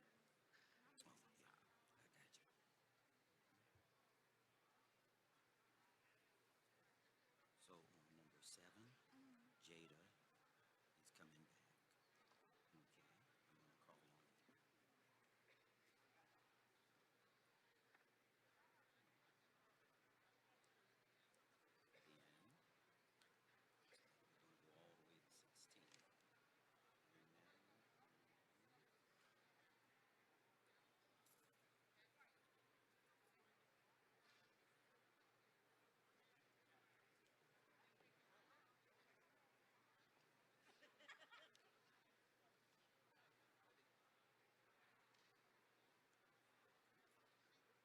we're going to go all the way to 16.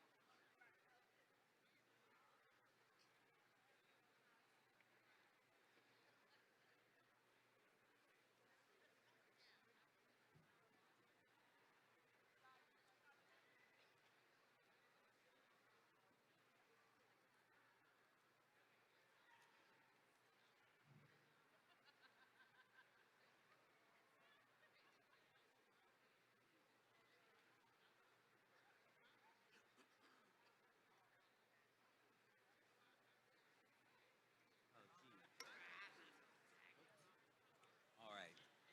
Voting is closed.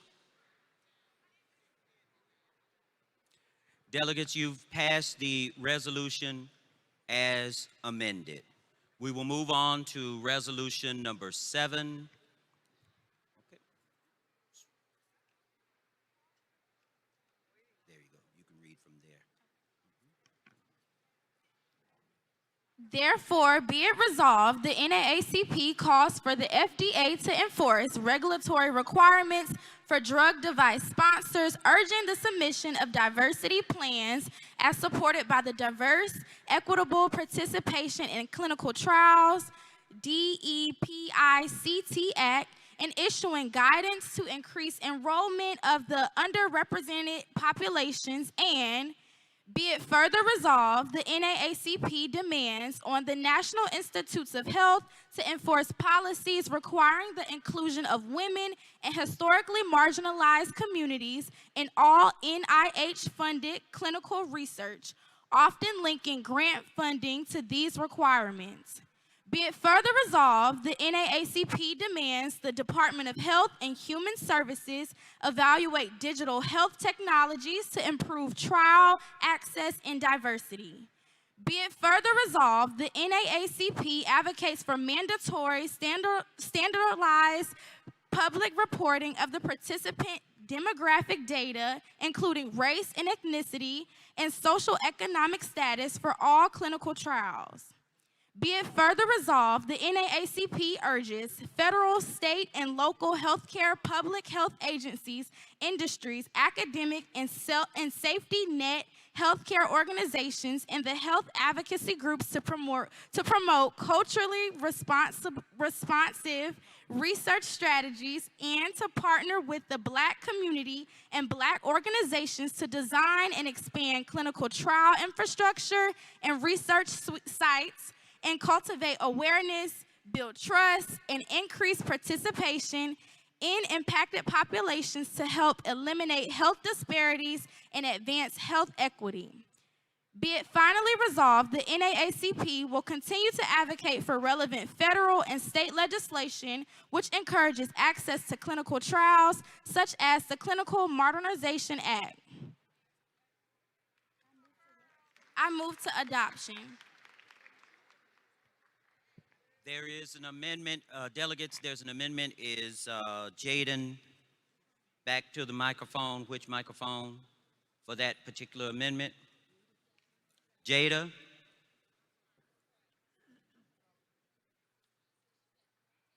Right. All right. Go ahead and read what you want us to change. It's showing on the screen. Microphone 4. Hello? Okay. So after the word ethnicity, I wanted to add in social economic status. Thank you. Is there support? All right. We'll do this the easy way. Those in favor of the amendment will say aye. Those opposed? All right. Your amendment is adopted. Thank you. Jada? All right. Move for the adoption of the amendment. Zanaya. Oh, Lord. Zanaya, move adoption as amended. I move that we adopt as amended. Thank you. Okay. And there is support. All right. So we will now prepare to vote on the resolution 7 as amended. Voting is open.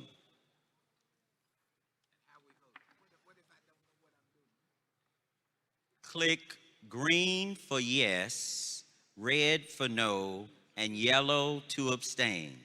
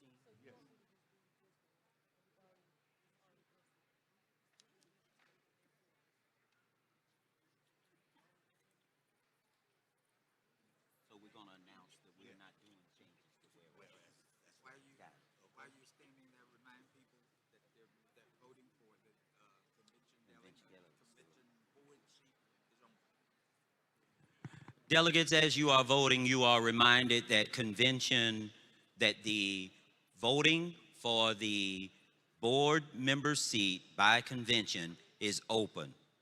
Please ensure that you cast your vote.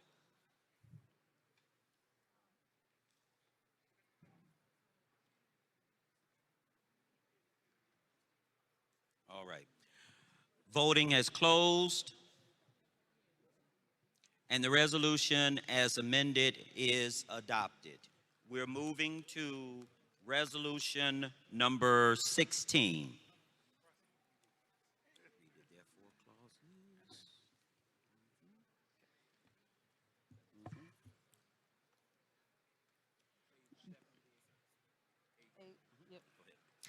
Therefore, be it resolved that the NAACP further strengthens its partnership with True Initiative to mobilize the breadth of freedom movement across all local branches and state area conferences nationally. Be it further resolved that the NAACP shall prioritize increasing cessation, access, and utilization among its members and priority populations by integrating the EX program, an evidence-based direct service digital tool developed with the Mayo Clinic shown to increase the odds of quitting by up to 40%. Be it further resolved that the NAACP and True Initiative will equip NAACP branches with customizable promotional materials and discussion guides, ensuring that every local leader has the resources necessary to facilitate nicotine-free lifestyles within their specific community context. Be it further resolved that the campaign will strive to normalize quitting through culturally grounded, community-led engagement, countering decades of industry manipulation with authentic, trusted voices from within the Black community. Be it further resolved that the NAACP will explicitly align these sensation efforts with its broader policy, advocacy, and health equity priorities, specifically targeting the elimination of flavored tobacco products that continue to disproportionately harm historically marginalized groups. And be it finally resolved that the NAACP and True Initiative will remain committed to transparency and efficacy by generating measurable outcomes through real-time data and reporting to ensure the breadth of freedom movement achieves its goals of a healthier, nicotine-free future for the next generation. Mr. Chairman, I ask that we adopt as, Mr. Chairman, I move that we adopt as amended. Support? Is there support? All right, it's been properly moved and seconded. Would the delegate come forward with the, let's see, this is Twyla Laster. Good afternoon. What microphone? Microphone number 6. Okay. All righty. Go ahead, delegate. I am Twyla Laster. I'm representing the Sacramento branch 1060 from California. And I am in favor of this resolution and in support of the amendments that I had submitted yesterday. This amendment is going to actually strengthen. So delegate, Yes. let me just ask you. You can read your change, please. Will do. Thank you. The amended suggestions are the first whereas, including a 6th and 7th whereas. Delegate, I'm going to interrupt you. I want the delegates to know that the changes at the convention here will be to the therefore clauses. If you submitted an amendment and it pertains to the whereases, the committee has advised me that they've accepted your specific recommendations for the whereas clauses. Perfect. Okay. Perfect. Are there any therefore? There were no therefore. Yes, there was. Okay, so move on to your therefore. There is a 5th, be it resolved, and a 6th, be it further resolved. Okay, go ahead, read. The 5th, be it further resolved amendment would be after the word flavored products and read as follows. and all other emerging commercial tobacco, including flavored, characterizing, synthetic, and sensory tobacco products. Okay. And Then your the next one? sixth, pardon me. Go ahead. The sixth, be it further would resolve, would read that the NAACP supports the education of policymakers at the local, state, and federal levels regarding the evidence-based public health approaches that move communities towards the end game of commercial tobacco products while protecting individuals from criminalization and prioritizing prevention, education, cessation, and health. Okay. Does that conclude your amendments? That concludes my amendments. Do you move adoption? I do move to adopt as There- amended. There is support. Okay. Delegates, we are ready to, is there a discussion? Any further discussion? I see and I hear none. We are ready to vote on the amendments, the Laster amendments. You'll vote yes, green, no, red, yellow to abstain. Voting is open.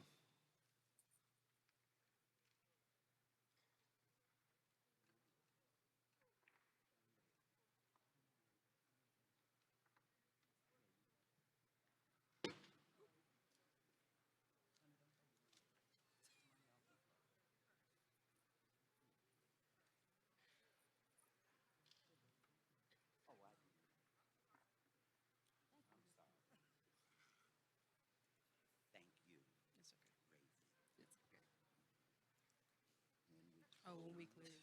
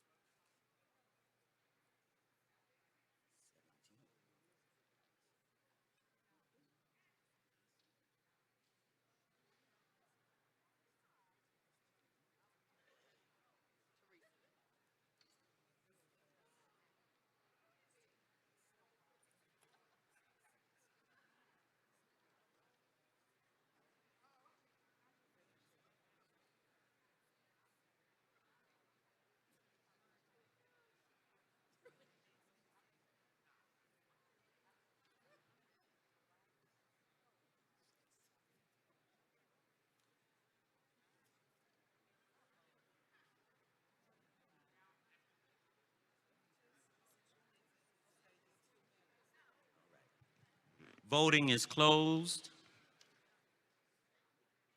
And delegates, you have adopted the agenda. The amendment. Mr. Chair, I move that we adopt as amended. Thank you. As amended. Okay. Is there support? I hear support. All right. We will now vote on the resolution as amended. We will now vote on the resolution as amended. Voting is open.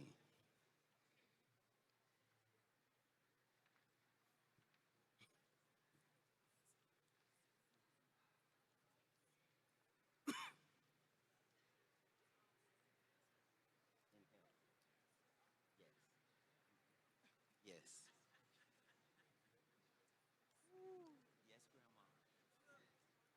Grandma.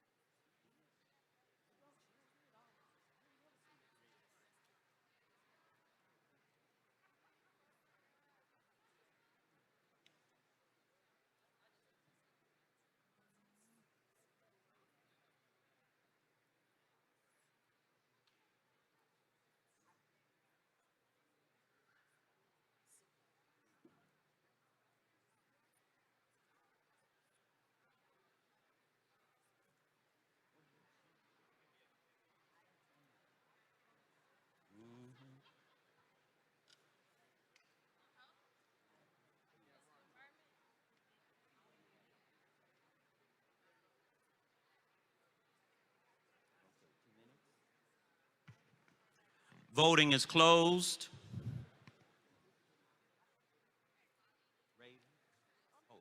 This is on the whole thing. All right, so the resolution is approved as amended, and we're going on to now resolution number 17. Mr. Chairman? Microphone number 4 Yes. is recognized. Point of information. There are several who are asking if we can please identify what was served for lunch, because some people have some allergies and they're having some reactions and they would like to know what we ate because the servers did not know what they served us.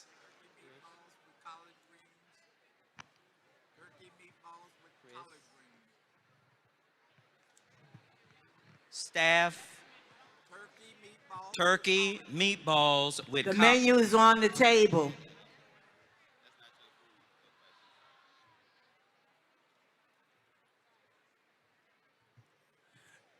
Let me see here. We had glazed turkey balls and sweet corn mash bowl, creamy sweet corn mash, hand-rolled turkey meatballs, braised collard greens, crispy bean rumble, charred scallion, collard green au jus.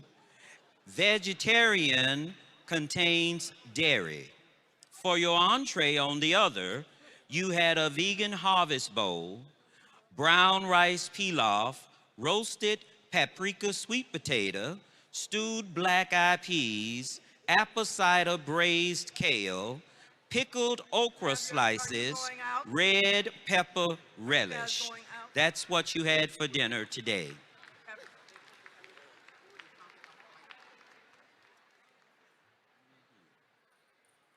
We are now moving on to resolution 17.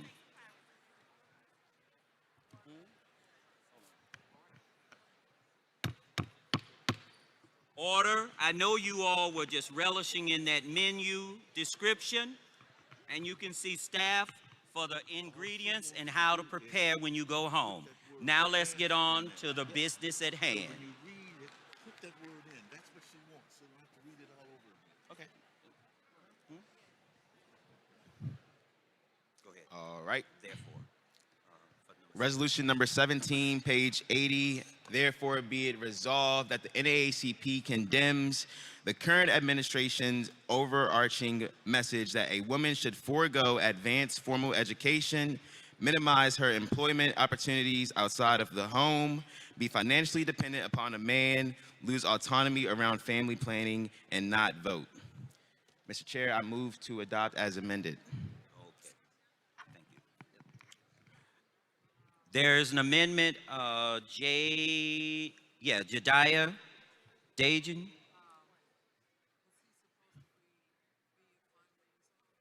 I'm sorry, hang on. Did you? No. Did you read the finally resolved? I'm sorry. Stand by. My bad. Be it finally resolved that the NAACP will work tirelessly to advocate for the health and well-being of women and girls and full access to whole person care, including family planning and sexual and reproductive health care, educate young women and girls on career options, promote education and financial literacy among all its members, regardless of sex, and when appropriate, file lawsuits, challenging laws and executive orders that seek to disenfranchise or otherwise disadvantage women.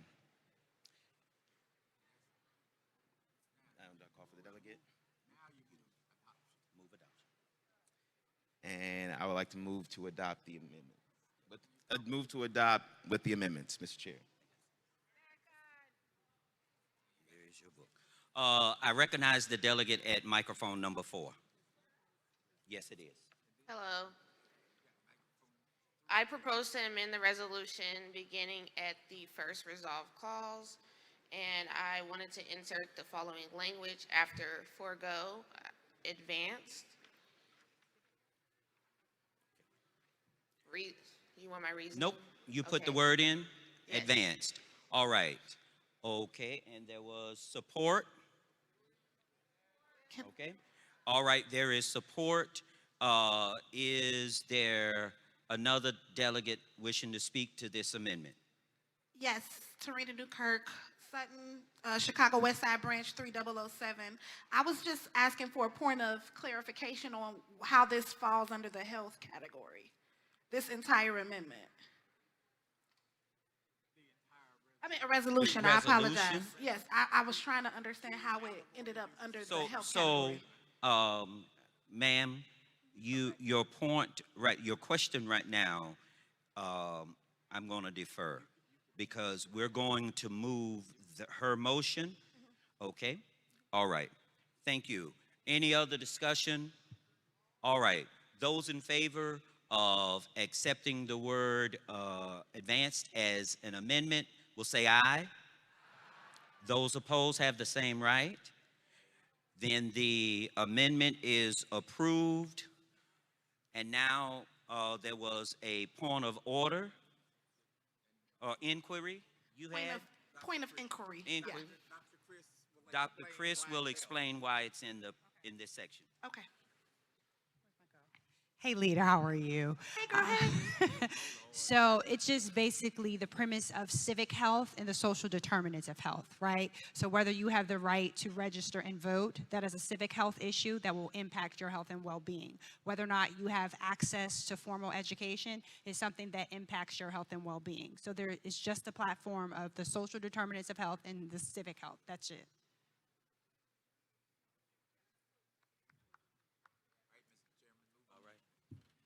Okay, so we are ready to move I recognize a delegate at 4.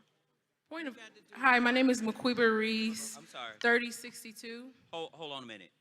Are you speaking regarding, what is the purpose of the delegate approaching microphone 4? I just want to make sure we're on the same page as you are, because yours says 82. And are we reading from 18, not on our watch? Our 82 says optimizing rural health for historically No, marginalized. that's resolution 19. Correct. I just want to make sure the page number was. Don't worry about page. Don't worry Okay. about it. Watch. Stay with the resolution number. So we're on not on our watch? No. No. 17. Okay, thank you. All right. Thank you. All right. So we now need to adopt the health section. Go ahead.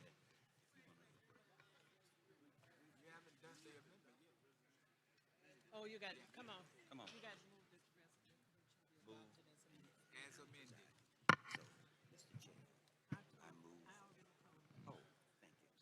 Mr. Chair, I move to adopt the resolution as amended. Thank you. All right, so now we will vote on the resolution as amended.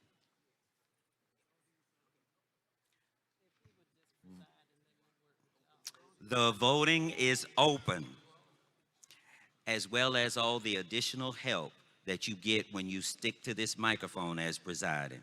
I understand how Mr. Russell feels.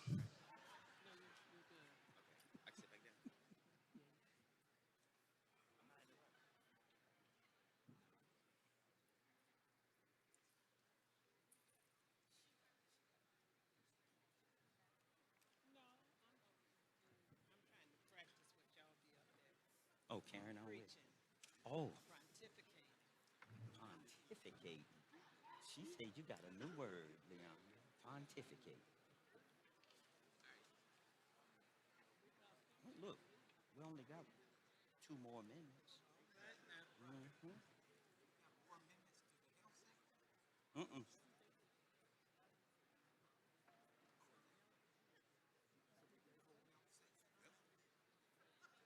This is what we're going to do now is close session. What you can move once I announce.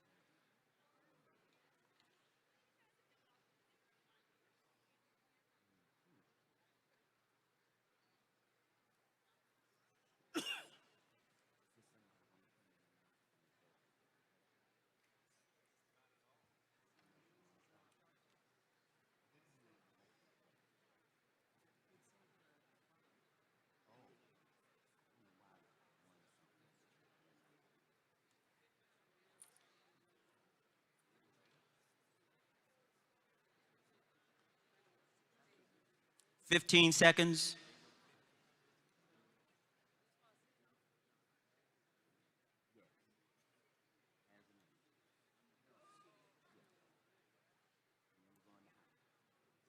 Okay, that's what we're voting on now, Mr. Chair. No, we're voting on the one amendment. Okay. Voting is closed, and the amendment, the resolution passes as amended. Mr. Chair, I move that the health section be adopted as, that the entire health section be adopted as amended. I recognize support. So we will go ahead and prepare to now to vote on the entire health section. Vote green as amended. Vote green for yes, red for no, yellow to abstain. Voting is open.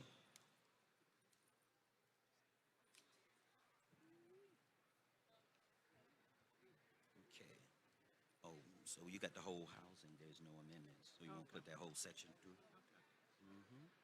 And labor has none.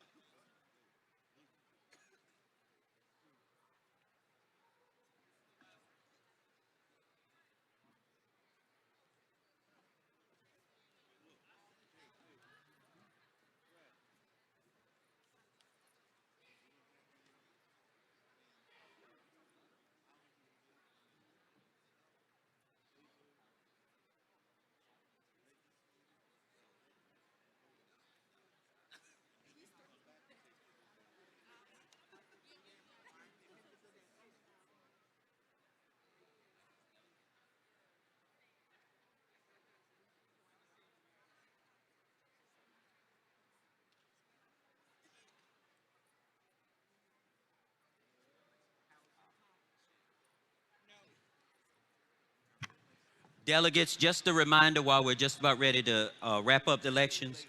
You got some folks in the back of the room, and we want to make sure that everyone can hear. So they're saying that they're unable to hear because there's some conversations going on. So we're just about done. If you look at your book, you'll see how close we are. So please, let's be mindful of those that are trying to pay attention and do the work we've been sent here to do. Thank you very much.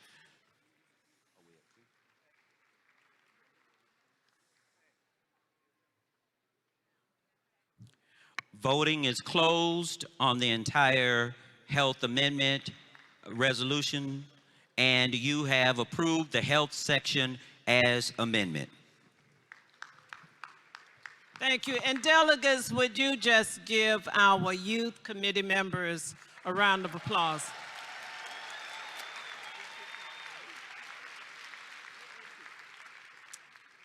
I hear the chairman mumbling something, but I got the mic, so. The next section, yes, sir, Mr. Chairman. The next section that we will be reviewing is housing, and there are no amendments in housing. So I move adoption of the housing amendments as presented. Housing resolutions as presented. I recognize support. And can I just vote up now? All those delegates in favor of moving the housing section as presented will say aye. All those opposed have the same right. I hear and I see none. The housing section is adopted. Mr. Chair, next section is that of labor. I move there are no amendments for labor. I move the adoption of the section on labor as presented. I recognize and hear support. Delegates, all those in favor of accepting the labor section as presented will say aye. All those opposed have the same right. Thank you. The labor section is adopted. Next section is legal. We have one.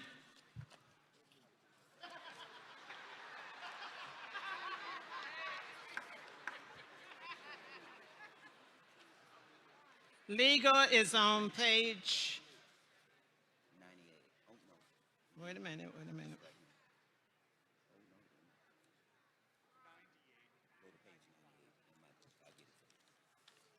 I didn't bring my book.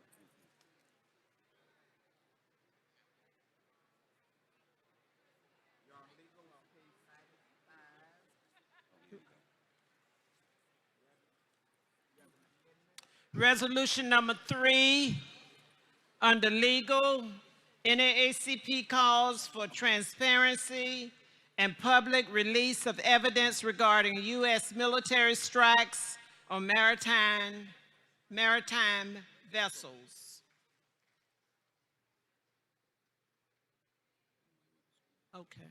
Therefore, be it resolved that the NAACP calls upon the administration, the United States Department of Defense, and other relevant federal authorities to publicly release, consistent with national security requirements, the evidence and legal justification underlying U.S. military strikes on maritime vessels. Therefore, be it further resolved that the NAACP calls for the disclosure of information regarding targeting criteria, evidentiary standards, civilian harm assessments, legal authorities invoked, mechanisms for accountability. Be it further involved that the NAACP affirms that transparency in matters involving the use of lethal force is necessary to uphold democratic principles, human rights, and the rule of law. And be it further resolved that the NAACP encourages congressional oversight bodies to conduct thorough reviews and public reportings on these operations. And be it finally resolved that the NAACP directs that this resolution be transmitted to appropriate federal officials, members of Congress, and relevant oversight agencies. Mr. Chair, I move adoption. There is an amendment offered by Paris Miller Fouché. Yes, ma'am. Okay. And microphone number 5. And Jonah Garson. Okay. The delegate at microphone number 5 is recognized. Thank you. Again, my name is Paris Miller Fouché, delegate from the Great Region 5, State of North Carolina, Chapel Hill, Carrboro Unit 5689B. We are proposing the following amendment actions: a revised title, additional whereas clause, and addition of 4 resolve clauses. Before I move to the proposed amendment language, for point of clarification, is the whereas clause approved already? The whereas clause has been accepted, committee? Right, we're not. So we're moving to your therefore. The resolve clauses. Thank you. I will now move to the proposed amendment language for the resolve clauses. After the penultimate resolved clause, insert the following clauses. Be it further resolved that the NAACP calls for the immediate cessation of the U.S.'s illegal war in Iran, and be it further resolved that the NAACP calls for the persecution of all individuals and entities in the U.S. that have participated in or enabled war crimes under the Genocide Accountability Act or other applicable law. And therefore, be it further resolved that the NAACP NAACP calls for an immediate arms embargo in the sale or other provision of arms directly or indirectly to Israel and all other countries engaging in any armed conflict in violation of the domestic and international law. And be it further resolved that the NAACP calls for an immediate and end to embargoes and sanctions against countries like Cuba, which pose no military threat to the U.S., and for which such sanctions are causing humanitarian catastrophes. And that concludes the amended language.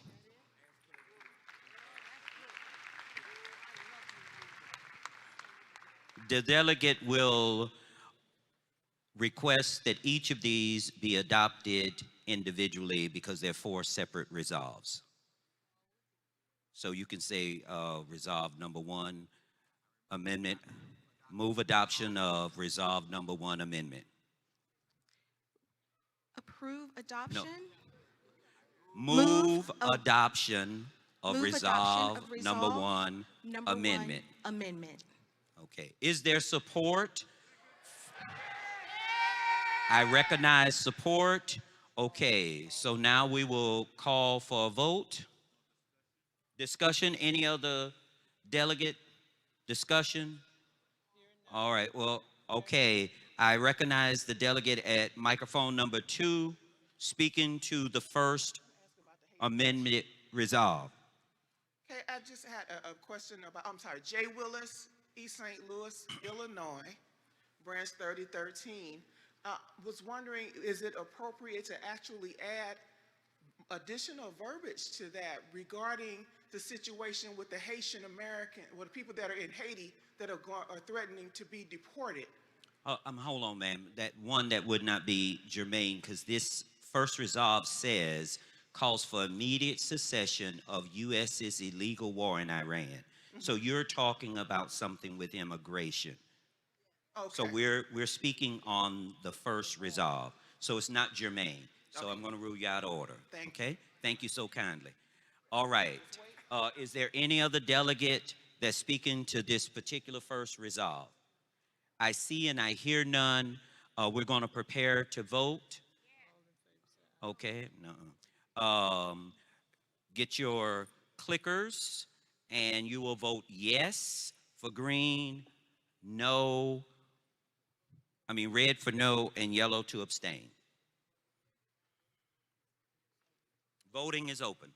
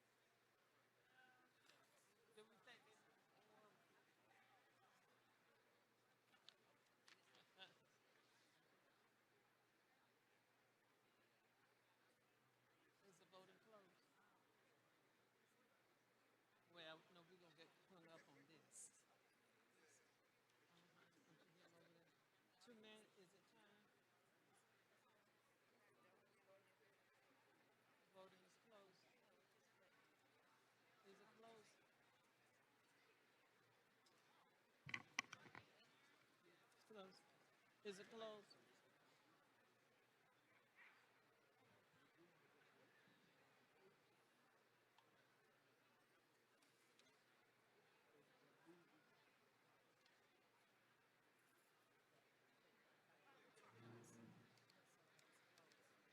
Voting is closed. The amendment passes.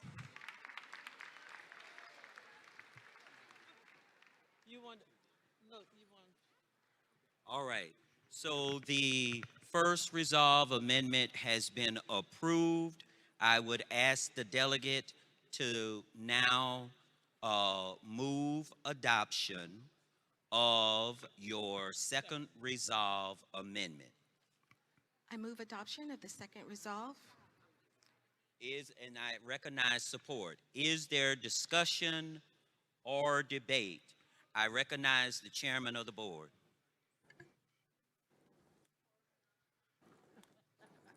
Mr. Chair, Mr. Chairman. I understand what is being attempted here, but if you remember, this is being attached to a resolution that is condemning actions that have not been adjudicated. In other words, the original resolution dealt with bombing vessels in the ocean without apprehension, investigation, or adjudication of guilt. We're doing that. This resolve clause, unless we amend it to say investigation, appropriate investigation and charges, this calls for us to do the same thing that we're condemning in the first part of the resolution. Mr. Chairman, I'm going to follow your lead as you do so eloquently in many of our meetings. Is that an amendment? No, it's a point. It's a point of information. It is an argument against this particular clause. All right, so the chairman is speaking against the amendment. Is there further debate or discussion on the amendment? General Counsel? I would like to speak on the amendment, Mr. And Chair, hold Jonah on. Larson, 5689. All right, at microphone number 5. Yes, I would just say in the proposed amendments, we've also proposed to add the word accountability, so it's transparency and accountability, which I think takes care of the last gentleman's point. Thank you. So the previous speaker, thank you, I won't pontificate on that. Thank you. Is there further debate? I recognize the delegate at microphone number 4. William Reynolds from Akron, Ohio, 3169. I propose an amendment to the amendment saying that the NAACP calls for the investigation, add investigation and prosecution. Thank you. Is there support for the delegates? I recognize support for the amendment to add the word investigation and preceding prosecution. All right, I recognize support. Yes. All right, all those in favor of the amendment, subsequent amendment, amendment to the amendment, will say aye. Is there any opposition? I hear and see no opposition. That particular amendment to the amendment is approved.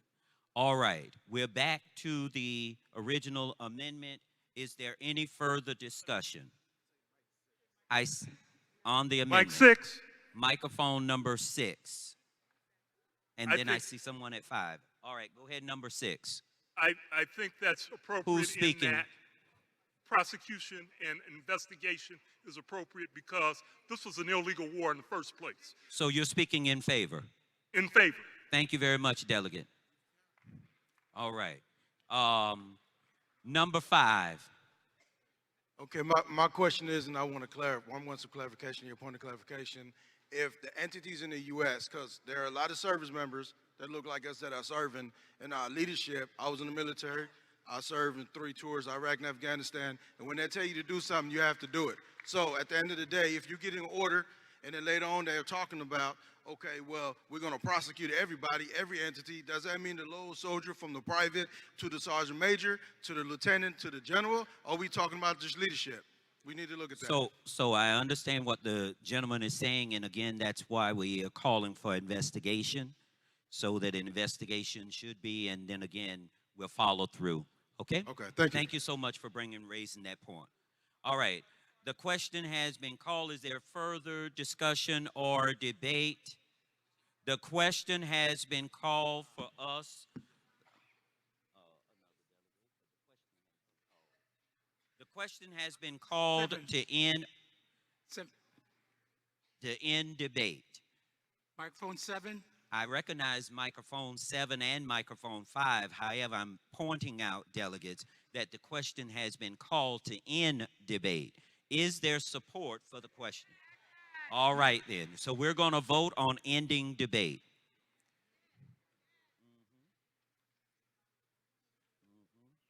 So yes to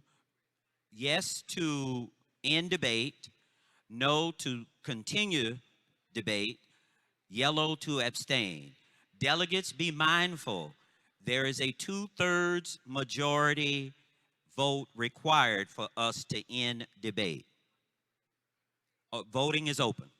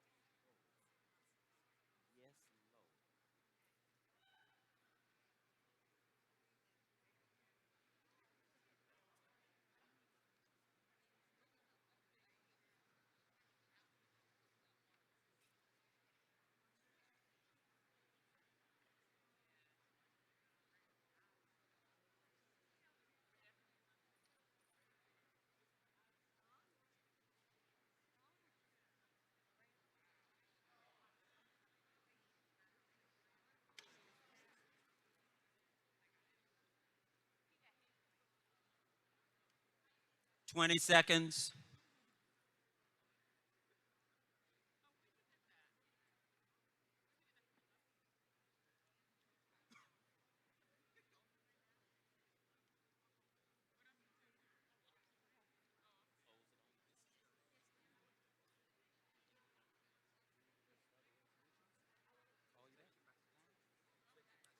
Voting is closed, delegates. Voting is closed. And it is clear that there is a 2/3 at least majority. So debate is ended. We will now move on to the resolution.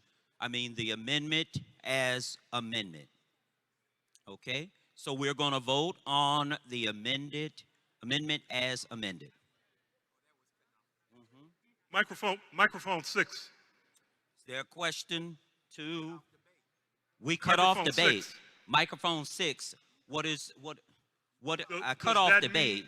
Does that mean there's no further discussion on the other resolves? Because those. No. We're only voting. We're only dealing with the second resolve, sir. Okay. Thank you. Thank you so much for the point of inquiry. All right, or point of information. All right. So we're going to open voting. Yes, if you are in favor of the amendment as presented. No is red, yellow is abstention.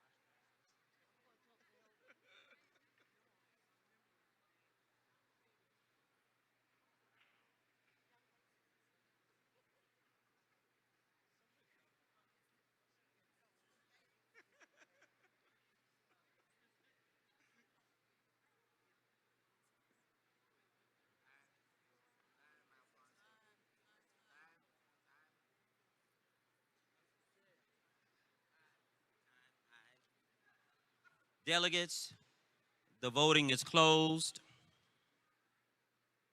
and the amendment is adopted. All right, we're going to the third resolve. Thank you. The third resolve, delegate, will you move your resolve as an amendment? I move my third resolve as amended. Read it, please, for the benefit. Oh, there is support. Is there? All right. Is there any discussion? I recognize the delegate at microphone number 4. Patrick Crabtree, Mobile 5044.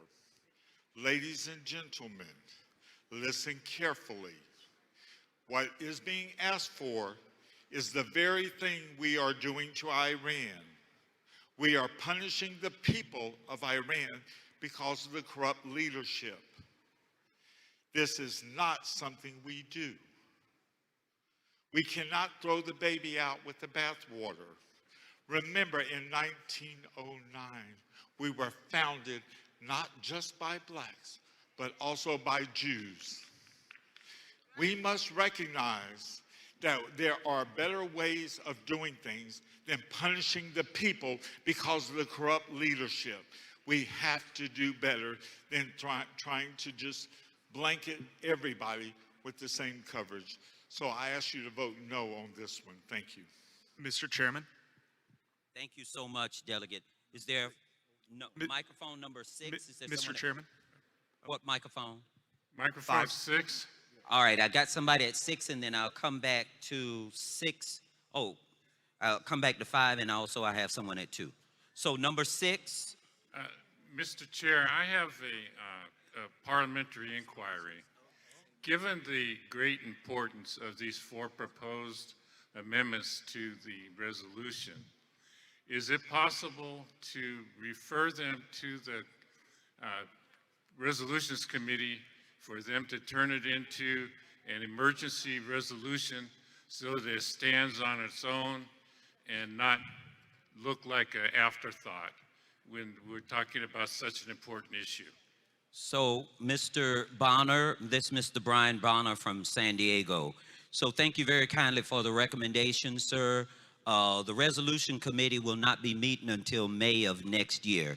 It would be considered a disenfranchisement to this body if we deferred it to that time.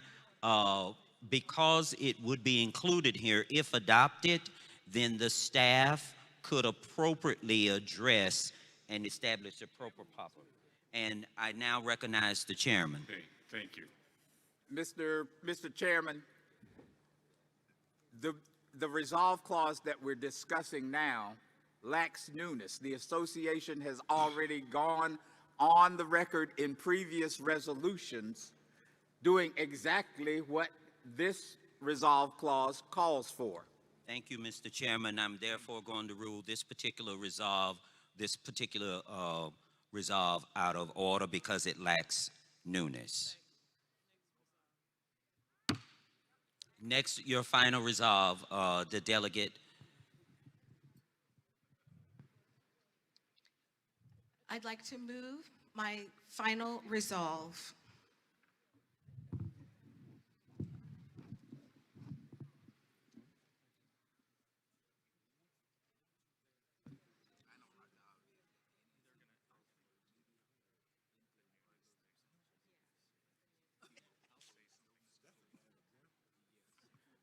Okay, is there any discussion on your final resolve, delegate? Any delegate on the final discussion? Microphone number 5. Number 5.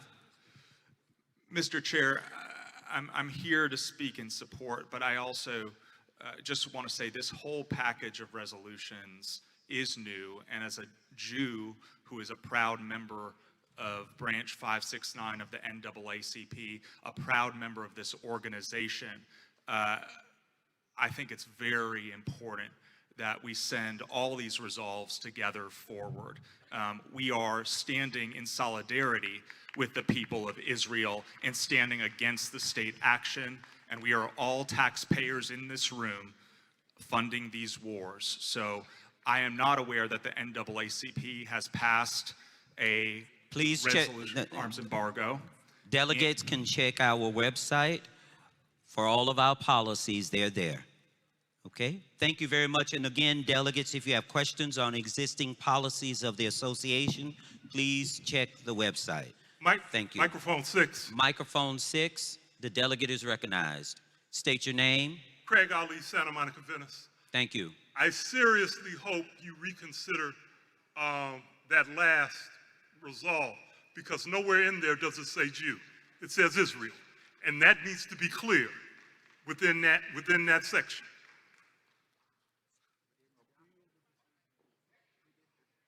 No. He said it. Okay, he did. Right. Thank you, delegate. Any further discussion? Okay, the question has been called. Mike 3. Mike 3, the delegate is recognized. I have a point of inquiry. Inquiry, please. Rebecca Cook, 3007 Chicago West Side. I just heard the Chairman Russell say that this was already a point. Was he speaking to the Israel resolution that just got cut?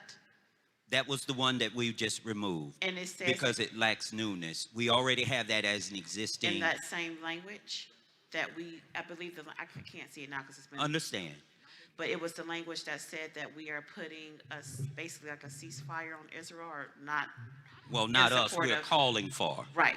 Calling for basically a ceasefire. And that's nothing that says ceasefire, man. Right, I know. Right. I know.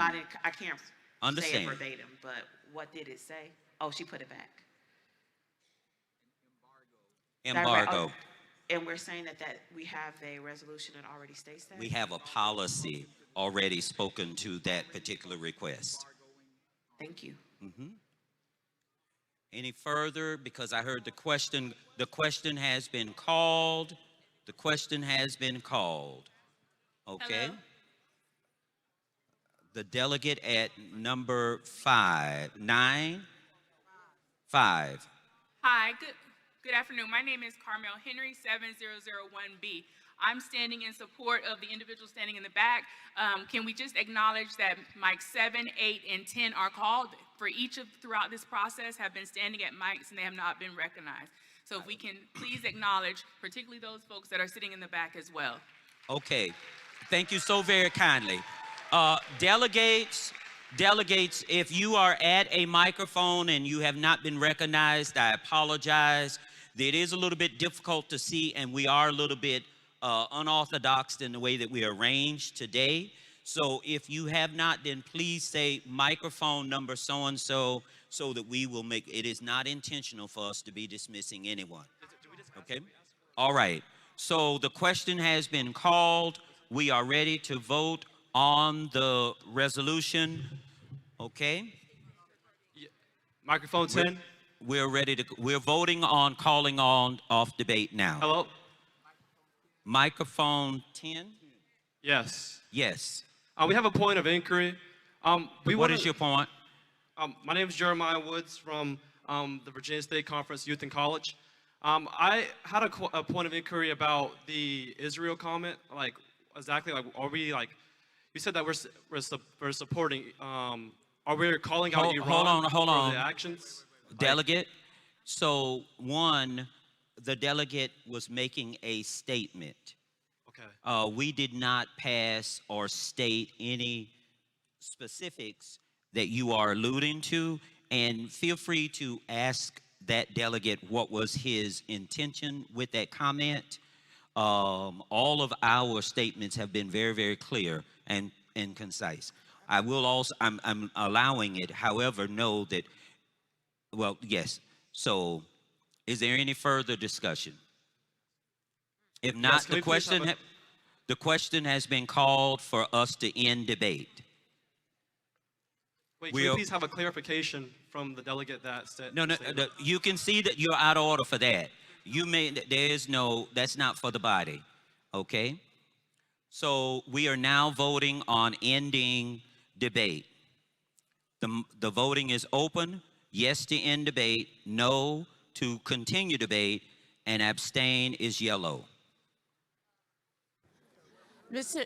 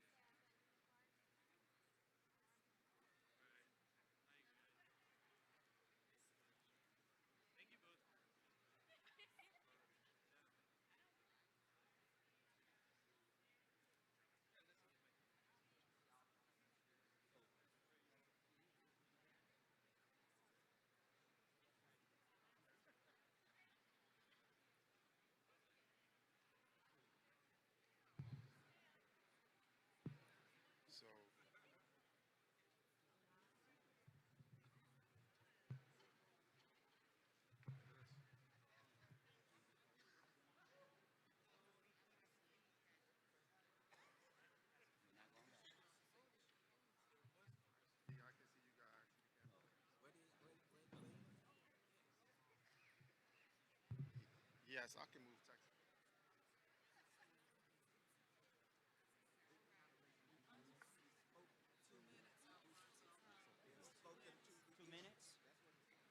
Delegates, the voting is ended, and debate has ended on this. We will now move to the final resolve, where we will vote on the final resolve.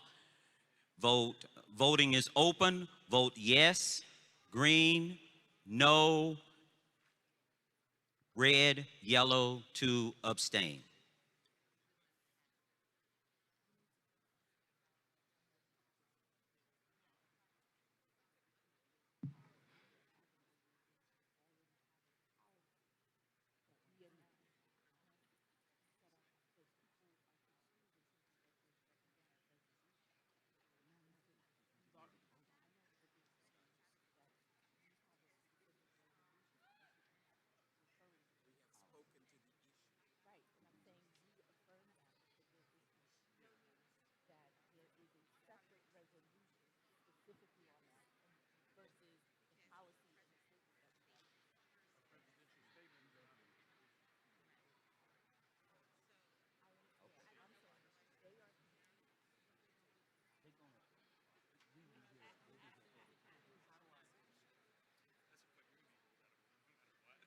So I think maybe the answer is however you want.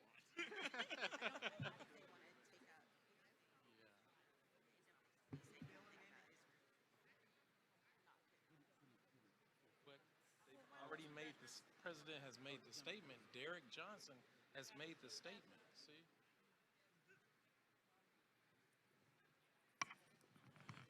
Delegates, we're going to have a clarification.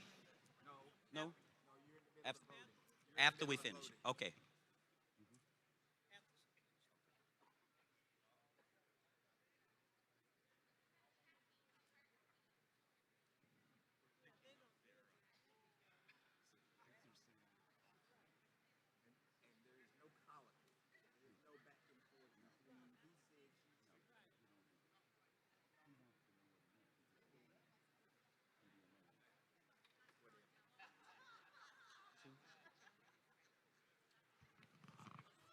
Voting is ended. And the final resolve has passed. We are now going to vote on the full amendment. The full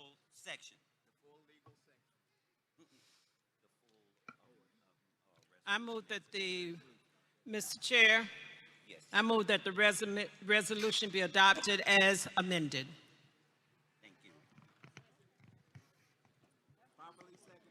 Has support for the full resolution as amended.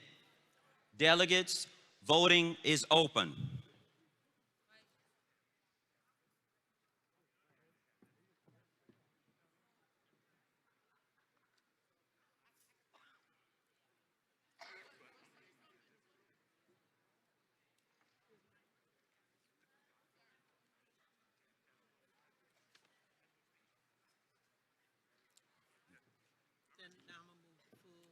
Yeah, full legal section. And that's it, right? And then we're gonna do the last sections. What And that's last it. section? I mean, see, you're gonna move legislative, you're gonna move veterans, you're gonna move voting. I have my glasses right now. 'em.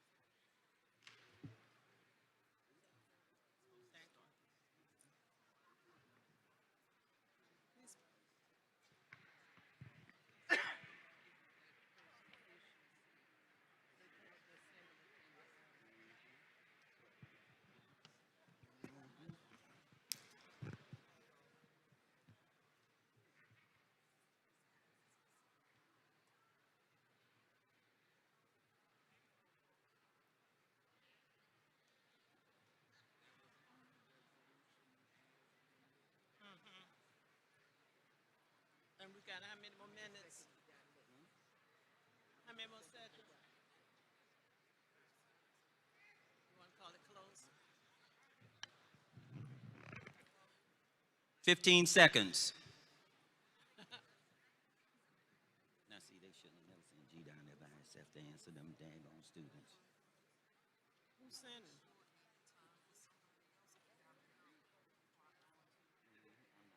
Okay, close it.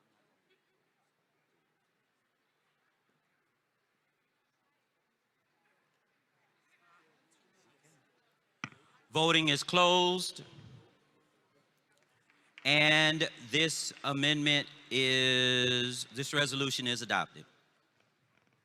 Mr. Chair, I move that the entire legal section be adopted as amended.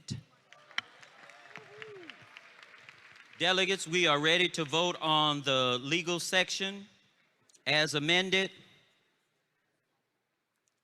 All right, voting is open. Is there a question? Yes, I think that because of the seriousness to both the country and our organization, I think number 8 should be pulled out and voted on its own, and our votes will speak a lot stronger. There was, number 8 was not pulled, so delegate, unfortunately, the only pulling would be for those that we had an amendment on turned in due time, and none was. So we are moving forward with the vote. The delegate is at 2.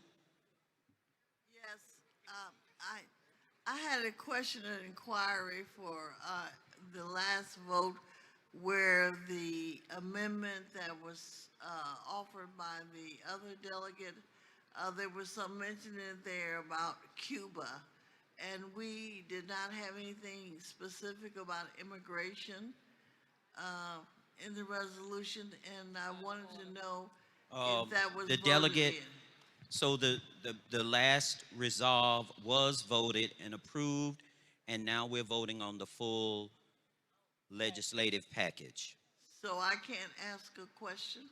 So, no, ma'am, it's out of order right now. If you want some clarity, you can speak to someone to try to explain it to you later. However, that particular resolve and the discussion and debate on it has closed. All right, thank you.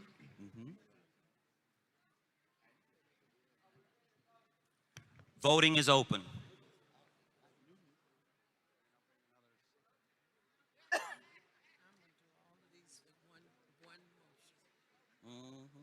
No. Do the veterans by themselves because they're going to feel left out.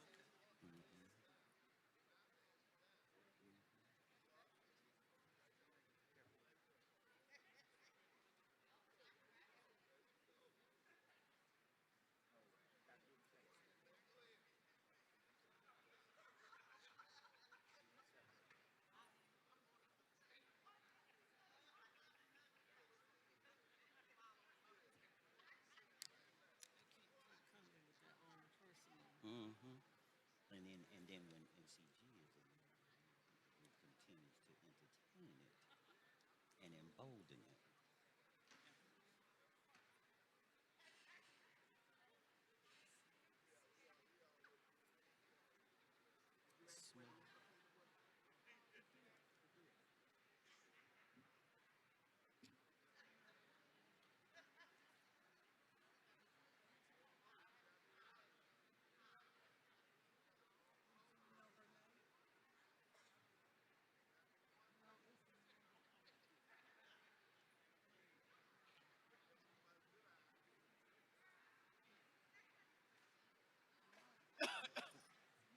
Yes, we are. We got three more motions. We got final ones.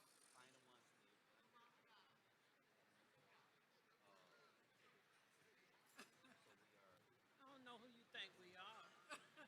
Who do you think we are? Wonder who she think. I know it.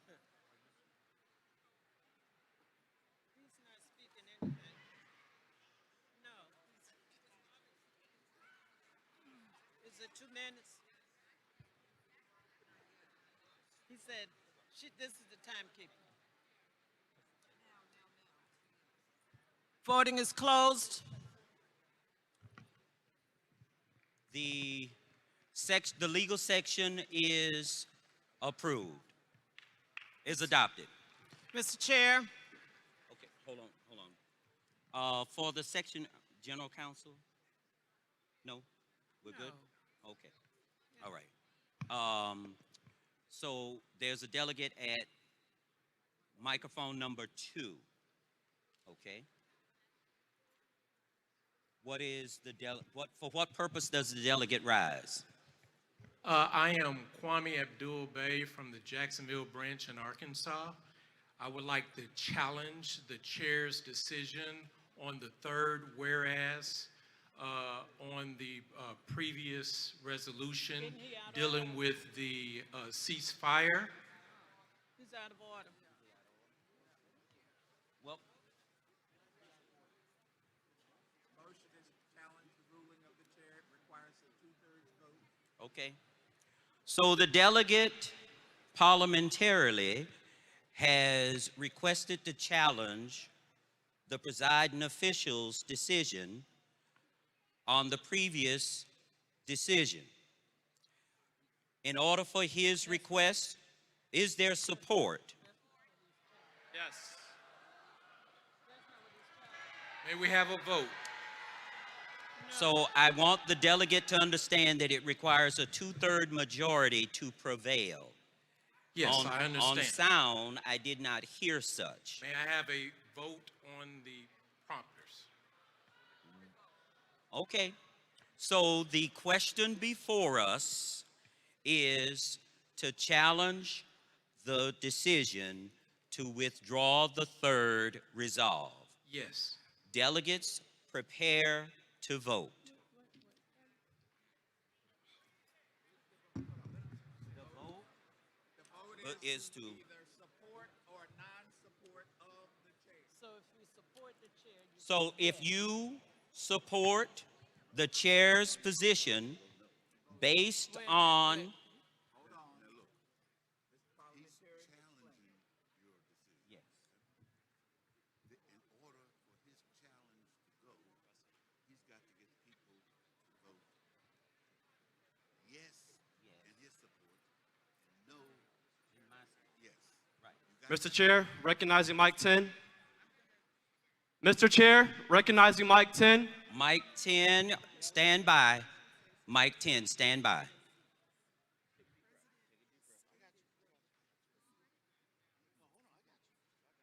Right now, the question is that the ruling of the chair would resolve the Not the issue. We're not discussing the resolve itself. We're discussing the ruling of the chair. Right here. This is a challenge to Teresa. the ruling of the chair. Either support the challenge or you don't support the challenge. A vote yes is a support of the challenge. A vote no is not supporting the challenge to the ruling of the chair. I understand that. And we'll come back.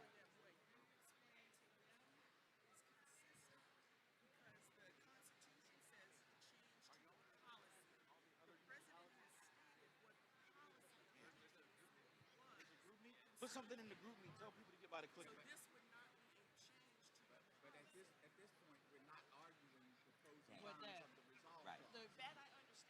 Okay.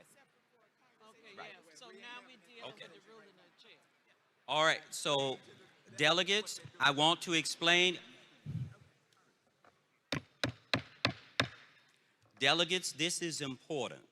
And I'll say this here to you because you're going to go back to your branches, and some of you branch presidents, you're going to do things, you're going to guide and run your meetings, and you may be challenged.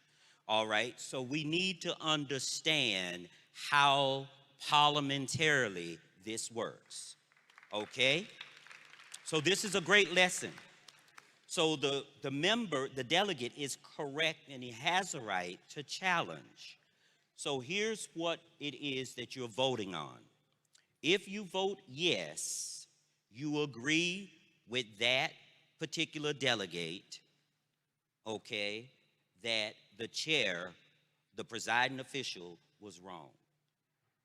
If you vote no, that means that you support the presiding official.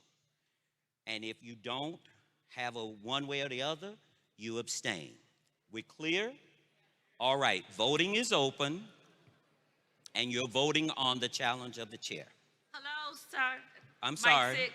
Mike 6. Mike 6. Mike 10, Mr. Chair. I don't. Mike 6. Hold on a minute, delegates. This is not a debatable issue. It's not a debatable issue. So we're not going to debate it. It's No, not sir. even Point about. of order at Mike 6. Point of Point of order. clarification, Mike 5. So I'm going to recognize a point of order at Mike 6, and then a point of clarification at 6, then a point of order at Mike 5. Mr. Chair, can Mike 10 be recognized? And Mike 10, where's Mike 10? Mike 10's 10 in the goes back. first. Mike 10 goes first, then 6, then 5, if these are points of information of inquiry order. Okay, go ahead, Mike 10. Mr. Chair, Lacell two. Hall. Thank you. Alexandria Branch 7043, Next Gen 2019 cohort. What I'm asking is for further explanation as to what will happen. There are many young people here in the hall that are really trying to get an understanding of the process, which I appreciate you for doing. Can you give a little bit more guidance on what happens if it goes up and if it goes down? Will do. Thank you. All right. Thank you so very much for bringing that. And then I recognize microphone 6. Hi. Tonda Bailey, Beverly Hills, Hollywood chapter, branch, I'm sorry. So the point of inquiry is the question actually, shall the chair be sustained, as opposed to what I heard? Like, You're correct, Madam Parliamentarian. Okay? and then You're my correct. other question, I'm sorry, is if they could put it on the screen so we know what the question is. It was on the vote. It was on the green, on the section that you're going to vote on. It will say that. Okay, Oh, thank okay, you. I saw it. All right. Thank you. And then now microphone number 5. Chair, Pastor Smith, Salina, Kansas, Branch 4041. We would like to know the chair's position that is actually being challenged. It was to remove the third resolve because it lacks newness, as it is the existing policy of this association. So in the resolutions process, if we get something before us and it is not new, we've already established a policy, then we don't move it forward. We execute on the current policy, or we are framed. Thank you, Mr. Chair. Thank you. The question before us is whether or not to sustain the decision of the presiding official. Yes is to sustain the presiding official's decision. No is to not sustain it. Okay? Thank you. All right, voting is open. There it is. Voting is open. 2 minutes. Yes is to sustain the chairperson's decision. They changed it. Excuse me. We clarified the language because Yes, there was a please. question, okay? Yes is to sustain the chairperson's, I'm sorry.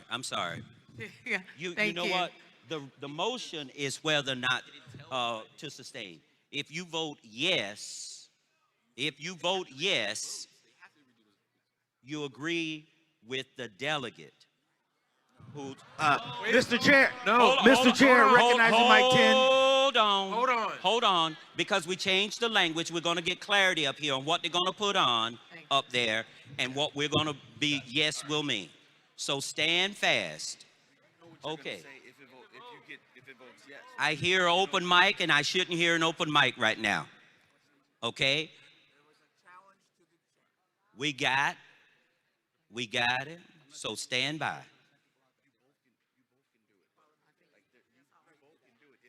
So we'll sustain. Yes, tell them what the yes is a vote is. And the no is a Delegates, vote is. the question before us is whether the decision of the chair should be sustained or not. If you vote yes, you will be sustaining the decision of the chair to remove that third amendment. If you vote no, you would be saying the chair was in error in removing that clause.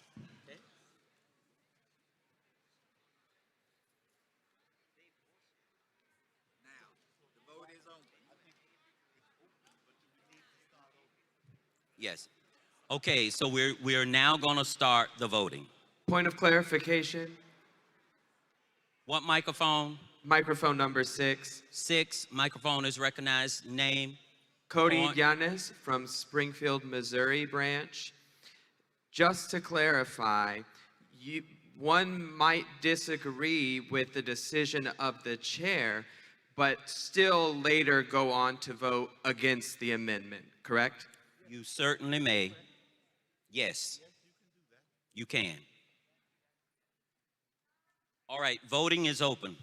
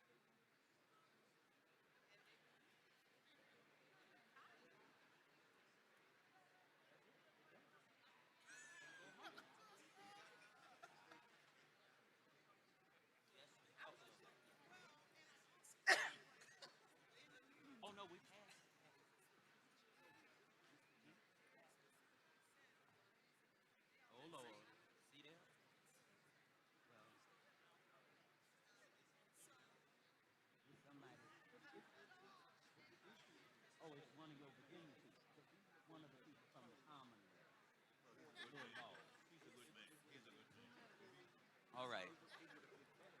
Delegates, the voting is closed. And the decision of the chair stands. All right. Mr. Chair, Madam. I move that the entire legislative section be adopted. Is there support for the legislative session? All right, let's prepare to vote. Is there discussion? I see and hear none. You guys gonna get out of here early today.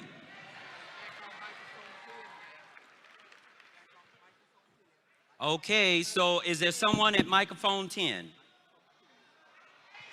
Okay, remember what I said. If we can't see you because of the signs, then all you do is say delegate at microphone so-and-so. So, microphone 10 delegate is recognized. State your name.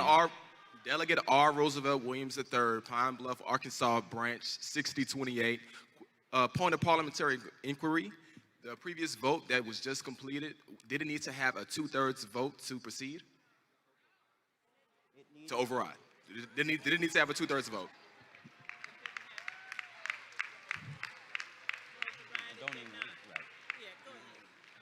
Okay, so voting is open on adopting the legislative section. Voting is open. Vote green for yes, red for no, yellow to abstain. Hello, excuse me. I'm sorry, what Chair. microphone? What microphone? Microphone 8. Microphone number 8. And what, a delegate, state your name. R. Roosevelt Williams III, Pine Bluff Branch 6028. Point of parliamentary inquiry. The vote that was just completed didn't need to have a 2/3 vote in either way. Did it need to have a 2/3 vote to override? The no would have needed a 2/3 vote. Thank you for clarification. Okay, voting is continuing on the legislative section. Also, if you have not voted for the convention board seat, please make sure you check your email or your text message and get your vote in. Mike 8. Mike 8, delegate is recognized. Please state your name and your purpose. Amaya Shirley, president of VCU chapter 7773B. And Mr. Chair, I have a question. I would like to redo the previous vote on the grounds that voters did not understand exactly what they were voting for. There was no clarification. They did not understand the language as it was switched from what it was before. Delegate, So I would, delegate, I believe the consensus, and it is at this moment in time, we're going to say that I was confident based on the discussions we had that individuals, we changed, we clarified, we did everything we could to make sure that people were able to cast an informed vote. and If someone did not understand before they voted, they needed to make that time. So I'm going to rule this out of order at the moment, okay? All right. Also, voting is closed on the legislative section, and the legislative section is adopted. Mr. Chair, I move that the Veterans Affairs section be adopted. Is there support? And if you're a veteran, you may want to stand in support.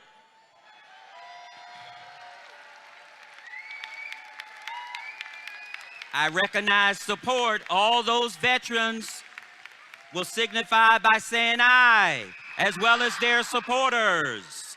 And any of those who oppose, I hear and see none. The Veterans Affairs section is adopted. Did you announce legislative? Okay. Mr. Chair, delegates.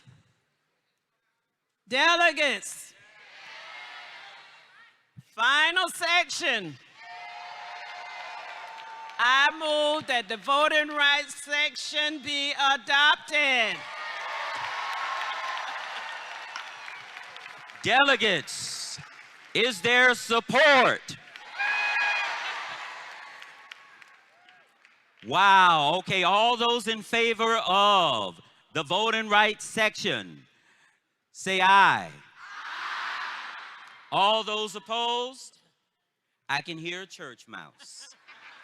Thank you, delegates. You have adopted the resolutions for the 117th convention. We will turn over. First of all, stand up and give yourself a round of applause.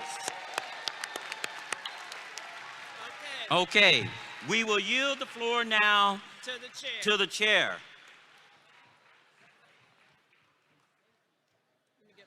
Please remember to turn in your clickers. All clickers need to be turned in.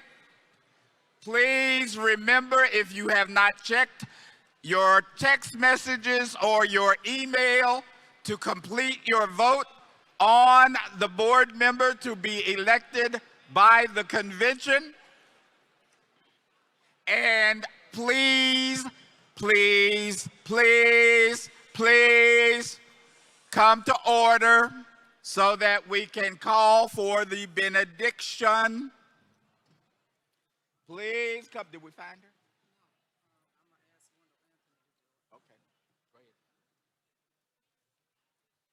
Wow. What a day. After hours of debate, discussion, and true deliberation, we have completed the review of over 92 resolutions. Congratulations.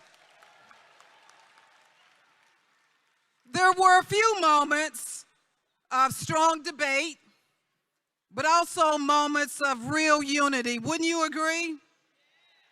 It wasn't easy, but we just did the hard work of democracy as a body. Folks, I'm going to ask that you please not leave the room. You know why? Because we need to seal everything that we voted on in prayer. And I'm going to ask the Reverend Dr. Wendell Anthony to come to the stage for the benediction.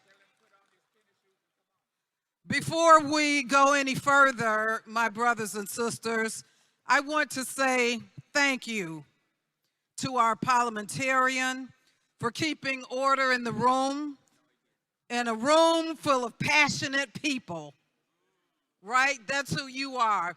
And to the Resolutions Committee, who spent months, not hours, somebody say months. They spent months preparing for what we voted on today. And to every delegate who stood at the microphone, whether your resolution passed or not, because showing up to be heard is in its own form courage, and it represents passionate engagement. So thank you, delegates.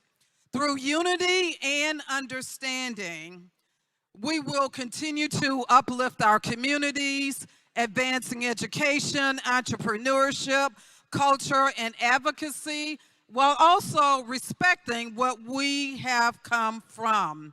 We are not just celebrating our past, we are actively shaping our future. So I challenge each of you to carry what happened in this room out into our own communities, because the same discipline that it took to get through these 100 plus resolutions is the same discipline that it will take to change a school board, a city council, or a state house. This is our time. Somebody say our time. This is our time to actively and be active, boldly, uplift each other fiercely, and keep this momentum alive. Because the power to transform our community and the world is in the hands of us. We, the people, now more than ever. Thank you.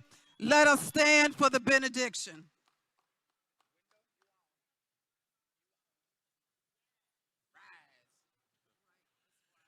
Can we just stand for a word of thanks and appreciation as we depart from this place?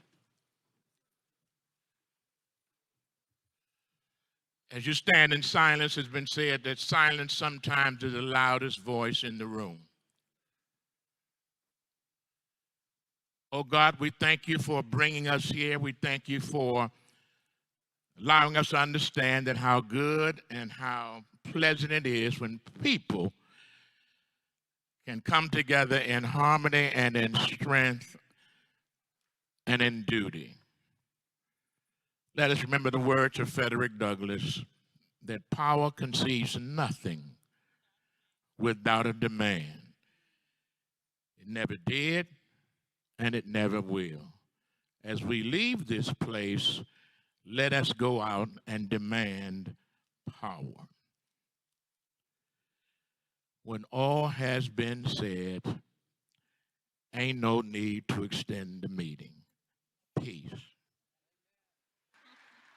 Thank you for joining us in today's resolutions meeting. Feel free to explore the other events being held today and visit the NAACP shop. Join us tomorrow as we conclude our convention with morning sessions and closing ceremonies at the Spingarn Awards banquet. Have a great rest of your day.